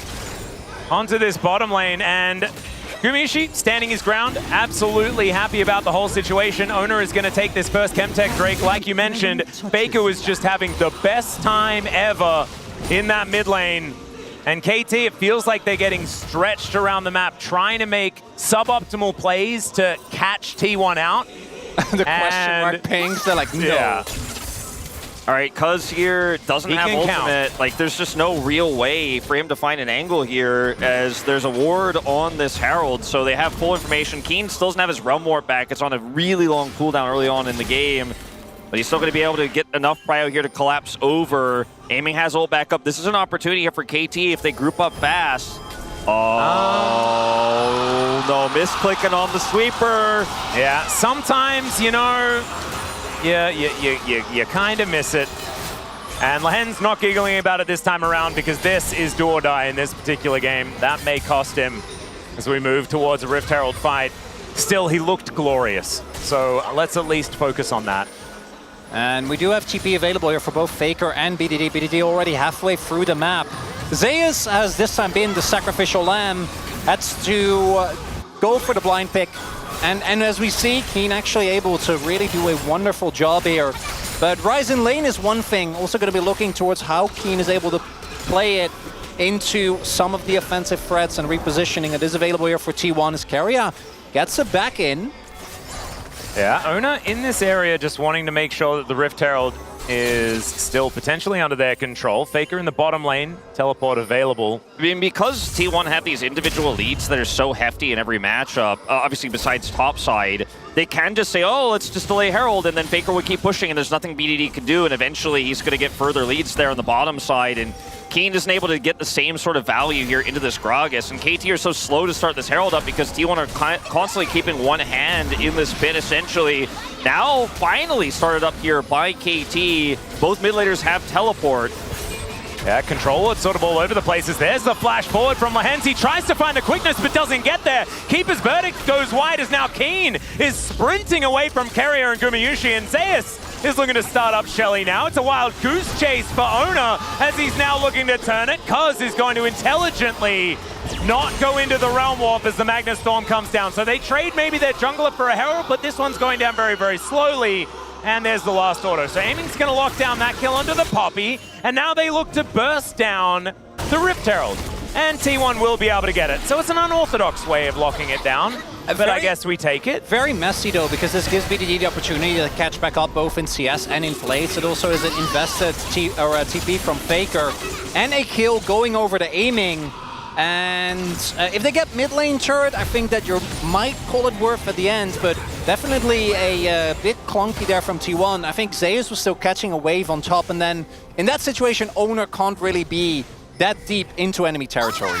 And I feel like for Lahen's, you can see some of the frustrations of the nerves that are starting to come online a little bit for him in the series. The misclick on the sweeper there onto the stopwatch, which he's now sold. The engage here as well into Owner a little bit sloppy as he tries to go in. I think if they actually kill the Poppy quickly, they can continue to contest for that Herald, and it's a lot better here for KT. Instead, he does ultimately kind of mess it up, and then Owner can buy a ton of space. This is going to be some additional gold going down here in mid. Not the whole turret, but the majority of it. More plate gold over to this Zeri. Yeah, that is He'll get a lot of money. There Not going to get the last plate, but will be able to lock down the turret. So that is first turret blood going over to T1. They're going to push ahead to about a 2,000 gold lead. Looking pretty reminiscent of the first two games rather than the third so far. KT, they do have a winning top side of the map for what feels like the first time in this series as well. So there are some differences, but based on momentum, certainly feels great for T1 at this point. Gumiushi just kind of gigantic. 150 CS in comparison to the 120, and the mid lane, even worse of a story here for BDD. We haven't seen the Rise in a while, and I think the thing with isolated matchups is, right, if you're a Cassandra, you go down, you will still be able to provide value. If you're an Aatrox and you get fed, we know what he can do in team fights. We haven't seen Rise top for so long that I don't know how Keen is going to be able to play these fights. Like into Poppy and Gragas specifically, I feel like your positioning needs to be so crisp, because one misstep and you have to either flash. Now obviously Rise turns into a absolute menace, terrifying machine gun of a champion if they can get to late, as we might have a 5v5 here for this fight. If T1 can get to 2 Drakes, that'll be feeling really good. He just teleported bottom. He's gonna be behind on this play. I think T1 really have this on lock, essentially. Keen actually gonna show up for this fight, though. He's ready. Yeah, Faker looking for a pop blossom angle as there's the keeper's verdict. It does go wide. There's the 3-man though, and Faker takes matters into his own hands. Lahens immediately taken down. Zeus, he's a bit late for the fight because T1 have already won. The Blade Caller is decent, but it's not quite going to be enough as Cuz's life may be safe, but no, the barrel comes down and demolishes them. Keen doing the best he can, BDD as well, trying to save it. Orbit Deception not quite there. He's got another one. The Charm is going to land. T1's health bars are so low, but still no kill for KT. I think if this is the late game and Rise has a few more items, maybe you can chase this one down. Maybe you can bounce that damage through those low health bars, even at low health yourself when that Charm comes through, but they just don't have enough. And it's really just about Faker's engage here. Look at the angle. Pop Blossom flash into 3. Keen's able to sidestep it critically, but it's instantly a dead Rakan, and aiming is out of this fight. Cuz getting chased down, and Keen just can't offer anything alone. There's no front line for him. What's really big though is that while they're able to actually kill Cuz, they expend so many resources, and Lahens dies very early, which means he's able to actually make his way back towards the play. And we did see in the picture-in-picture that KT still picked up the Dragon, so it's a 2-0 when it comes to kills. The gold lead gonna remain firmly in T1's favor, but KT are still able to prevent the Drake stacking, and that's good, because playing into a Zeri with Cloud Soul, I don't think is very fun and interactive gameplay. No, that doesn't sound very enjoyable at all. I do love Cloud Souls though, as now Keen is flashing on top of Faker. Kumiushi turns up though, and KT gonna realize that they ain't winning this one, and Ona, he's here as well. Doesn't quite have the ultimate as another Pop Blossom is gonna land onto 2. Keen's underneath the turret. It's a decent Magnus Storm though, as Faker was tanking for too long. And KT are looking to now turn it. The quickness is glorious from Lahens, and now BDD finds everyone with the Everfrost. The cleanup should be pretty comfy. And aiming just asks everyone, what did he miss? And he missed KT finding their way back into this game. 4 kills here, and it looked so good for the turn for T1. Flashes down for Keen, and Faker has the Pop Blossom angle, but there's just too much here. The Rel sitting on ultimate, and the follow-up crash down there with the turret's help is going to buy enough time for everyone else to get over. And finally, Lahens gets the engage he's been looking for there on the follow-up, and it ends up being a huge swing of gold. KT's still T1's still in the lead, 1,000 up, but that lead is diminished so significantly. And what's really big here is there is no teleport available here for Zeus, and you're focusing all your damage on Keen, who has Merc Treads, a Rod of Ages, and a Kindle Gem, and ignoring Cuz on Rel. So it's a complete backfire. We see the reinforcements arrive in time, and with no ability to get Zeus towards this lane, the team fight is a complete blowout, a 4-for-1 here, and Herald is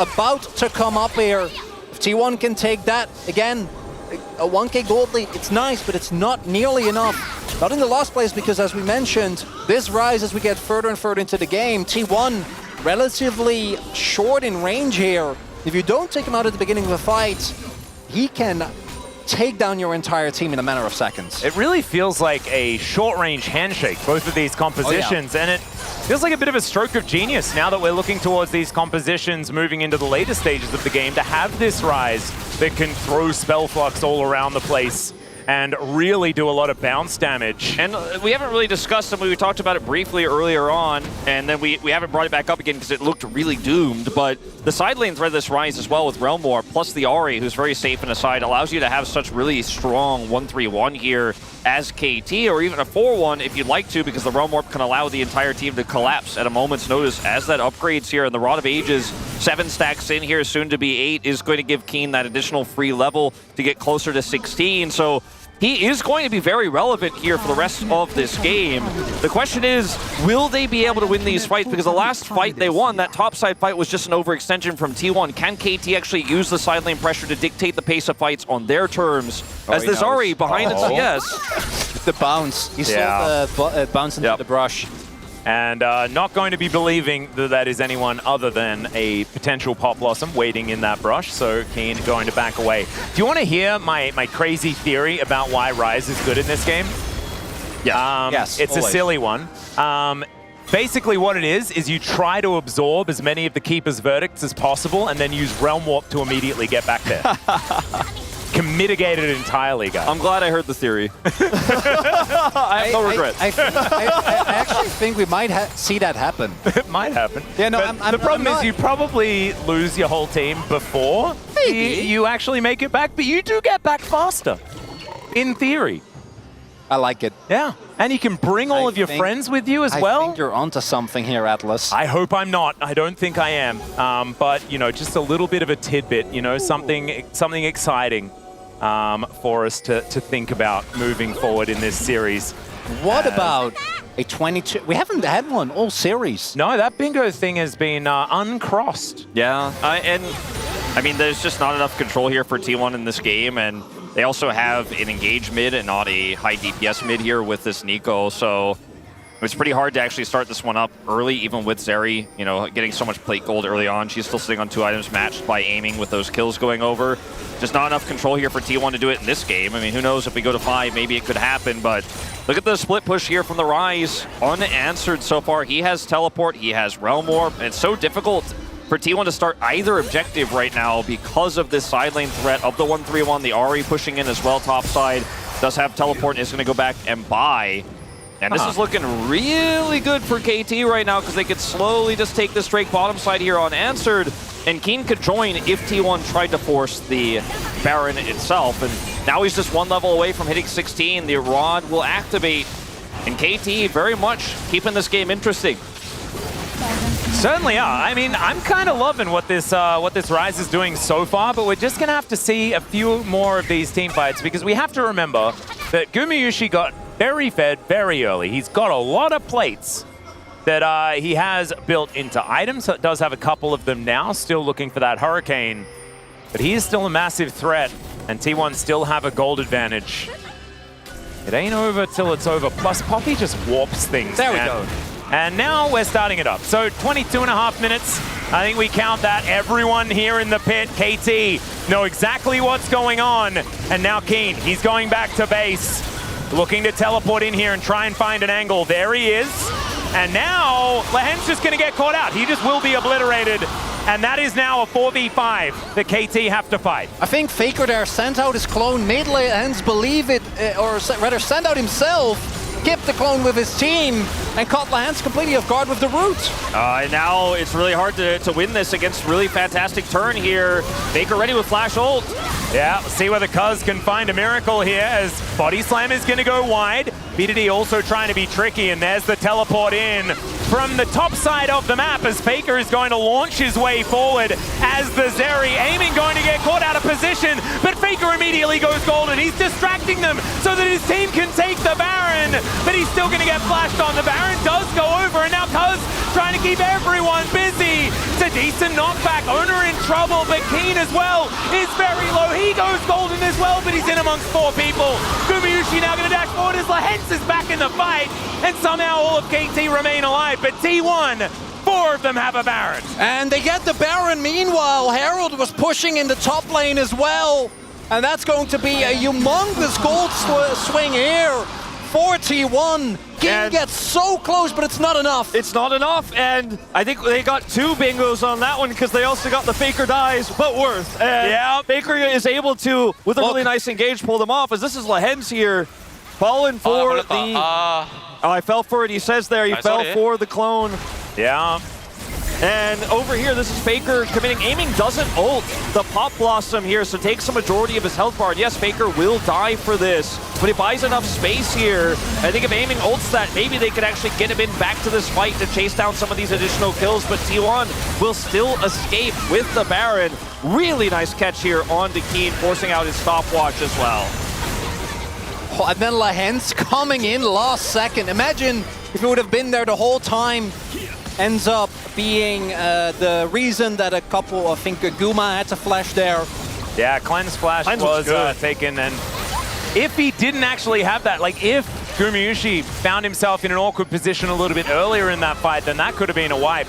But instead, holds onto those summoner spells until he absolutely needs them. And now KT having to try and defend so many of these turrets. This inner is in so much trouble as Lahen's looking for that angle. Does not quite get there. And man, being caught by the wrong Nico has cost them so much. I really love this build here from BDD. He's still deathless. He has a full stack of Dark Seal, and he's going Void Staff after Cosmic Drive. So he actually does a lot of damage on this Ahri. So if he and Keen can live long enough, it's so difficult for T1 to win any of these fights if Guma gets chunked out before the fight starts, or if he's picked for any reason. Well, there's the Keeper's verdict. Unfortunately, Rise not going to be there to help him out, as now Owner is tanking this one up for a moment as Faker gets under the turret. He finds aiming. He's going to Featherstorm the cast though, and now Faker once again has to go golden. Magnastorm's decent, but Owner is not their target. And now Lahen's, he feels like it's time. Still, Gumayusi is free hitting, and Zeus goes golden. Great Charm is going to catch onto the Zeri, but it's not really going to mean that much. So just a pick off onto Faker, and it may stem some of the bleeding. We'll see. Maybe that leads to KT being able to get themselves a dragon here. Only a pretty meager Baron power play here for T1. Faker does FTP, and we see the tempo backs come through now. I do think T1's going to get this this next dragon, but that's only 2-2. And it is somewhat of an overforce here, only because actually gets knocked away, and then a bit reminiscent of what happened on top side, trying to secure the turret. And look at Lahen's this entire time. He's waiting for an opportunity on the flank. They can't punish him. And it's like, you know, essentially Owner's trying to use this Keeper Verdict, like use a Maokai to siege up a turret to make sure you get a little bit more out of your power play. But Faker's left out to dry, and then Zeus does have to go golden here. Really, really scary fight there for T1 that could have gone even worse. Also, BDD doing so much heavy lifting there because he moves forward and threatens. The rest of the team for T1 isn't able to follow up on Faker's engage, as he might have a 5v5 for the dragon here. KT huge. Set up around it as Kane dealing with this control ward. Faker being frustrating here as he pretends to be his teammates. That Pop Blossom at the ready, Flash at the ready. If KT are grouped up, it is very, very dangerous. BDD looking for a potential flank angle that makes his way back towards the rest of the team. I don't know whether you necessarily want to die for this one, as that is the Pop Blossom as Faker dives in. Keen gets a huge shield from his Seraph though, is aiming once again. Featherstorm, Cuz, who was knocked away, has now come back, and he'll dive in and take Soul Point. They'll also take the team fight as the Magnastorm is just massive. They'll sacrifice Lahen, but I think they're okay with it, as Guma's trying to be a massive Zeri, and he's going to succeed. The Orbit Deception doesn't work because is going to be there, and now Carrier will not survive. KT, they almost get the ace, and now they're looking for Faker to complete it. Is that the real one is the question. The answer's no, as Faker is on the top side of the map. And KT, they're still alive? The KT are fighting tooth and nail in this game that could bring us to 5. I mean, it looks like it's impossible for them in every fight they turn, and Cuz is coming up so big on these re-engages. He's so tanky. He's coming in, and a lot of the time they're putting a lot of damage into this Rise, but he survives. He's got Merc Treads. He's got that Rod of Ages, additional health. Look at how tanky Keen is here, and he just absorbs a lot of the pressure here in this fight, and Rel is not here, so it looks like this fight is done. It's over. But then BDD, tons of damage over the wall here as well, and then comes in, fishes for this charm as Lahen's engages, and Cuz is so tanky, he's ready for the Magnastorm turn, and T1 just couldn't do the dragon fast enough while also trying to force in that choke point against the tanky Rise. Huge overextension means KT now in the driver's seat in this game. And I think we also see there some of the hesitation. If you knock away Cuz, and you are looking at a three-man Pop Blossom still not being able to follow up there, as Faker should be able to TP out here. Yeah, that was a great high five from Hirai and a great teleport from Faker to keep himself alive. Control Ward is going to give them the news that in fact he just survived, and also gets to mid lane and pushes away. Nicely played. Like you were saying, Wolf, the Baron has just spawned, and T1, they have sole vision of the area. Cuz gonna move in, and T1 just wasting absolutely no time. That's the wrong Faker, as we are just dancing this do-si-do once again. KT given barely any time to breathe now, as Keen looking for Faker on the flank. Finds the wrong one, as now Cuz, you can see, okay, Owner not going to be able to find the Keeper's Verdict, and now it's an honest 5v5. T1 doesn't look like they really want it. And Keen's absolutely terrifying, massive amounts of health, and also does so much damage. KT have won so many of these fights with re-engages. T1 are scared to actually force the fight early into this front line because they know that the Rel ult is going to be so massive, and Lehen's sitting here with flash and ult as well. He can follow up so easily. BDD also on a flank here, and T1 are actually just going to give up the contest. I think you see there as well, the moment that the cancel on Owner's ultimate comes through, courtesy of Baron, immediately T1 back off the play, don't want to run the risk of trying to actually fight a straight up 5v5 here. And that means that neither team gets a decisive advantage. Faker did have end up having to teleport out of that play, which does mean maybe KT get to use Keen in a side lane, or BDD rather, in a side lane as a pressure point. So fed on this Ahri, but this game still completely open. Yeah, it's one of the closest games we've had in playoffs, straight up. And I mean, Keen, 0 deaths. BDD, 0 deaths. Still 10 stacks of Dark Seal. And he's got his Void Staff now. With Cosmic Drive in these longer fights, he actually really hurts. This is the Ahri build people have been asking for. And he goes for it here in this game. Oh, Cuz possibly caught out, crashes down though. And I say that, he's incredibly tanky, So and has Aftershock, so he'll be fine. See the hesitation there as well. They don't want to engage onto him. Yeah, they know that if he just presses R, he's got Flash, he's got Crash Down. Oh, and Ona looks like KT are okay with engaging onto him. They do manage to get the flashes. Oh, that reaction time from BDD is decent, but now the ultimate is going to be on cooldown. Some extra buttons being pressed here, although trading it for the Poppy's flash might feel all right here for KT. And they're going to try to Gaper's Verdict to get in this choke point and start up Baron. Looks like more fishing for this poke damage. T1 going to move into the pit as Faker does have that flank. Polymorph going to be used onto Cuz, who feels okay moving up towards this pit right now. Lehen's looking for those flanks. Does find that Faker is here. Blooming Burst doing a fair bit of work as now Keen looking for that flank angle. Huge knock up on Gumayusi, who goes straight up to the sky, and Keeper's Verdict this time is going to connect onto him. Oh, the charm is incredible, but BDD still has to flash to get out of the way, and Faker Cuz gets into the pit and he steals it away! Faker's gonna go down as well as BDD is running around with 0 health and reckless abandon. Keen goes golden, Cuz is still healthy. Gumayusi's terrifying though, and they cannot underestimating aiming is still also free hitting. Gumayusi, how are you still up and alive as Zeus is just gonna be left to the wolves.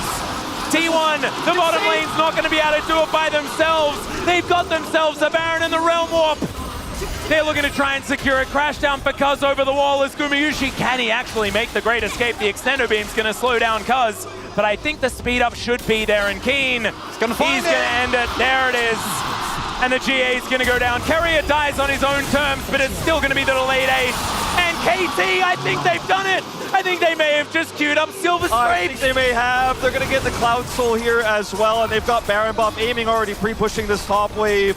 And what a passage of play from every single player on KT in this fight as Cuz is knocked away early. Keen shows up to this fight, doesn't have a jungler, and they juggle the aggro so well. Oh, that charm is amazing here, because if that Pop Blossom hits 4 players, there's just no way. And unfortunately, Lehen's here does escape with his life.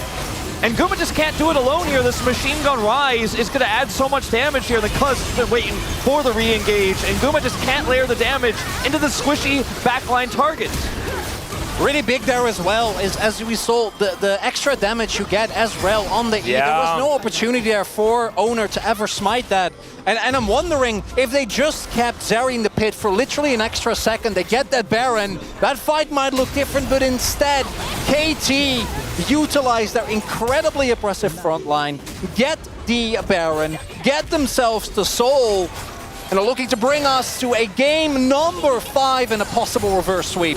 Oh my goodness, this series has been extraordinarily KT. I certainly feel for the KT fans out there. We do have an example in Law, whose heart is probably doing all sorts of things that it probably shouldn't. T1 fans, though, still an opportunity to just win the series right here. If they make a mistake, T1 could pounce, but it's looking like it has swung the way of the roller coaster for this game at this point in time. KT's Baron is going to expire in 30 seconds. They weren't able to secure any inhibitors, you know, so there's still life in T1 here to potentially close the series up. But the fighting against Cloud Soul. Elder flip? It's going to be an Elder that spawns in 4.5 minutes. They still have the ability to engage with Faker if he finds a flank angle. It's not over until it's over. Huge advantages for KT, massive lead for them, but all it takes is one misstep, and there's still a chance here. It's not over until that Nexus falls, and we have seen crazier things happen in LCK playoffs. But man, it does really feel like we are going to 5 here. 4 minutes to go until that Elder, 3 minutes until Baron. Nothing to fight for here, but KT have the menace of this Ryze, who's been level 18 for a while in the side lane, and Ahri with big damage in the side lane as well. And what does Kane build next? Is it Void stuff? Yeah, it is. Okay. Yeah. I was wondering whether he was just going to go for the Rabbit. I was kind of hoping for Death Cap, actually. Yeah. He only has like 490 AP. Yeah, and then those are rookie. You gotta pump those numbers up. No, and it's not more of Malmodius on Gumayusi, right? Like he doesn't have that much MR. Just may as well go for it. But he's now got 6 items, so this Zeri can do absolute Zeri things. Aiming also has got 6 items. Rapid fire cannon going to be completed here. Been a while since we've seen that one, but wants to make sure that he has the extra range available for at least a few of these autos in a fight. The Knight's Vow here for Cuz is really, so valuable without, no matter who he uses it on. If you use on the Ryze, that's just insane damage. You use it on the Xayah, it's already difficult to kill because she has her ultimate, of course, both summoners available here. Faker. Okay, there's the pop blossom. Featherstorm is going to be there to react, and Faker just dies. The crash down from Cuz now as they're looking for the fight, and Keeper's Verdict does absolutely nothing, and there's Lehens. He finds the backline, but Gumayusi's still alive. Gets the wild growth as well, and Zeus, oh my goodness, he basically pops like a balloon. And Lehens is going to be the one that takes down Gumayusi because of course he is. And here it is, ladies and gentlemen. I think it's happened. I think we're going to have to queue up those Silver Scrapes because we are going to a game number 5. And KT, they come alive in game number 3. Some might say that it's a bit late, but it ain't too late. And they're going to win game 4 as well. These Nexus turrets not long for the world. Owner going to try as he might, but he's just going to provide some padding of the KDA. And here it is. KT take a second Nexus for themselves. It's now 2-2. And this series is definitely going to go down as one of the most epic, no matter who wins game 5 here. Remember, KT were down 0-2 at the beginning of this series. It looked like it was going to be a 3-0. They make one change in the draft. Game 3 is one side, but game 4, Lehens almost dies level 1, lose half his health bar. They don't have a bottom lane. BDD is getting crushed in lane. He has no chance. It looks like there is just absolutely no way that KT are going to win this game. It's a 20 CS deficit across 2 lanes, a massive lead for T1, and they clutch it out on the objective fights over and over and over. And Cuz and BDD, this will not be stopped. Keen and Cuz also making huge plays together around these objective fights, but BDD buys the Dark Seal. He finishes it. He doesn't die for most of that game. Like, I cannot believe that KT won that one. I'm still actually coming to terms with it at this moment in time. And a large part is, don't forget, T1 was in a great position in this game, and then we had the Force on top and the Force on bot. Oh, man. And I think that, that 3.5k gold lead, if KT never reaches that super death ball status, if you just snowball the gold beyond that, this composition from T1 could have done it, but instead KT, they kept waiting. They don't lose their cool. And when the moment is there, they strike, bringing us to a game number 5. I predicted 3-2. Never doubted them for a second. I mean, there's a bunch of 3-2 predictions. Either way, there'll be people that got it right. But now it is time to go to a short break. Enjoy the Silver Scrapes, and we'll be back for game number 5 after this space.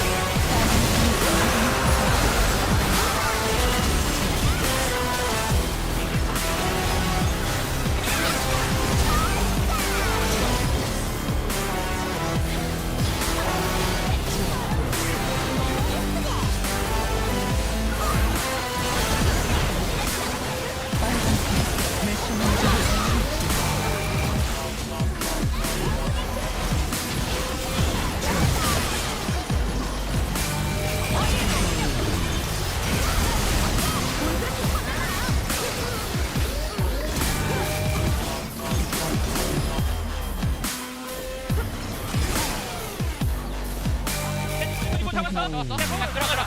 그래. 다 높을, 제리 높을, 제리. 괜찮아. 나 돌아볼게. 돌아. 뽀삐. 들어왔어. 제리 잡아볼게. 들어. 잡았어. 야, 서가자. 제리. 이거. 나 미드. 나 끝났어. 대포 줄게. 나 끝났어. 끝났어. 그래. 끝났어. 괜찮아. 줄게. 템페 승승 가보자. 가보자. 나 W 5초. 템페 아마 강타로 줄여 올 듯? 나도 펜타 줄게. 야, 뽀삐 보이면 나 펜타 할게. 그냥 펜타. 오케이. 야, 죽여. 힘들었다. 나이스. 수고했어. 잘했다. 쏘리. 괜찮.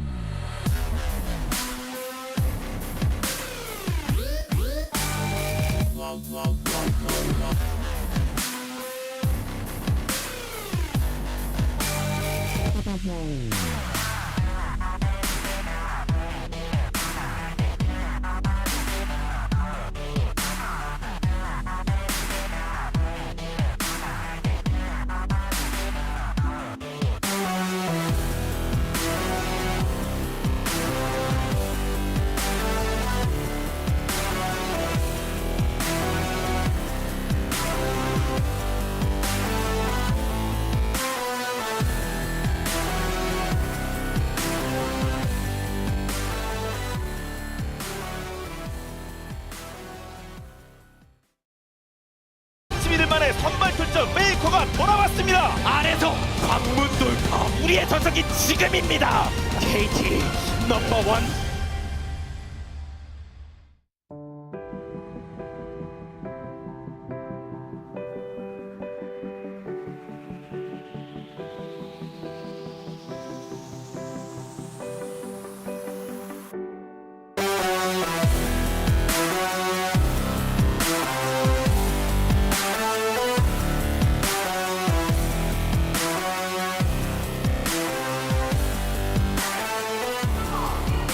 And welcome back to the space, everyone, for the 5th game of this series. And guys, we wanted to have an amazing series. We had an amazing series so far, with a shift in momentum maybe, as KT are taking us to game 5. I think honestly a lot of people after the first 2 games were ready to tune out. Like, you know, they're done. They're cooked. They're over. But they really bounced back in this one. And I think for me the big thing was the solo laners of KT. this is what we saw from them in the regular season. We're finally seeing them back in form. Yeah, I mean, this is like BO5, you know? Like, I knew that it's gonna go game 5. I even checked the yes on the silver strips on the Be My Bingo, and I knew that happened. I can't believe that you still don't have a line, given the number of cases that you got here. We're gonna talk about this a bit later, though, because Huni, as a retired top laner, what do you think of the Rise top lane here? Was it good? A good draft? Yeah, I mean, honestly, his performance was kind of good. Like, I'm not gonna lie, I think he still decently performed well. I think it's more so T1 definitely kind of threw a lot of their lead, like they'll generate like all the lead from T1. Actually, it did impact the game, and it almost took out the game. But the thing is, like, I think it wasn't enough to close the game. I think ultimately for me, T1's composition was working fine when it was ahead, but the second you fall behind, the only like sustained damage on this composition is the Zeri. So there is so much emphasis on Gumayusi to carry, and this is not the old Zeri. You know, this is crit Zeri. You're so much squishier, and in the fights, there was so many times where like he's doing well, he's doing damage, he was doing the most damage in the game, but he gets hit by like a Rise EQ, and suddenly you're like 10% HP, and you just lose because your Zeri can't carry, because the rest of the team don't do enough damage. Yeah, that's the thing. Damage distribution was a bit off, but so were individual plays, I feel. And when you look at this, the gold generated in the early game, what happened? I mean, I don't know. I mean, it's a T1. Like, they should have just won this game, honestly. Like, it's already, like, 1K differences, like, in 5 minutes. In 5 minutes. Also, 10 minutes, it was, like, 2,000. It was crazy, the gap. But the thing is, like, the play wasn't really enough to, like, they keep their snowball, be able to just win until the actually object fight happened. And I think something changed in what we've been planning for this series here, as we're gonna see, because we saw some KT members rise when they needed to, and actually Rise, I think, is the perfect choice here because Kin has been playing phenomenal this game. Yeah, he was so good, and I think honestly, you know, he's been so good in the reintroduction, but Faker made some big mistakes this game. Overstepping on the Nico, the counter-engage was so potent. The thing is, they're focusing down this Rise who's so tanky and so hard to burst. Yeah, I mean, also, you have to know the Gragas is actually just pushing bottom, and there's no one on top. Like, the KT was actually hoping to T1 overstep there, but T1 actually fall in the KT trap so hard. They're just up into fight for 4v5 for no reason. Now moving to this next game. I want to know what we want to see. I want to know what we don't want to see. This is something that we've predicted when we did the pre-show earlier today when it comes to champions, mostly. Moving to the next draft. Is there anything you don't want to see on the side of T1 who might get reverse swept here? It's not done yet. I think for me, have faith in Zeus, right? They stuck him on the Gragas, which is like, you know, that sort of neutralizing pick, good into melee champs, and he just didn't get to do anything that game, really. Put him on a carry, take the weight off Gumayusi a bit, and then play with confidence, because we saw them in the first 2 games delivering so well. I think, honestly, they just need to kind of slow down, refocus, and ensure that it's not all on Gumayusi to 1v9. I think for me, it's got to be the Rel jungle priority. Like, since from the game 3, I think the girls actually just keep getting the Rel jungle. Like, as you guys saw in the highlight 1, I think it's actually really, really impactful. All the team fight, even this highlight 2, the Rel actually find a way that he's just able to just steal the Baron and the team fighting, like everything. But I still think the Rel as a jungle, like especially not like support, but it's even stronger because like it's so tanky and you can do so much thing as a jungler right now. I think Rel Rakan is such a broken duo together, the engage threat. But I kind of want to focus on Gumayusi here because he takes an EQ from the Rise, and then he ends up actually getting caught by a bit more damage here, combo, and suddenly you can't fight anymore because your Zeri is so low in HP, and this was before he had Bloodthirster. And even though he's like kiting, playing well here, he's trying to play the extended fight, he's just too low in health, he doesn't have the health bar to continue. So I think Keen did fantastic here. I think ultimately though, as you said, the Rel Rakan, I think that duo is so good. And I do feel like it is really uncharacteristic of the T1 we've been seeing in playoff just to rush like this and go into hasty plays that they really don't have to force. Something they should be careful about, especially in this last game. Yeah, I feel like it's kind of the thing of T1 is like, T1 Baron is something we always talk about where sometimes it's phenomenal, sometimes it's horrific, and I feel like they always balance on a knife's edge where sometimes it looks very composed and then sometimes they just rush a bit too much and it backfires. Yeah, I think for T1, I think also Lulu too. I don't know what's gonna be the priority because like they're generating the lead, but the thing is like they're kind of keep getting hiccup in the middle game. We mentioned the Rel Rakan combo. Who do you think is going to get player of the game here? Yeah, I think on for me the it's side Keen. of KT. Keen? All right. I think his laning was really good, the confidence to pick the Rise up, and then in team fights, again, landing damage on a Zeri being buffed by a Lulu is not easy. And yeah, I mean, super deserved. Yeah, with a new champion also. Yeah, I mean, also as a Rise, I think it's really hard to be zero death, basically. You don't have any ability to survive.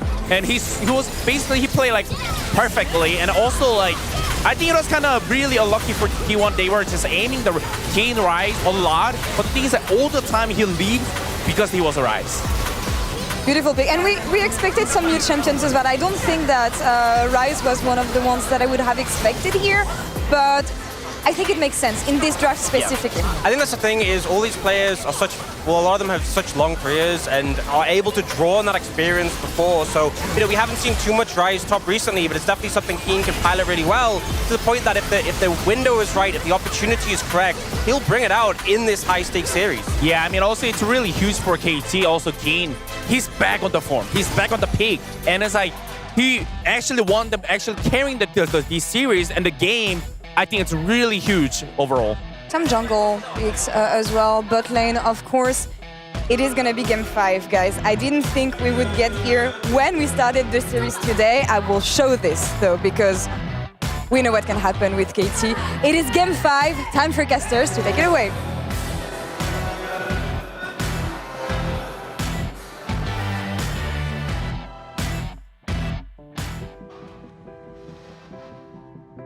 Thank you so much, Law and the Spaceman. Yes, remember, don't get evented, okay? Just don't do it.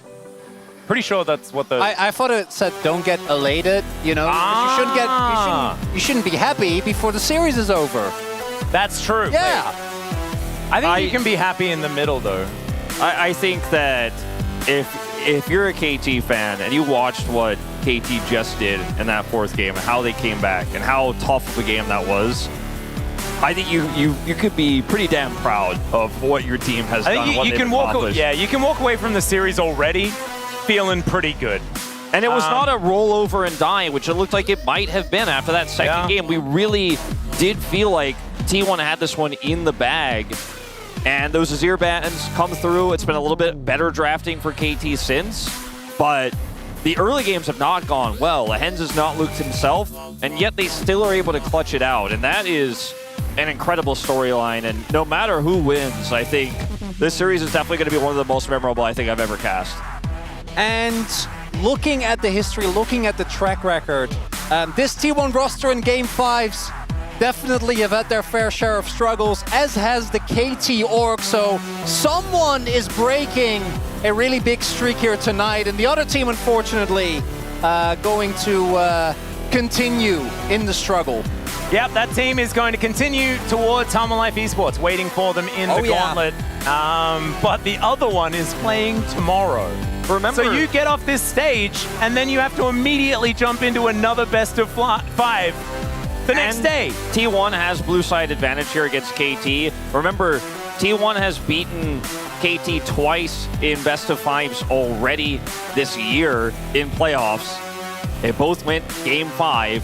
KT was unable to clinch either series, but this time, the 3rd time of asking if they could do it, if they could complete the reverse sweep, they will go to the finals. And that is just such a crazy storyline that maybe this time is the time they could do it. And if they play as well as they did in those final team fights, I think anything is possible here. I mean, the first time these two faced off against each other in a really big best of 5 that went 5 games was the Faker Ryu, you know, back in a million years ago, like a decade ago. And now they meet again here in 2023. We're going to 5. Find out who's going to meet Genji in the finals. And I'm just going to meet Score. I know, and this is the thing, because Score is waiting after, you know, his KT experience in 2018, going to 5 games. Last time, it was Korea for the World Championship. It's there's a lot of stuff. There's a lot of stuff. There's also some bans and some picks that are going to be coming in right now. It's probably going to be Alistair, Nautilus, Maokai, Sejuani, but the Rel going to be taken away as well. Very similar to game number 1. And the Azir continuing to be banned away as well. And love there's this the adaptation. Tristana. Nautilus first pick? That would Hey, be you can weird. flex that mid, right? Hey, Guys? flex it jungle. Don't You can flex it all over the Don't place. do it. Don't do it. It's a serious Game 5 cast, gentlemen. No, I'm not kidding. That wouldn't be the first time. Didn't work out that well last time that T1 tried to do so. Yeah, let's not remember that one. Let's see if they decide to ban the Nico, because obviously BDD had a lot of problems with it. They'll still take away the Sejuani instead here. I think this is a wise choice, but maybe Faker just picks it up again. He had a great laning phase, right? But it was the later, okay. It was the later parts where he didn't have as much success. And they'll go back to the tried and true Xayah here for Guma. If we get like a semi-rerun of the series that was played in spring, which won't be the case because Lance will be able to pick up the Rakan here. But think back to how close that game was, how close game number 4 was, as Cuz will be taking away the Poppy here from his opponent really big. Even though Owner wasn't able to actually close out the game, I do think that particularly his early game again was very impactful, and T1 was in a prime position to play that game out. That would be a Nocturne Nico response here. Could be Nocturne Nico or Nocturne Ahri, depending on what Faker wants to play here. I've actually really liked the Ahri, but often with a Rakan Nocturne, this has worked out as just the duo quite well as well. So the Nico Nocturne for all of that trickery. Yeah, there's also the Poppy. I think otherwise they might have gone for the Ahri, given how successful that combo has been, but Nico not as threatened by the existence of Poppy and her Statfest presence. I mean, we've talked about the power of this Nocturne Nico, but Owner has just been, honestly, LCK's best Nocturne player for a while. He's played it when it wasn't meta, when it wasn't even fringe. He's just so good at controlling side lanes with T1's macro with this pick, so I'm always a big fan of it when he gets locked in here for T1. The Zeri will get prioritized here for aiming. Not going to opt into the Kai'Sa this time around. And we're looking at a situation here where now you can start pinching BDD's champion pool because of the Zeri pick. So the Ahri is gone now. Won't be able to have any clutch plays with this one against the Nico. No charms on that Pop Blossom engage. Won't be able to see anything no matter what he's playing. And the support pool is still thinning here for Carrier. See if they decide to ban the Thresh again. Will be the Aatrox. I like this a lot more. And Cuz has just been given so much priority in these drafts for KT. They really trust he can get something done here in the early game. And I wonder, with this Aatrox ban here, what the soul lanes are going to be here for KT. Because remember, the Poppy still technically could be flexed topside as well. We saw last game what Keen was able to do when he does get the counter matchup. And if Zeus ends up going towards, say, a Jax, even though it hasn't been in any contestation in this series, or Renekton would be the obvious other choice, that does still remain a possibility. But I would love it if KT just, again, give that counter pick over to Keen and ensure that he has a good matchup. Because a lot of what made T1 so dominant in those first 2 games was the inevitability of Zeus winning in that isolated 1v1. And you already know your mid lane matchup. Yeah. Veigar. Oh, the Veigar comes in. This is one of BDD's all-time favorites. Going to be locking it in to Faker here. And of course, the cage can make getting the Pop Blossoms in the right position difficult. But it is going to be a game of wits there in that mid lane. It really is. I mean, the fact of the matter is, too, you're trying to play a Nocturne and a semi-dive comp into Veigar. It's just so perfect here for KT Rolster, and they still get that counter pick, as you guys were talking about here for Zeus' lock-in. Not surprising to see the Lulu here. You can have an additional knock-up on that engage. It will give Zeus some additional survivability. As a tank here, to try to give a little bit more front-to-back is going to potentially be the call here. Oh, this is... Not 100% sure about this one. This is really pivotal. What Zeus is going to choose in this moment. The Ornn seems to be the consideration. Still a couple of seconds to make up his mind. And it's going to be the Gnar in the end. I like this so much more for this player. This is ultimate comfort for Zeus, and he is so good at creating pressure with this pick. Oh, now this puts Keen in the position to where is he going to play Renekton into this and maybe potentially get outranged where he's playing against one of the best Gnars in the world? Is he going to try to opt into something a little bit harsher? Will he go Gangplank here for some additional damage? I mean, there's not really any limiting factors here. Keen gets the opportunity to pick the Renekton here in this final game. It was one of the picks that he was kind of a liability on last time these two teams met up. It hasn't been his best day on the pick, but they trusted him one final time here. This is going to be a sick game 5. I'm excited, but like the Renekton is not something that really makes me go, oh yes, that counter pick worked out. It's a little bit more like we kind of wanted to play Renekton anyway. We're glad that we got it, but it's not going to be a fun time in that lane. Top lane is going to be so incredibly volatile here. Whoever gets a lead is going to run away with it. I think Gnar eventually can always take over, right? Given that he actually is able to get to his items. But if I look at both the disengage and engage available here for KT, that Poppy Veigar combo means that one mistake from T1 and they're in deep trouble. Yeah, and that's the other thing about this. When I look at that top matchup, I think that in a lot of ways, Zeus is going to be somewhat helpless. Like, he's playing with a Nocturne that pre-6 won't be able to make any impact, whereas potentially if Cuz indexes into trying to get this Renekton ahead, he's going to have a much larger impact pre-6 to go up there and make something happen. And there's so many ways for the Poppy to be very, very strong early. And if T1 make, as you say, just one mistake against this before level 6 is hit for Owner, I feel like that could just be the end of this series. I think so much of the early game is going to come down to Cuz. Yeah. What he can actually get done, which lanes he can influence, who he can get ahead, and if T1 can get that vision down, spot where this Poppy is going to be, allow Owner to hoover up his jungle, get to that level 6, get to that paranoia, and have these dark pop blossoms flying around the rift. T1's team fight is going to be very, very scary. And even though Faker didn't have the greatest game on the Nico last time out, his shape splitter usage is always so, so good. Let's jump onto the rift for game number 5 and see who's meeting Gen G tomorrow.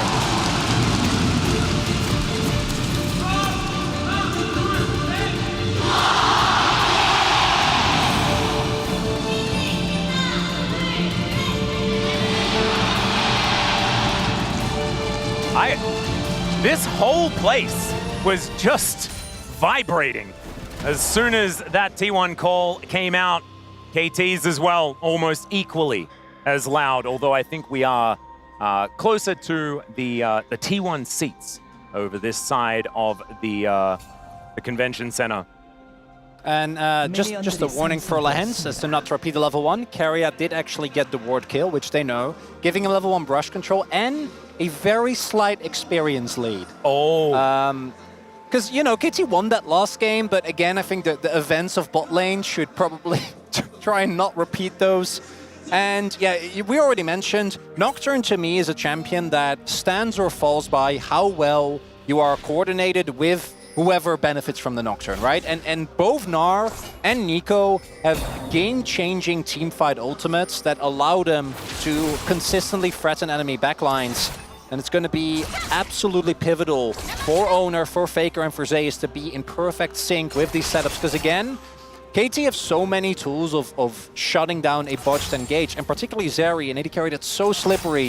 If you miss, like, beyond the cage and a steadfast presence, you're just never going to get to her. Yeah, it's really going to be tough. And you can see Owner 2-0 on this pick. Zeus is Gnar. He really was the saving grace for that awkward period before. What? Yeah, that's... BDD, I think, got caught when Faker hit level 2. Yeah, I got comboed. That's rough. The Ahri going to proc as well. And all right, Kane is going to dash towards Zeus, finds a couple of autos, but he is otherwise losing out on this trade. Mega Gnar incoming relatively soon. And so it is once again the sad story of KT early laning phase, which has not been a very good time for them. No, and it's down here, obviously not going to be great either. Jonas Strong. I mean, the pressure is on here. It's understandable that you're going to miss a cannon or two. Okay, no judgment here. No, come on. I wouldn't miss. No, I wouldn't miss that cannon. You would have been in the jungle. You know why? Because I wouldn't be missing anything. Because I wouldn't be here. Yeah. As is most people that are, I'm sure, spamming -1. This is absolutely the closest we're going to get. I don't think any of the ex-LCK finalists are in chat spam -1 here either. Yeah. Hey, I don't know, you have a day off, you watch the global broadcast, you see someone miss a cannon, what are you going to do? I don't think Ryu's in the chat type of -1, you know what I mean? I don't think he's in there. I don't think Hachani's in there going, yep, bit of an oopsie. Another snare is going to land as BDD at least holds onto his teleport for now. Cuz moving towards this Rift Scuttler, but Faker definitely has control of this area, and Owner, he wants to sneak in. He was looking for potentially a little bit of a catch on to BDD. Root on TP?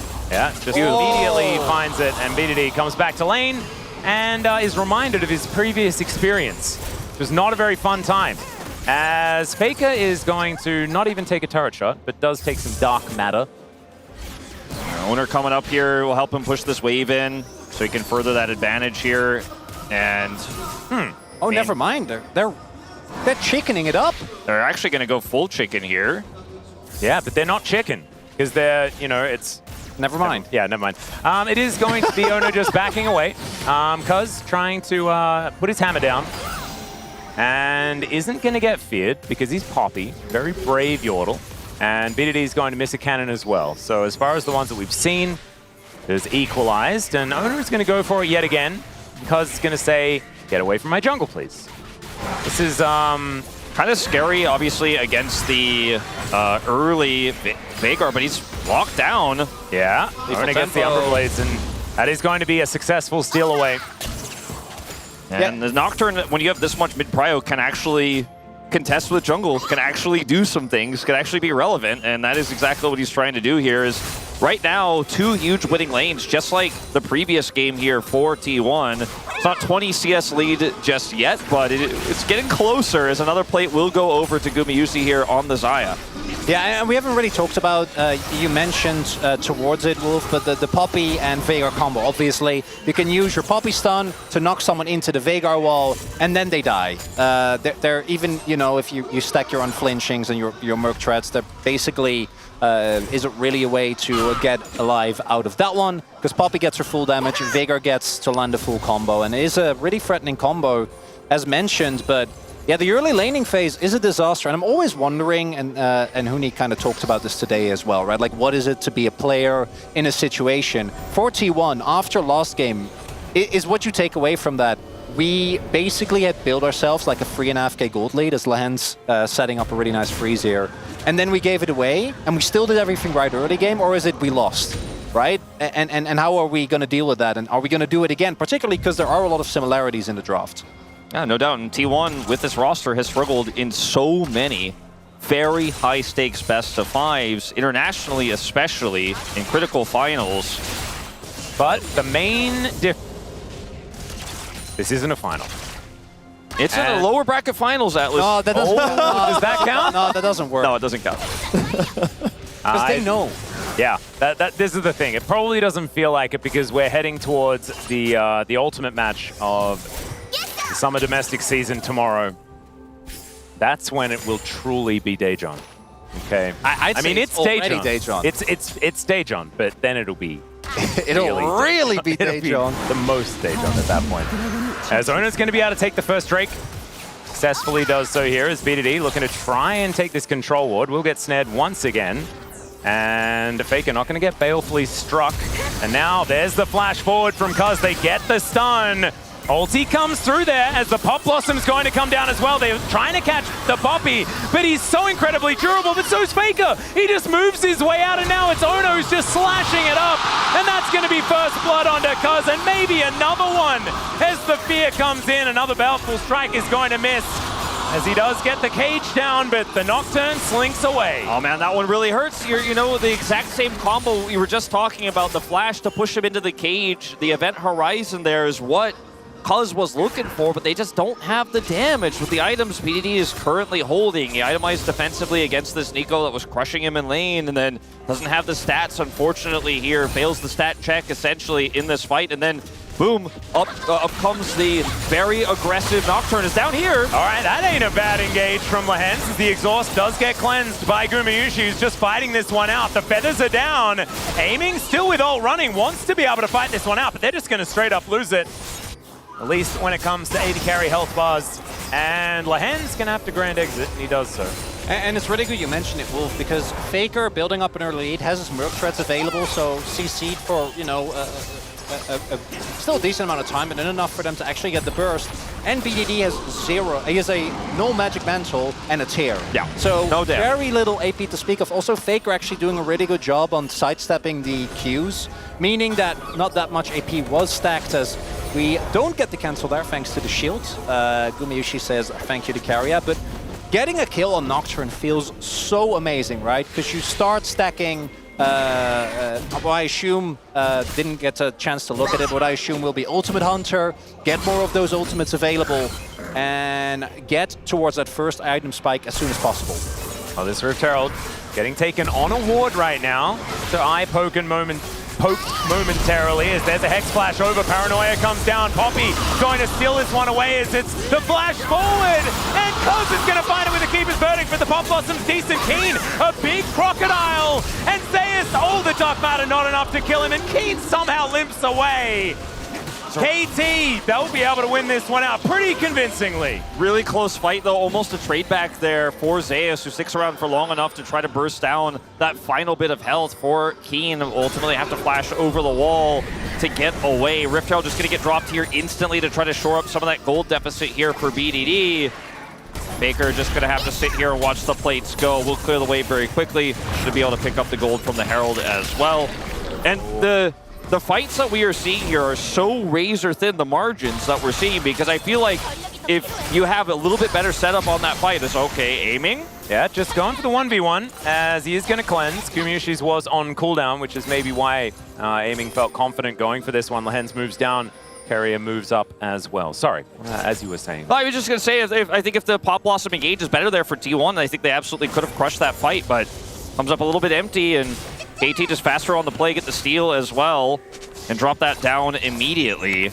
So the gold lead here, not as significant as it was in the last game here with the T1 lead. Still 20 CS lead in the bot lane, not quite 20 in mid. But once again, T1 getting the better end of KT overall in this early part of the game. As Faker here with the flank, it's really hard to actually play out Pop Blossom engages because there's just too many threats here. And then Owner is just deleted before the fight even really gets off. Yeah, Owner doesn't have his ultimate available due to the play he made earlier in mid where he flashed aggressively. And Lehens was there as well. So you see the confidence from KT. They're very aware, hey, we can hard commit here because we will be a member up. Carrier was getting close as well, but was, I think, a few seconds behind the play. And especially at a Herald fight like that, just a couple of seconds can make a huge difference. And that means that the gold lead remains within the 1K touching distance. Also 30 seconds towards the next dragon. Yeah, and this is just basically KT trying to stem the bleeding, right? By winning out on that fight, getting themselves the Herald, getting a plate in mid lane as well, pretty close to getting another one. It's only going to get them to 1,000 gold behind. And so T1 from their early laning going to be feeling great about how this game is going. BDD just trying to catch back up here in this mid lane, not nearly as far behind as he has been in other games. Tell you what, hats off to Faker and how he's turned around his laning phase pretty considerably from not only the last time these teams faced, but also the last time T1 were on the Rift. Yeah, I mean, he's really just leveled up his mechanics, and his laning phases have been really strong. I mean, back-to-back here. Waiting for the root here on the teleport again. Not going to happen this time. Very annoying to lane against Nico because of this fact. Teleporting back means you just come straight in with a disadvantage. Yeah, aiming skates away from Gumayushi here as Lehens moving towards his bottom lane, but there is a control ward in the area. Not to mention the whole gang making their way over as this first Drake, or sorry, second Drake for T1 is going to be started. Cuz going to waltz on in. Let's see whether T1 are going to be able to lock this one down. Yeah, he's just going for the flash. And there it is. The cage comes down. The quickness is so good, but the Pop Blossom's going to be there. Massive damage as the Poppy is going to go down. Owner gets into the backline, gets the fear onto aiming. It's a double for Faker and one for Owner. And T1 clap back. I mean, this is practically flipping the game on trying to hard engage on a Nocturne who's got a wild growth right next to him. And it's just a really easy turnaround here for T1. KT really hard forcing with this Poppy engage, and they're so close to pulling it off, but Carrier just presses R, and then Guma turns so beautifully with his Zaya as well. And just watch this as they look for the target here, and ultimately they decide the Nocturne is the one they want. He just instantly gets wild growth, and it's like right into a Pop Blossom. They engage themselves, essentially, in this fight. It's the defensive Pop Blossom, the fact that Guma has a Kraken Slayer versus aiming Shiv, and then the fear that Owner gets. There is no opportunity for a Zeri moment, because there is no one there to protect the backline, right? Because Cuz goes down early, BDD has to peel away, and T1 taking a 2 Drake lead, and it is a Chemtexel, which I'm a little sad about, but still, 2-0, big gold lead now being built up here for T1, and if last game taught us anything, it's that by itself isn't enough, but you still got to be feeling good about that one. Yep, aiming, looking for one last plate as there are 5 seconds to go, and Faker will deny it. And in fact, Faker actually looking to try and get a bit of extra damage onto aiming.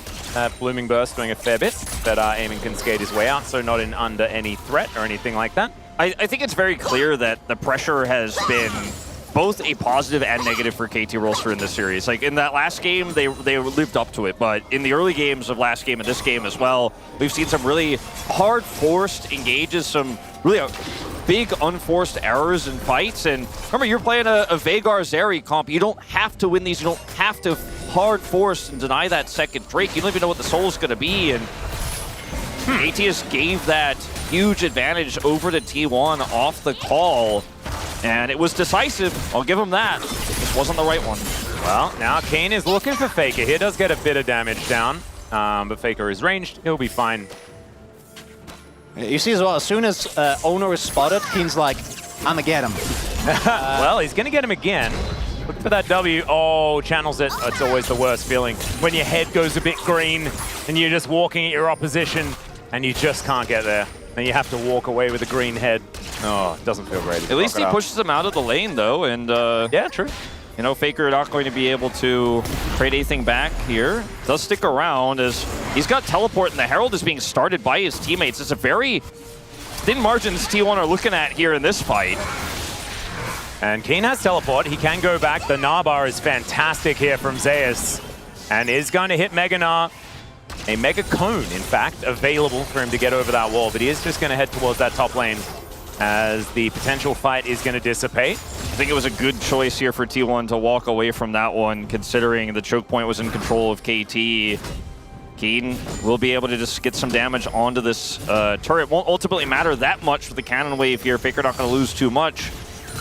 And T1 once again just going to rinse and repeat, start this Herald up, this time with choke point control. Yep, double teleports available on both sides, so this could erupt into a 5v5 at a moment's notice. Depends what Cuz wants to do here.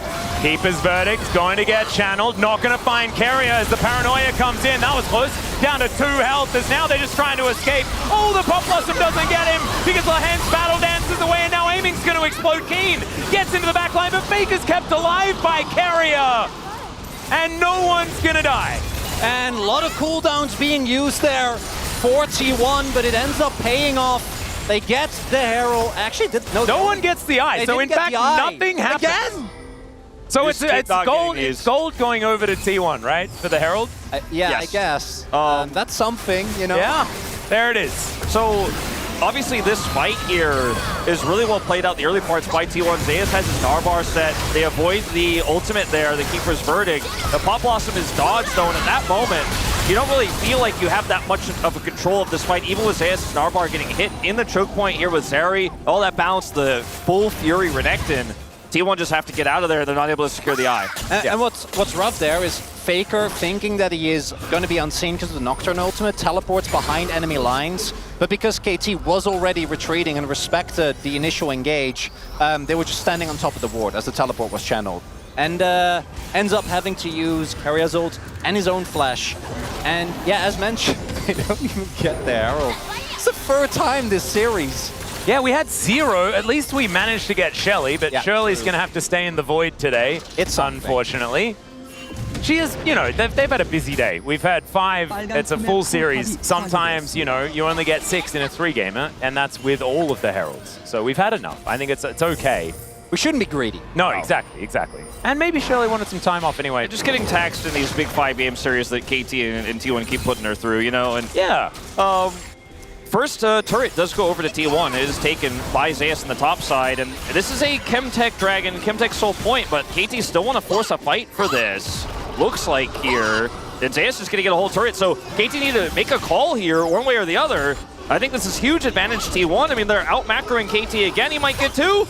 Yep, the Dark Matter going to come down as Zeus just, walks out of the way of the cage. So he does not care about that one at all. And now BDD can't even walk over there because he's never going to be able to fight this Gnar, who is just massive. It's classic Zeus Gnar. I am taking a look from across the arena. I think I see Huni dancing as Zeus just stayed in his lane and kept on pushing.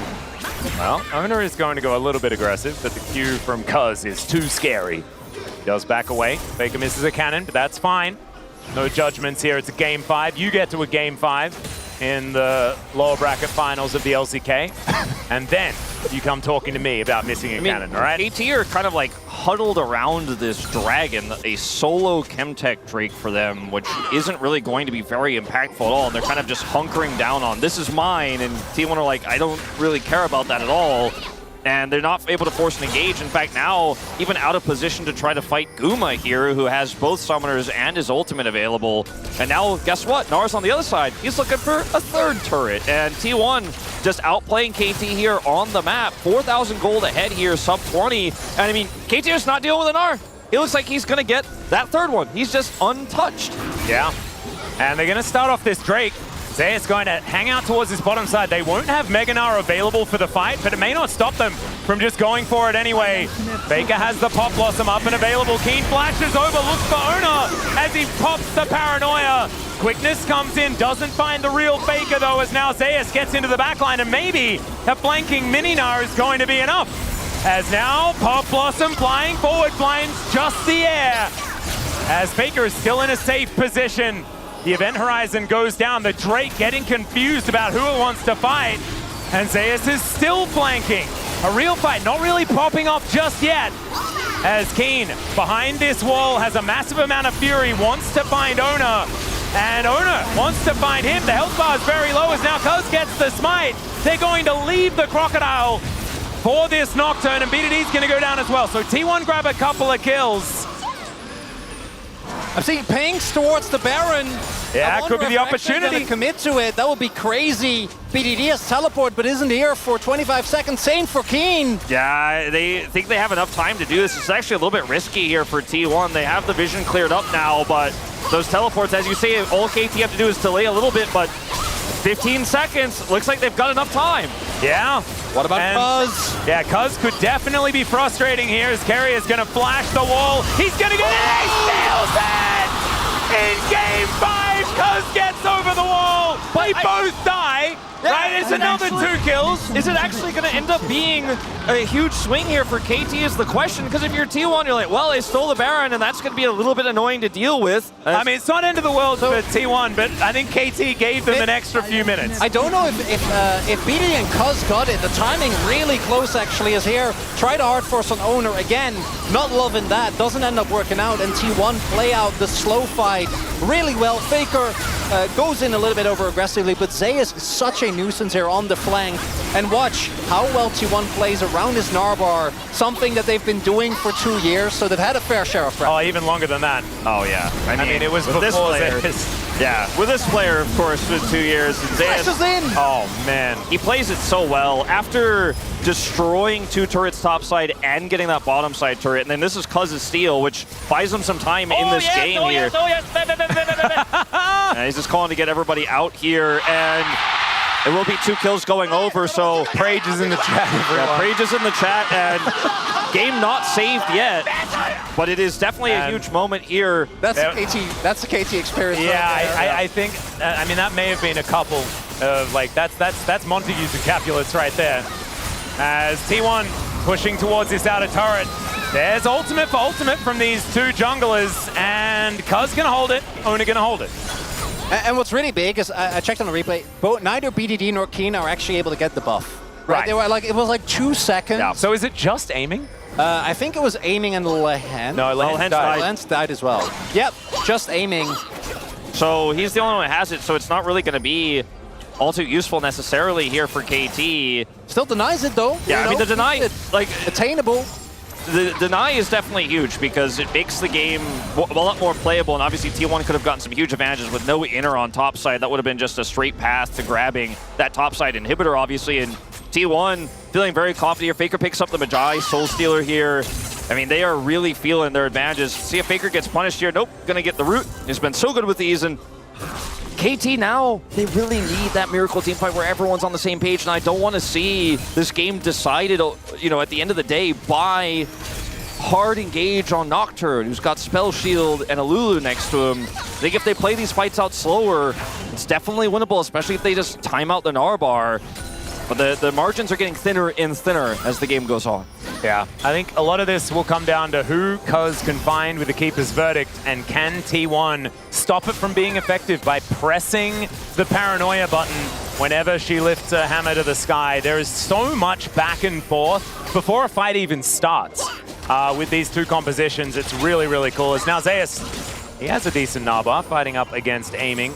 But he's underneath the turret now, so the Poppy not going to be able to fight anything. We haven't really talked about it yet. Also, Faker has a 10 stacks meta Yeah, that he that's actually ended up going for, which that's scary. That's a game 5 Majais. Yeah, he doesn't care. It's fine. Well, what I do want to highlight is that I really hope Zeus ends up, could go for Hullbreaker, could go for Sterix. I really hope it's Hullbreaker, because I don't think that with the state that the matchup is in now, Keen ever has a shot. No. Right? And trying to 1-3-1 or even 1-4 into a Fednar with Hullbreaker and a Nocturne on his team is an absolute nightmare. And there isn't really anyone individually that can answer the Gnar, right? You're always going to have to send two people. I mean, until KT gets some Chemtech Drakes, because then the Gore Drinker and the Q healing is just going to be too much. I really feel like the Hullbreaker is the right call, but it's also definitely the call that Zeus generally makes in these moments. He's done it several times across the Gnar. He's really the only one who's playing Gnar this season. No one else is picking it up, and you know, I think that's definitely the path he's walking right now, because with the lead that T1 has and how little impact these Drakes are going to make, he's just always going to be a problem that KT can't really answer, as you mentioned, Chronicler, and they're just going to siege up this mid turret, take more gold. Okay, opportunity! All right, yeah, looking for the stun as Gumayushi. Now does have his cleanse on cooldown, keeps the Feather Storm and holds the flash. As Keeper's Verdict going to be cancelled. And Cuz going to have that one up relatively soon, but not for this fight. As Lahens may have found Owner, he goes down to 50%. If his spell shield gets procced by that Zeri W, he dies. Yeah. Very tight timing there.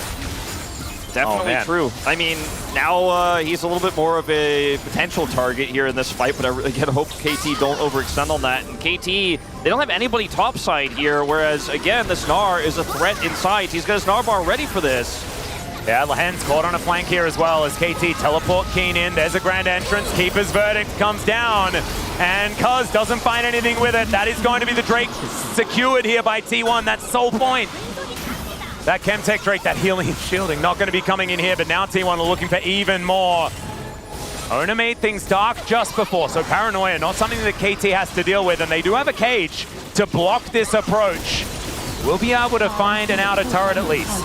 Great use of the terrain there in the zone denial that Poppy and Veigar provide, as we're not done. Yeah, King gonna have to dash his way out. Event Horizon comes down again, breaks his stopwatch, is now Gumayushi getting flanked, but they're still gonna be able to do so much damage. Shigini's taken down, and now Cuz is having to flash to get himself the heck out of there. Aiming doesn't press his R button, but T1 is still pressing forward, and they are gonna be able to take this outer turret. That is a 4 for T1, and this gold lead is starting to get ridiculous. They could just go do Baron now, and Cuz has no ultimate. Keen is dead for 30 seconds. BDD does have teleport. He's just going to stick around in the area. They have to hope. He's got Smite set up here with Flash. Maybe the double Smite steal. Yeah, Carrier looking for a ward as Hex Flash to try and get him in there. Pop Blossom gonna go awry once again. And there it is. The Flash in comes forward. Can they secure the battle? Oh, what the hell? 2 in 1 game. Are you insane? They kill the Nocturne and they just take it with BDD with his unsealed spell. So they have unsealed and Cuz's Smite, as well as Aiming's Extendo Beam, all timed during Paranoia to try to get the steal off. And it's just so frustrating for T1 now. They end up winning out on this fight. Really nicely timed stopwatch here from Keen, but it's ultimately not enough to save him here. That's Turret and starting Nash. But it's crazy how much KT have been able to accomplish here this far behind. Okay. As look at BDD unsealed, they have no vision and Paranoia. He goes in first. Beto. It's crazy. It's my goodness. The Zeri W that kills Nocturne there. I mean, that's what secures it, right? Because it means he's the only Smite in the pit. And This one, I think, matters a lot more than the previous one. The previous one was straight up only denial, but this one is going to give them an opportunity to actually fight and keep the gold even, keep the base alive, and eventually we're going to see BDD be a bigger and bigger problem. About to level 16, already sitting at 520 AP here. But every team fight still has been won by T1. Which... I mean, everything has been won by T1. Like, every single part of the map has just been won by T1, and then KT steal 2 Barons. Now only a few thousand behind. It's just KT in this series tonight is never say die in terms of potentially a reverse sweep, in terms of these last 2 games being so T1 favored, and you slowly start to see KT creep back up. T1's still in a pretty decent position here, but this time the Baron buffs, as you mentioned, are actually going to still be here for KT, so they can actually get something relevant out of it. All outers are down here, and KT still don't have enough map control to start threatening inners, but it's going to be a decent amount of gold here in map control. That mid-inner, they're just using it to let aiming, because this is down, they'll let aiming just farm for free here and scale up. This Veigar is getting more and more AP stacks as time goes on. He's getting closer to that death cap, and there is a real win condition here for KT later on. They have so much burst, they can just press R with Veigar on targets later on. They've got a decent amount of CC setup as well with the Poppy. If you push 2 people away, somebody else gets instantly burst down by BDD's ult. That's a one-team fight, you know, that's an objective, and so far we've seen that KT has been able to sneak into the objectives so far, and the game isn't over, but Cuz hasn't been great with these Keeper's verdicts just yet. They need to be better, they need to really land here if KT is going to the finals. And aiming throughout all of this has just been kind of living his best life. Unmatched, right? Obviously Guma is really, really fed, building towards a GA here. But aiming has been, I think, the big benefactor of a lot. Actually got the Baron buff. He's the highest level in the game. Yeah. And getting on top of aiming is going to remain a really big problem as we get into the later stages, right? A lot of it has been killing Keen, killing Cuz, killing BDD. But as we get deeper and deeper in, aiming eventually is going to become such a big problem. And because the gold is still so even though the kill score obviously very favorable towards T1, it's getting scary as Faker. Oh, he's not going to get caged, and the minion just exits. The minion's like, nah. It's much like the patch from earlier. It is Sterix for Zeus. I don't know if this was mentioned earlier, but he did go down that path, so doesn't have that same Hullbreaker side lane threat that we were kind of hoping for. He has a stopwatch. They've stacked them up for the soul fight potentially. Whoa! That's a flash onto Gumayushi, who immediately cleanses. And the wild growth comes through as well. He's still trying to fight this one out. Understands that the Poppy doesn't have that flash available anymore. And he's angry. Doesn't want to have to press his summoner spells. And they got the wild growth as well. Lance and wild growth now gone. Flash and Featherstorm still available. All right, teleport to come in from Keen, but this Drake is going down extraordinarily quickly. Paranoia comes through. That is going to be Chemtech Soul. As Cuz not really going to find anything. Gumayushi is just going nuts. And there's the quickness, but a 4-man Pop Blossom from Faker, and Cuz is going to go down still. Faker may follow, and Keen is kind of massive. He slices his way out of the fight, and aiming, he can't fight anymore either. BDD trying to Mega Cone his way out, and Keen dives into the backline. I don't know about that one. And KT, can you escape is the question, because that's what you're going to need to do. As BDD stays alive, okay, there's a flash forward, and aiming takes matters into his own hands. He's still got the GA. Zeus is going to be taken down for the triple. And it's aiming, the one that saves this game for KT. Oh, it's a pretty close game now, isn't it? Chemtech Soul picked up, and they might lose everyone for this. Oh, the Extendo Beam, not enough. The speed up from the Honey Fruit. But it's not going to be enough, and KT eyes on the prize. They're looking for this inner turret. They might even be able to take more. I don't know. Faker's about to come up, so they'll get an inner. They'll get aiming even more fed. But this game is still not gonna be done. No, it's not done. But look at this fight here. I mean, this is one of the longer fights we've had in this series. As Cuz takes an insane amount of damage, but Nocturne's out. The Hens gets nothing, and Faker's engaged. Is amazing with Zeus layering on top, but critically aiming doesn't get caught. So he actually gets to kite out here, push down Faker, then get over the wall, And then what ensues next is just hard to imagine as T1 way overdo it here, chasing into this choke point. Keen does so much damage to soften these targets up. BDD escapes Zeus, who decides to go over the wall for the kill. The Nash! All right. And this was the moment, right? Like, aiming has had these moments in the past. Like, you remember that killer instinct against this very team, as now Paranoia is going to come in. The keeper's burning, and the steal from Ona! Every single Baron has been stolen away! And this time, T1, they get away with everyone. Oh my god, this series, it is just ridiculous! Three stolen in the final game here. And rule number one, don't start the Baron. T1 back in the driver's Baron is here, bait! and they're trying to push. Oh man, this inner turret's going to be taken down. Looks like T1 not going to push for the inhibitor turret just yet.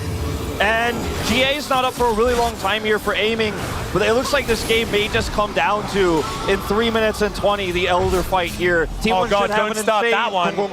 Okay, let's watch this first person view on the steal. Just gets vision for an instant here and presses as fast as he can. Got it. He gets out, tells him to leave, and doesn't even have to flash. And now here, as T1, try to get any inhibitor you can with this Baron so you have that Elder prio, because again, that is very likely going to be the deciding fight in this game. But all it takes is one mistake from KT during this Baron buff and T1 end. No, exactly. That's the thing, because these are 5 Barons as well. Like KT, they very narrowly managed to win fights and sneak away with like a Baron on aiming, a Baron on a couple of people.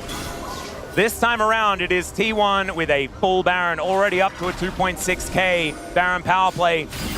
These inner turrets looking in trouble as the Keeper's Verdict not going to do anything to save this one. Gotta buy time. They really want an inhib. Inhib makes the setup for Elder so much easier, gives you an opening, allows Zeus, even without a hull breaker, to be a really big factor in the side lane. But KT's ranged wave clear, obviously, with Zeri, with Shiv, and Veigar, going to be really hard to actually chew through. 1 more minute remaining on the Baron buff. Feels really difficult to just siege KT in general, right? Because if you don't have large amounts of range, the cage is just a very, very scary prospect. They sent Zeus top lane, and he's just going to be able to prep this wave up here, and KT will have to answer, and the timing of this could be really huge as mid is crashing now. They've got Baron buffs in all 3 lanes, and even if they don't get an inhibitor, they should be able to maintain a decent amount of prio and vision here of this Elder. They've got vision in the jungle as well that KT is going to have to push through before they even get to talk about contesting the Elder, before they can even get in there for another amazing Cuz steal.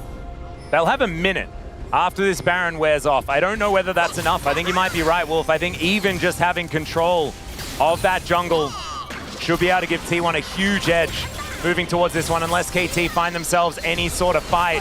But this inhibitor, the inhibitor turret going to be taken down. Inhib now laid bare in the mid lane. Cuz heroically charging his way out of this situation. Randuin's Omen done for Keen. Deathcap done for BDD. These are big items, but their base is in tatters, and the items haven't yet come in for T1 after this Baron. Okay, GA's back up here for aiming, and Deathcap obviously has been done for a little while here for BDD. No, just completed. Oh, he just got it? Okay. So this is the huge moment, because this is the fight that's going to decide this entire series. This is the one that's going to decide who's going to Worlds, who's facing Genji tomorrow. And T1, they got a lot of prio, but they didn't actually hold on to Baron control. And with the wave clear that KT have, they can actually push this mid wave and try to get in here faster. Faker is backing as well. He had a flank angle potentially he could have used here. He's not going to hold it. Phantom Dancer picked up for Guma. I mean, it is all coming down to this one final moment. Could not be more tense. This series could not be closer. No, this is just completely ridiculous. And I wonder, like, do you even... Here we go. Okay, we're going to look for it. There's a flash out from Carrier to deny Cuz his heroic entrance. Faker on the flank. All right, it's T1 that have started this. Keeper's Verdict goes completely wide. Faker, like you say, looking for that flank angle. They flash. They try to get in there. Zeus is going to flash out, though. And now the Pop Blossom gets in. Now the dive comes through, but aiming is still alive. Zeus is down incredibly low. This Elder as well is going to be taken by Cuz. What the heck? And now the Dragon's Wrath is wrought on T1. Plans will be taken down. even won that fight. Aiming's going to be able to walk away from it. And with Elder in tow, can they actually win the game? I mean, Chronicle. they lost so many that I don't think they can end here straight up, but they are going to push mid here, and Guma is still alive. He's going to be able to do a decent amount of damage to try to defend, but if he dies, there's a real world where maybe KT just end this right now. He's got GA as well. It's so hard to push down against the Zaya. It's a flash ball. It is Gumayushi. He's going to go up into the sky. Coast will be taken down, and Gumayushi is going to hold on. This is insane. This is We're insane. not done yet! He's got the plant as well. He's going to heal up. There's no way aiming. He took Don't down from the turret. start the Baron. Any team, don't start the Baron. Oh, let's look at it. This is actually just too much. If they commit to killing the Gnar here, who has the extra shield, he flashes away, and Faker's on the edge, and Lance knows it, but he can't stop the flank. It doesn't matter, though. BDD lives so long here, and aiming is uncontested. Zayas gets too low, and he can't fight. The Elder gets smote away here by Cuz, and the fight is won, but by such thin margins, they can't end the game. Guma's fighting was so pivotal there, the amount of damage he was able to output. And then this play here, again, it's so hard to lock down the Zaya with ult available. Ends up getting the auto, and Cuz doesn't die to aiming's buff. And we're not done! Oh god, we're just doing it again. All right, 5 Aiming seconds. still has Elder buff. He still has Elder buff for this fight. Just aiming. And he is the main one. He's on his way. He has his flash as well. As the cage comes in, Pop blossom down, not going to find aiming, but is it going to be enough? As the paranoia gets into the backline, aiming, going to be able to take down the Nocturne, and he has his GA. Zayas now finds the aiming is dead. T1, they may have done it as Cuz is trying to run for the hills. BDD and Lehens know that there's no way to stop this Baron. That might be it! And Zayas, he stops aiming from getting away out of his GA. He's got flash. If he gets out there and does enough damage, maybe they can turn it, but he perfectly times the push into the wall, and aiming will die, and I think KT's chances of going to the finals have died with him. BDD still alive here. He's got this death cap. He's got a ton of damage here. He's going to have a dream. I just don't think there's enough that he can do here. Aiming up at 25. Yeah, the front door was open. They leave the Baron. There's a flash forward from Gumayushi. The cage is down. BDD avoids the feather storm, but it does not matter. Gumayushi grabs the double. The Nexus turret will be taken down, and T1 will deny the reverse sweep. And they'll meet Genji again tomorrow and qualify for the World Championship. This team did not come into playoffs as a favorite. This team came in as massive underdogs. People were talking about this team falling before Faker was injured, and then when he returned to the Rift, people said, okay, well, he's back. The team is playing better, but Faker's still not up to par. He still is not going to bring this team to finals. The doubters, the naysayers, they were always there. But KT are defeated in a close nail-biter 5th game here as T1 clutch it out, and they're going again to another finals against Genji. Run from it, hide from it. It's always Genji T1 here in the LCK. Always T1 Genji. Doesn't matter if it's international, doesn't matter if it's national. These two teams will meet. And man, did they have to work for it. 3 stolen Barons, 1 flipped Elder. Everything. And the last Baron wasn't even taken. So every Baron or Elder in that game was taken by the team that did not start it. And T1, they did it against all odds here. They were the underdogs in this series by predictions.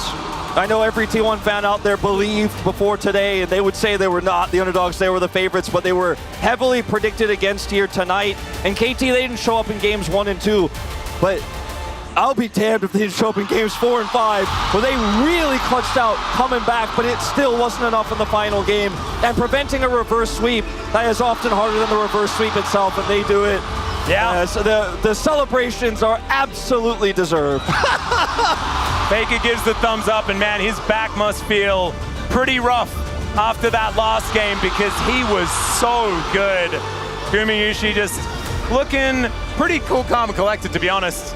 If I got 2 nickels for every time Gumayushi carries a game 5 against KT in a very important best of 5 by winning a fight that he shouldn't win, I'd have 2 of them this year. And I don't know what it means, and I don't know, Faker's Pop Blossoms were pretty good that series as well. Zayas also in the side lane, the macro. But also T1, I mean, they did everything they could. They did everything they could, but it ultimately wasn't enough, gentlemen. And it's a heartbreaking loss for an org that once again comes up short here. They are the first team to ever go undefeated in round robin 2 and not win LCK Summer. Yeah, it has to be a first time for everything, and it just feels very KT that they're the first one to break the blessing. But T1 coming up from the ashes, honestly, they were 5th at the end of this season, and they dragged themselves up 5 games against KT both times here in the playoffs. And you can say what you want. You can, like, we can look at the first 2 games of this series.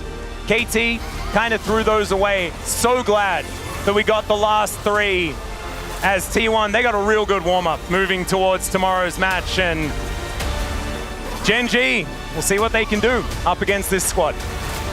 It's crazy the amount of super plays we saw from both teams. Like, this is the kind of series, it's the kind of playoffs, honestly, we had a lot of really close ones. That gives you faith that these players just have so much experience. We have so many veterans across our top 3 teams here that made it to Daejeon, that even in spite of massive goal deficits, in spite of huge leads, and even for KT, in spite of a 2-0 deficit in the series, these are professional players who will get it done. They won't choke, they will play it out. And I think that is something that LCK fans in general should be proud of here. Even if there were a few hiccups, even if it was a bit crazy here around objective control with the Nocturne, at the end of the day, you know, I am impressed with what KT almost pulled off tonight. But this is one of the best series I think I've ever cast. Maybe the best series I get to cast this year. It was just so back and forth, so epic. It was insane. It was absolutely ridiculous. Like, I feel like I won the finals just because I was here. I mean, we all were, right? This. Like, everyone that's watching on Twitch chat, on YouTube, wherever you're watching, everyone here. Oh, man. If you made it to Daejeon, you can feel the electricity in this air. It is sweltering in here. And the temperature rose by about 7 degrees over the last 3 games. And I think that was this entire crowd collectively losing their minds. I never have truly understood up until this point, but now I do. It's Daejeon, everyone. Because man, if tomorrow is even half as good as this, like you got a series to live up to. This was about as much Daejeon as I could handle. I'm not gonna lie to you. I might have to take a rest. It is. Pushing mid is the call here as soon as they win this fight. Pretty clear comms as well from T1. 해보자. 나 태도 여차하면 쓸게. 침착하게 해봐. 나 이거 풀로 잡을게 그냥 베이가. 40초. Even calling out what buffs they're going to take and stuff leading into the push. Did they actually, I'm not sure, did they proc the Raptors there? Was that Carrier? Not 100% Oh, he sure. might have, yeah. I think Carrier with Littleland's procced the Raptors so that Lahenz's initial back got cancelled. 베이가 전혀 없고. I don't know how much that actually... He ends up making it, but... Yeah. 베이가. Still, you'll have to see these small things. Calling out the kill BDD. And they just know it's done. Look at Carrier. Carrier's just gone already.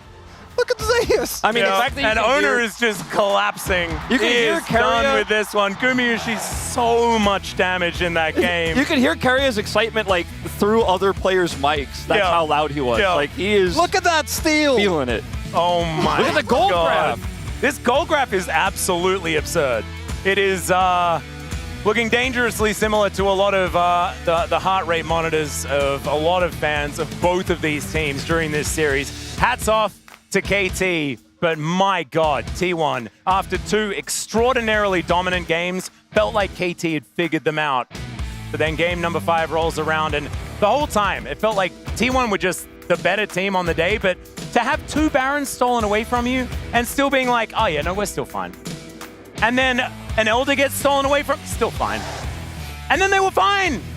All I have to say is I'm honored I was a part. I got to be a part of this. Like I feel super lucky. What a great series. Yeah. I got nothing. My tank is empty. Yeah, I'm feeling pretty zonked as well. And I felt like we were going to be walking away from this after that game too. It was a little bit of a sad time, but this isn't. This was an incredible series. And now we've got G-Sun standing alongside with T1 to talk about it.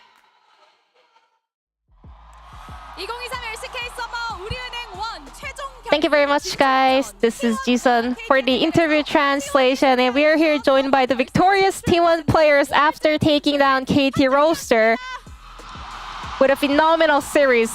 And now they're qualified for Worlds and also the grand finals of summer season. We're here joined by the T1 players and also their coach. Congratulations on the victory. 네, 먼저 제우스 선수와 인터뷰 나눠보겠습니다. Let's start off with Zeus, 많은 것이 걸려 있던 대결이었습니다. 내일 who had so many things on the line. The stakes were so high, and you guys managed to make it to Worlds and also come back tomorrow for finals. I'm so relieved that we have survived another day, and this series was so fun. 저희가 보기에 정말 치열했는데 또 즐기는 모습이었습니다.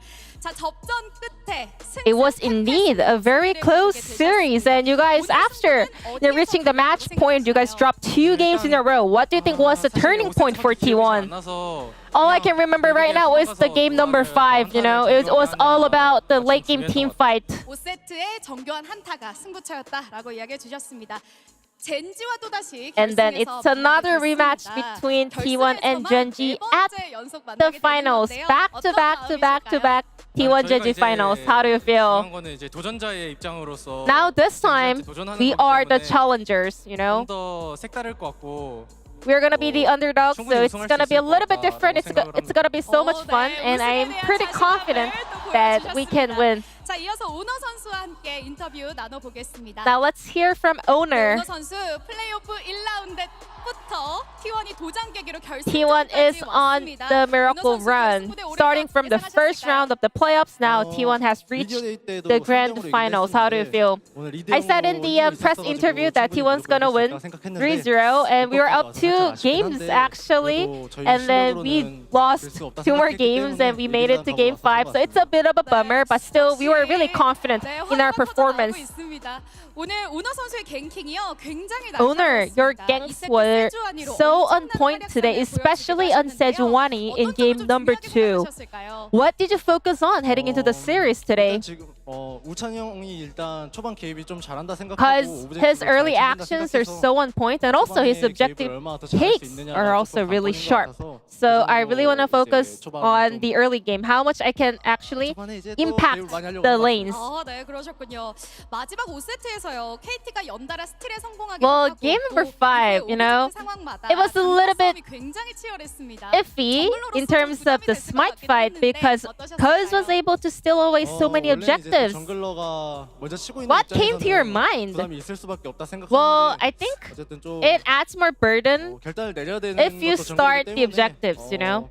To be completely honest, junglers who starts the objective is feeling a lot more pressure. But you know, at the same time, I have to be the one making decisive calls. So I just wanted to, you know, take the risk and go for my play. How are you feeling about tomorrow then? Another match in Daejeon. It feels amazing to perform in front of such a massive audience. And you know, tomorrow will be exciting as well. 자, 이제 결승전만이 남아 있는 상황입니다. We have one last series of the summer season. What is your mindset heading into the grand finals? We were so close to getting a 3-0 today, but tomorrow we will come back with even more sophisticated performance in order to win with a clean score. 선수와 인터뷰 나눠보겠습니다. Now let's hear from Faker. 네, 페이커 선수 이번 결승전이 T1의 Faker, now this grand finals will decide whether T1 can win their 11th LCK title. How do you feel? I am so grateful that I was able to perform in front of, you know, this audience, and I am also really honored and grateful to be able to play another series. Baker, you always, you know, bring out some of the pocket picks in the best of 5 series, and today it was Cassiopeia. I'm really curious about that pick. Looking at the comp and drafting, it was pretty looking decent, but the game didn't really go as we planned, so you're not able to get the result that we were expecting. Baker, you made it to the LCK finals 5 times in a row, a massive history, and you also qualified for Worlds. How do you feel? I think we had played a lot of Game 5 this season. I think it's a great experience for the players, so I'm expecting a positive outcome from tomorrow as well. I have some good feelings. And Faker, this is gonna be our first ever Worlds performing on stage that is being hosted in Korea. What does it mean to you? Yeah, this is gonna be my first time actually being at Worlds that is happening in Korea. So it's gonna be a lot more experience for me, and imagining performing in front of our Korean audience, my home fans, I cannot wait. Now T1 has to stop Gen G winning 3 titles in a row. What is your resolution heading into tomorrow's series? Eventually made it to the finals, and this time around we are very confident. I'm pretty sure T1 can for sure win tomorrow. I wish we can showcase a great performance to all the T1 fans supporting us. 자, 이어서 구마유시 선수와 인터뷰 나눠보겠습니다. Now let's hear from Gumayusi. 네, 구마유시 선수. KT 상대로 연속해서 2번의 다전제를 모두 승리하면서 결승에 오르게 T1 managed to win back-to-back best-of-5 up against KT roster. How was that possible? 팀이었기 때문에 KT가 T1, 정규 시즌 1위를 하고 올버스를 받았어도 even though we were having a little bit of a slump in the regular season, and KT roster was the all-pro LCK first team, but we were still confident, to showcase our strengths in the series. And today, the bottom duos are working so hard to bring the team to victory. How did you prep for the upper bracket finals? Well, we have practiced a lot of different picks. We didn't really showcase everything today, but we had more picks to unfold. Gumayusi, we also already mentioned your Zaya in the pre-show, and in Game 2, we were able to see what Gumayusi Jaya can do, and also Zeus Aatrox also pops up, and Owner is so good at Sejuani, like Faker even played Azir. What did the players say about Game 2 draft? You guys got all of your favorite picks. Yeah, exactly. We were able to get our comfort picks, and we were able to have the best comps, so we were always feeling good about our drafting. 내일 당장 치러질 결승전인데요. 자신감 있는 각오 한 말씀 부탁드리겠습니다. Gumayusi, now tomorrow is the grand finals. How confident are you?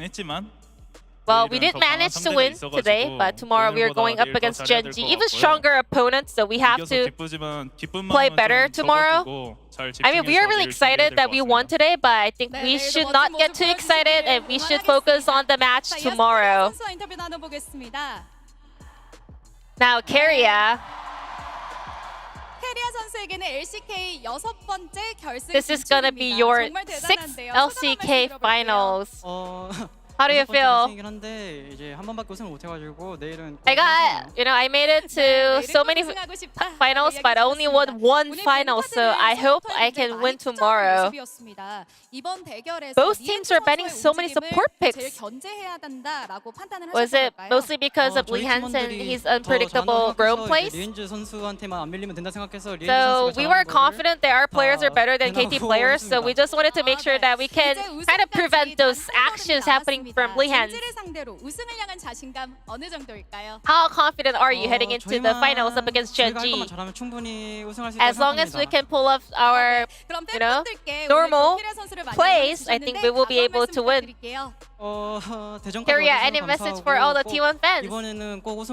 Thank you for coming all the way to Daejeon to support us, and I really, really wish we can win tomorrow. And Poby and also other CL players are here to support us, so I just want to say thank you to all the T1 CL players as well.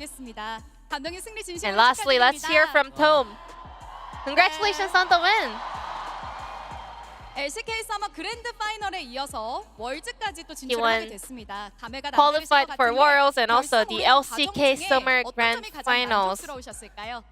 What is your biggest takeaway from your journey to the finals? Well, like even in scrims, the players were super focused. They were playing the scrim as if it were real competitive matches, and we were able to have the best practice possible. Then what was your last advice as you guys were heading into game number 5 after dropping 2 games in a row?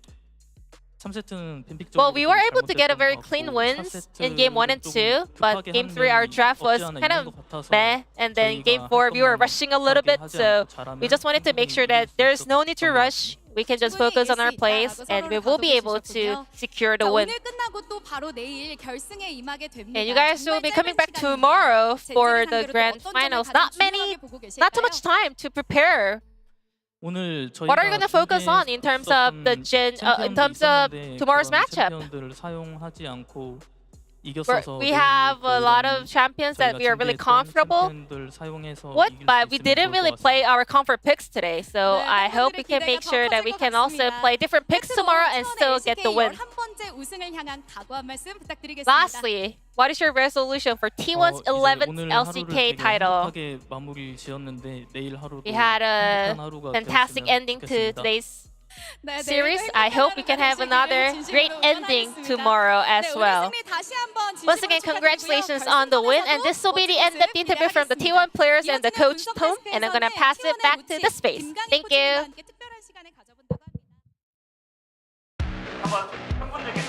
Thank you so much, Jason. Wonderful interview, translation, and amazing day, guys. 5 games. Once again, T1 makes it, and we're gonna have the rematch of the spring finals. And not gonna lie, I'm especially happy about Faker finally being able to play Worlds in Korea for the first time in his career. That's crazy. It's crazy to think after he's had such a long, decorated career that he hasn't had a chance to do so. But also, what a glow up from him, because I think going into this weekend, the expectation was Faker adds so much value to his team, but individually he hasn't quite been at the top level in recent months, right? But he looked so good today and honestly gapped BDD, so it's pretty great to see. I mean, could have been honestly mental block, right? 2014, 2018, he missed every single time, and this is actually finally he get the last chance probably also, and then he actually made it. It's kind of crazy that he actually just played even better. Also, they stepped up, everyone stepped up and managed to win. And also game 5 was super bang. I mean, I was about to say, I think this breakdown is going to be a bit hectic and complicated to do because we were losing our minds backstage, and I hope you guys were doing the same thing at home. So let's look at the drives here and compare both approaches from both teams. Lots of scaling on the side of KT. We saw that's what actually could have saved them. But what do you think of T1's approach going into this game 5? Would you have gone this way? I mean, I feel like, a lot of the games in the series have been like this side has a very clear advantage, this team has a very clear advantage. I feel like this was one of the more even drafts we had. I think the Nico Nocturne is super powerful. We saw that used to great effect, but I feel like denying the Poppy, still having the Rakan for the engage, and also the Veigar had a lot of value, especially against such a short-range composition. It was so hard to play into. I will also say, I like that they went for the Gnar instead of the Ornn, because I really didn't like them having only one carry on the comp. Yeah, I mean, as you said, I think the T1 comment was more proactive. The team comment is as soon as they picked the Veigar on from KT, I think it was more passive as a competition. So that's why I think I would say the T1 still had a more option, more chance to actually just engage on them first, choose the fight. I think that was the main key in the last game of the draft. I feel like they had more agency in the early game, easier tools to maneuver with, and we're gonna look at the first highlight we have, as it is the 12-minute Drake fight, and I want you guys to talk me through how teams approached this objective and what made the difference here. Yeah, I think a big thing with often T1 would get set up on an objective, and it would actually end up a little bit awkward because the Poppy would have so much value, be able to flash in and stun. But here I think it was such a mistake to focus down Oner. I understand that it's hard to track the Nico with the clone, and the Xayah has cleanse, but focusing Oner just feels like such a mistake here. Yeah, I mean, also you really have to see where's the aiming as well. Aiming didn't have the dash at the same time. He was so far away that was not be able to follow the DPS as soon as they engaged. Everything had to be really chain CC at the same time with Zeri jumping on top of it, but it didn't work at all. I also feel like in a fight like that, you would get so much value from having the Renekton there for the extra sustained damage. Without the Renekton, you only really have the Zeri who has to follow through on the fights. Veigar only has burst at this point, and then you have obviously the Poppy and the Rakan who don't have much damage, so I think the 4v4 didn't favor them at all. Yeah, and as you said, you have to be really in sync when you're going to play a composition like this. And when I saw how the early game went, I was wondering how much are nerves playing into these results, and is it stress because of this game 5? Because they know they have the scaling, so they can take things slow. But then it got to a weird space where it was steal after steal after steal. And guys, I don't know what to make of the rest of the game, and also how both teams approach objectives after that. I mean, the chaotic start from here. Oh my I think God. the main key, the T1, Zeus was not actually managed to the Mega Gnar, and then they can't start the fight as well. And they already burned their ability a lot. The ultimate, like there's so many things that they lost in game, so that's why KT has the opportunity to go in, and that's what happened. I think as well, it being a Chemtech Soul means that even if and when T1 secure it, it doesn't give that much of a boost compared to others. So it meant KT had time to stall, and honestly, considering how behind they were, they did a pretty fantastic job at stealing away these objectives. I feel like if KT didn't consistently manage to pull off these heists, the game would have just been done a lot quicker. Reminded me of Worlds Finals, honestly, with all these steals. Would you say that it was an issue in how they were planning the objectives and the setup and the vision around it, or also KT and the composition they had that allowed them to do this? I think KT played it well, definitely. But moments like this, T1 are quite scared to push deeper, but there's such shallow vision. The fact that BDD can be over the wall out of vision and no one's contesting him allows this to happen. Yeah, I mean, also, as you said, I think from the draft, it was kind of even, I would say, evens out. And also, the game was like, it wasn't super one-sided. I mean, that's why it was be able to KT always a fight in angle. They still, or T1 was not winning hard enough to fight against KT. So there was always a chance. Yeah, but when I see the last fight that we saw, they had Elder just before that. Couldn't they have played this setup better and this fight better? Because yet again, we know that every Baron has been a flip, and with the Elder on your back and on your advantage, I'm just wondering if KT could not have forced this last fight a bit more. We're not going to be blunt. I think there's a lot of things both teams could have done significantly better. I feel like this is one of these typical Game 5s where even though we have a lot of veterans on the stage, when it comes to these high-pressure situations, when you're fighting for a world spot, I think mistakes just come out in force, and these aren't things you can really practice for in scrims because you don't have the same level of pressure. Yeah, I mean, basically, you can't practice the BO5 of the Game 5, basically. True. And also, under pressure, he's playing, like, how much they put on the F4, I think it's, like, incredibly still a lot. And also, I think the, it's when he hit the Game 5 at the BO5, it's just like whoever more make a mistake, and that's gonna be the deciding who get the winner. And I feel like it's been, like, the main thing we've seen during this playoff, the fact that teams get better and better throughout the series, and it leads to situations like this all the time. Honestly, we've been blessed with amazing playoffs. Yeah, and this one was so clutch, like the late engage from Owner with the brute catching aiming. Aiming has Elder here. Yeah. He could literally just pentakill 1v5 carry the fight, but the CC connects, and then Zeus perfectly timing to shut him down. Oh, I mean, it's heartbreaking that KT managed to get the Elder, and it felt like the game should be done, but T1 just hang on. Yeah, I mean, this is the moment the T1, they use the strength of the drafts so well, incredibly well. And they knew that the aiming didn't have a cleanse, and all the people was aiming. The target selection was the perfect as a T1 sided, and that's what they bring the wins. The mental resilience on the side of T1, honestly. Could you believe with the summer they had with Faker, and I know that I say this all the time, guys, but I don't know if everyone has been following the LCK this summer, but T1 was really, really not doing good, and then playoffs arrived, and they keep on performing like this.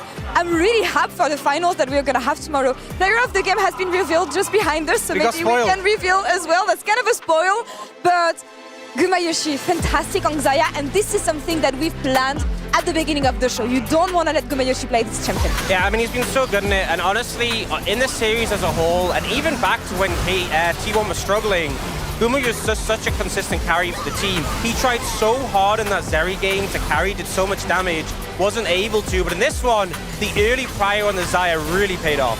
Yeah, I mean, also the value, the later on the game and the Xayah just having on your team, with especially Lulu, with also the playmaking with the Gnar and Nico and Nocturne. Like, there's so many tools that Xayah can actually just push maximum DPS all the fight consistently.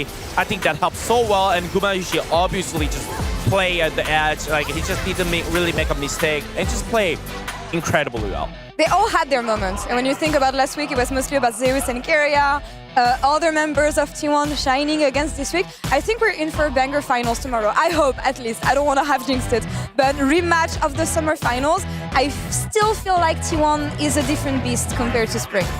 I think right now, and with the momentum especially. Yeah, I think it's really hard to read because obviously normally we go into playoffs with so much data on a team. Like we've seen them do all this, do all that. But for a big portion of their split, the T1 we saw wasn't really giving great evidence. So we've had to kind of reevaluate every day. What do we think of T1? Obviously this was a messy series, but they look so much stronger. And whether they can match up to Gen G, I think they'll give us a good fight regardless. Thriving through chaos. Yeah, I mean, as I said it, like KT1, they had to kind of step up, and the T1 also step up today. So I think the T1 kind of was a little bit further away. So what about you guys? Because we had the general MVP voted about the entire panel working on the LCK. You guys voted for someone as well. If we can reveal my MVP, your MVPs. Yeah, my MVP was Owner. I think he was, I've said it multiple times, the biggest underperformer when T1 were looking rough. I think part of it, you know, you're missing out on the synergy between mid-jungle, but he bounced back massively today. And yes, there was a ton of steals on both sides, but his performance in the early game really defined a lot of these games for T1, gave them that early advantage that allowed them to get the 3 wins. Yeah, I mean, it's kind of boring. I also go Owner as well. It's kind of, you know, like... Oh, you copied me? maybe I should have gone the other player, but the thing is, like, I stand for the same point, like, which is like, I even pointed out the weaknesses on T1 on showing Owner just consistently getting caught, like, all the game, like, middle game, enter through the game. Like, it was consistently actually happen, and that actually make the T1 look much weaker, but today, it really didn't happen, like, not at all. And I'm not going to make it interesting for you guys as well, but I also voted for Owner.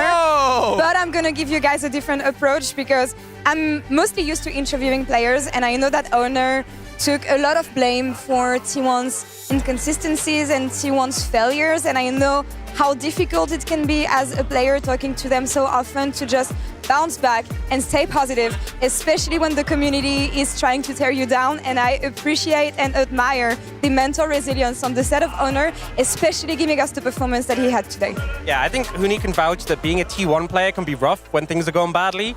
Obviously, a huge fan base that are very passionate, but when you are doing badly, it feels like there's a lot of criticism. But Owner really bounced back, I think, is the main thing, and is looking in good form, which going up against Peanut tomorrow, you need to be on your A game because he's been phenomenal. Yeah, especially with how Peanut has been playing the entire and how consistent he's been. And as we said, guys, we're gonna wrap up the playoffs tomorrow with a rematch of the spring finals. I'm not gonna even venture a prediction today, but I was right, although, Huni, high five away from the desk. Bluetooth. But yeah, how good was our desk? Yeah, right? Think how everyone else... Oh, you're wrong. See? Based. You're wrong. I'm close. You're wrong. No. Atlas, Valdez, Wolf, and Chronicler are wrong. They're wrong. They're wrong.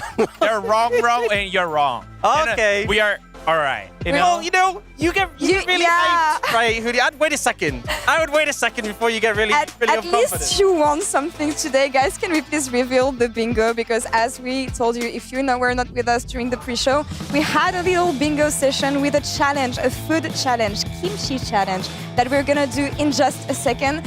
And how unlucky can you be, Huni? Honestly, what is this? Like look at the amount of lines that he could have had, and there's not a single one in the end. How is that even possible? Go through it, and there's literally like 4 or 5 that he's 1 away from, and I win. He has like twice as many covered, and oh man, you know what? You were wrong. You lost. You were wrong. I did it correctly, like so many things. I got it. The move. See this? See the line? You didn't have that. Don't have the line. That's it. Unlucky. So skill issue. I think it's gonna be time to eat the kimchi. But you know what? I want to be fair play, and I love kimchi as well. So I will join you on this one. All right. Try it too. I'm not joining. So no way, bro. Giving you a bit of context, on this. This is supposed to be the spiciest kimchi you can find in Korea. This is a specialty from Daejeon. And we're gonna try this now. Yeah, look at this. Look how red it looks.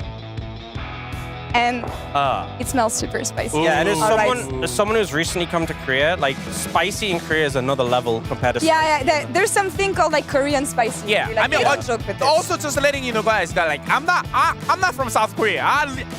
No, you're from America. I'm from Sorry. America. I came from LA. All right. This is not my food. Well, good luck. yeah. Good luck. I don't know. I will do my. What do I have to do to wrap up the show? Because if I can't do it in the end, it's gonna be difficult. Okay, just tomorrow's matchup. We'll do that after the game sheet. Well, cheers, guys.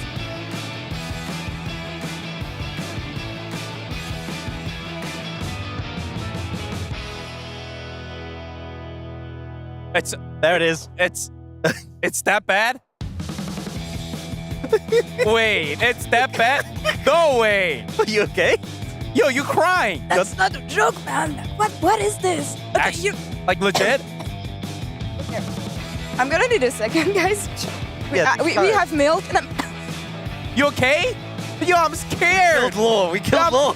No, she's. Your turn. Your turn. okay, yeah, milk. 1 sec. There's a chopstick? Toast me. I kind of want to try, honestly.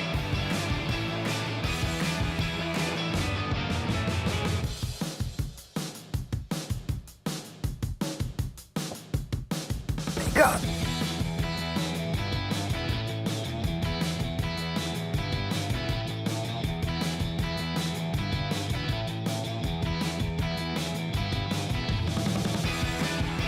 All right. Yo, it's a fruit. Guys, well, okay, 1 sec.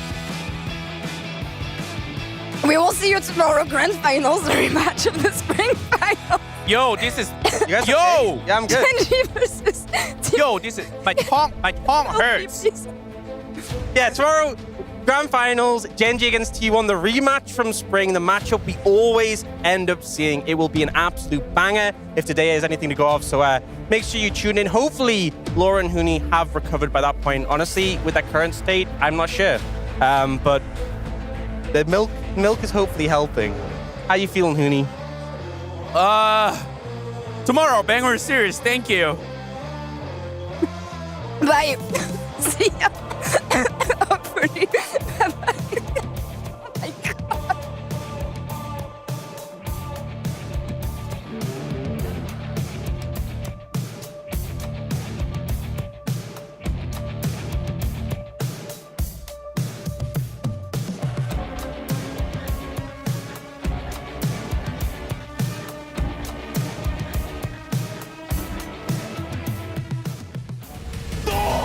돌고 돌아 젠지 또 너냐? 젠지 3회 연속 우승에 도전합니다. 초고속 열차를 타고 대전으로 갑니다. 어게인 2010부 5장 경기 스타트. 왜 우리를 골랐어? 대망의 결승전을 시작.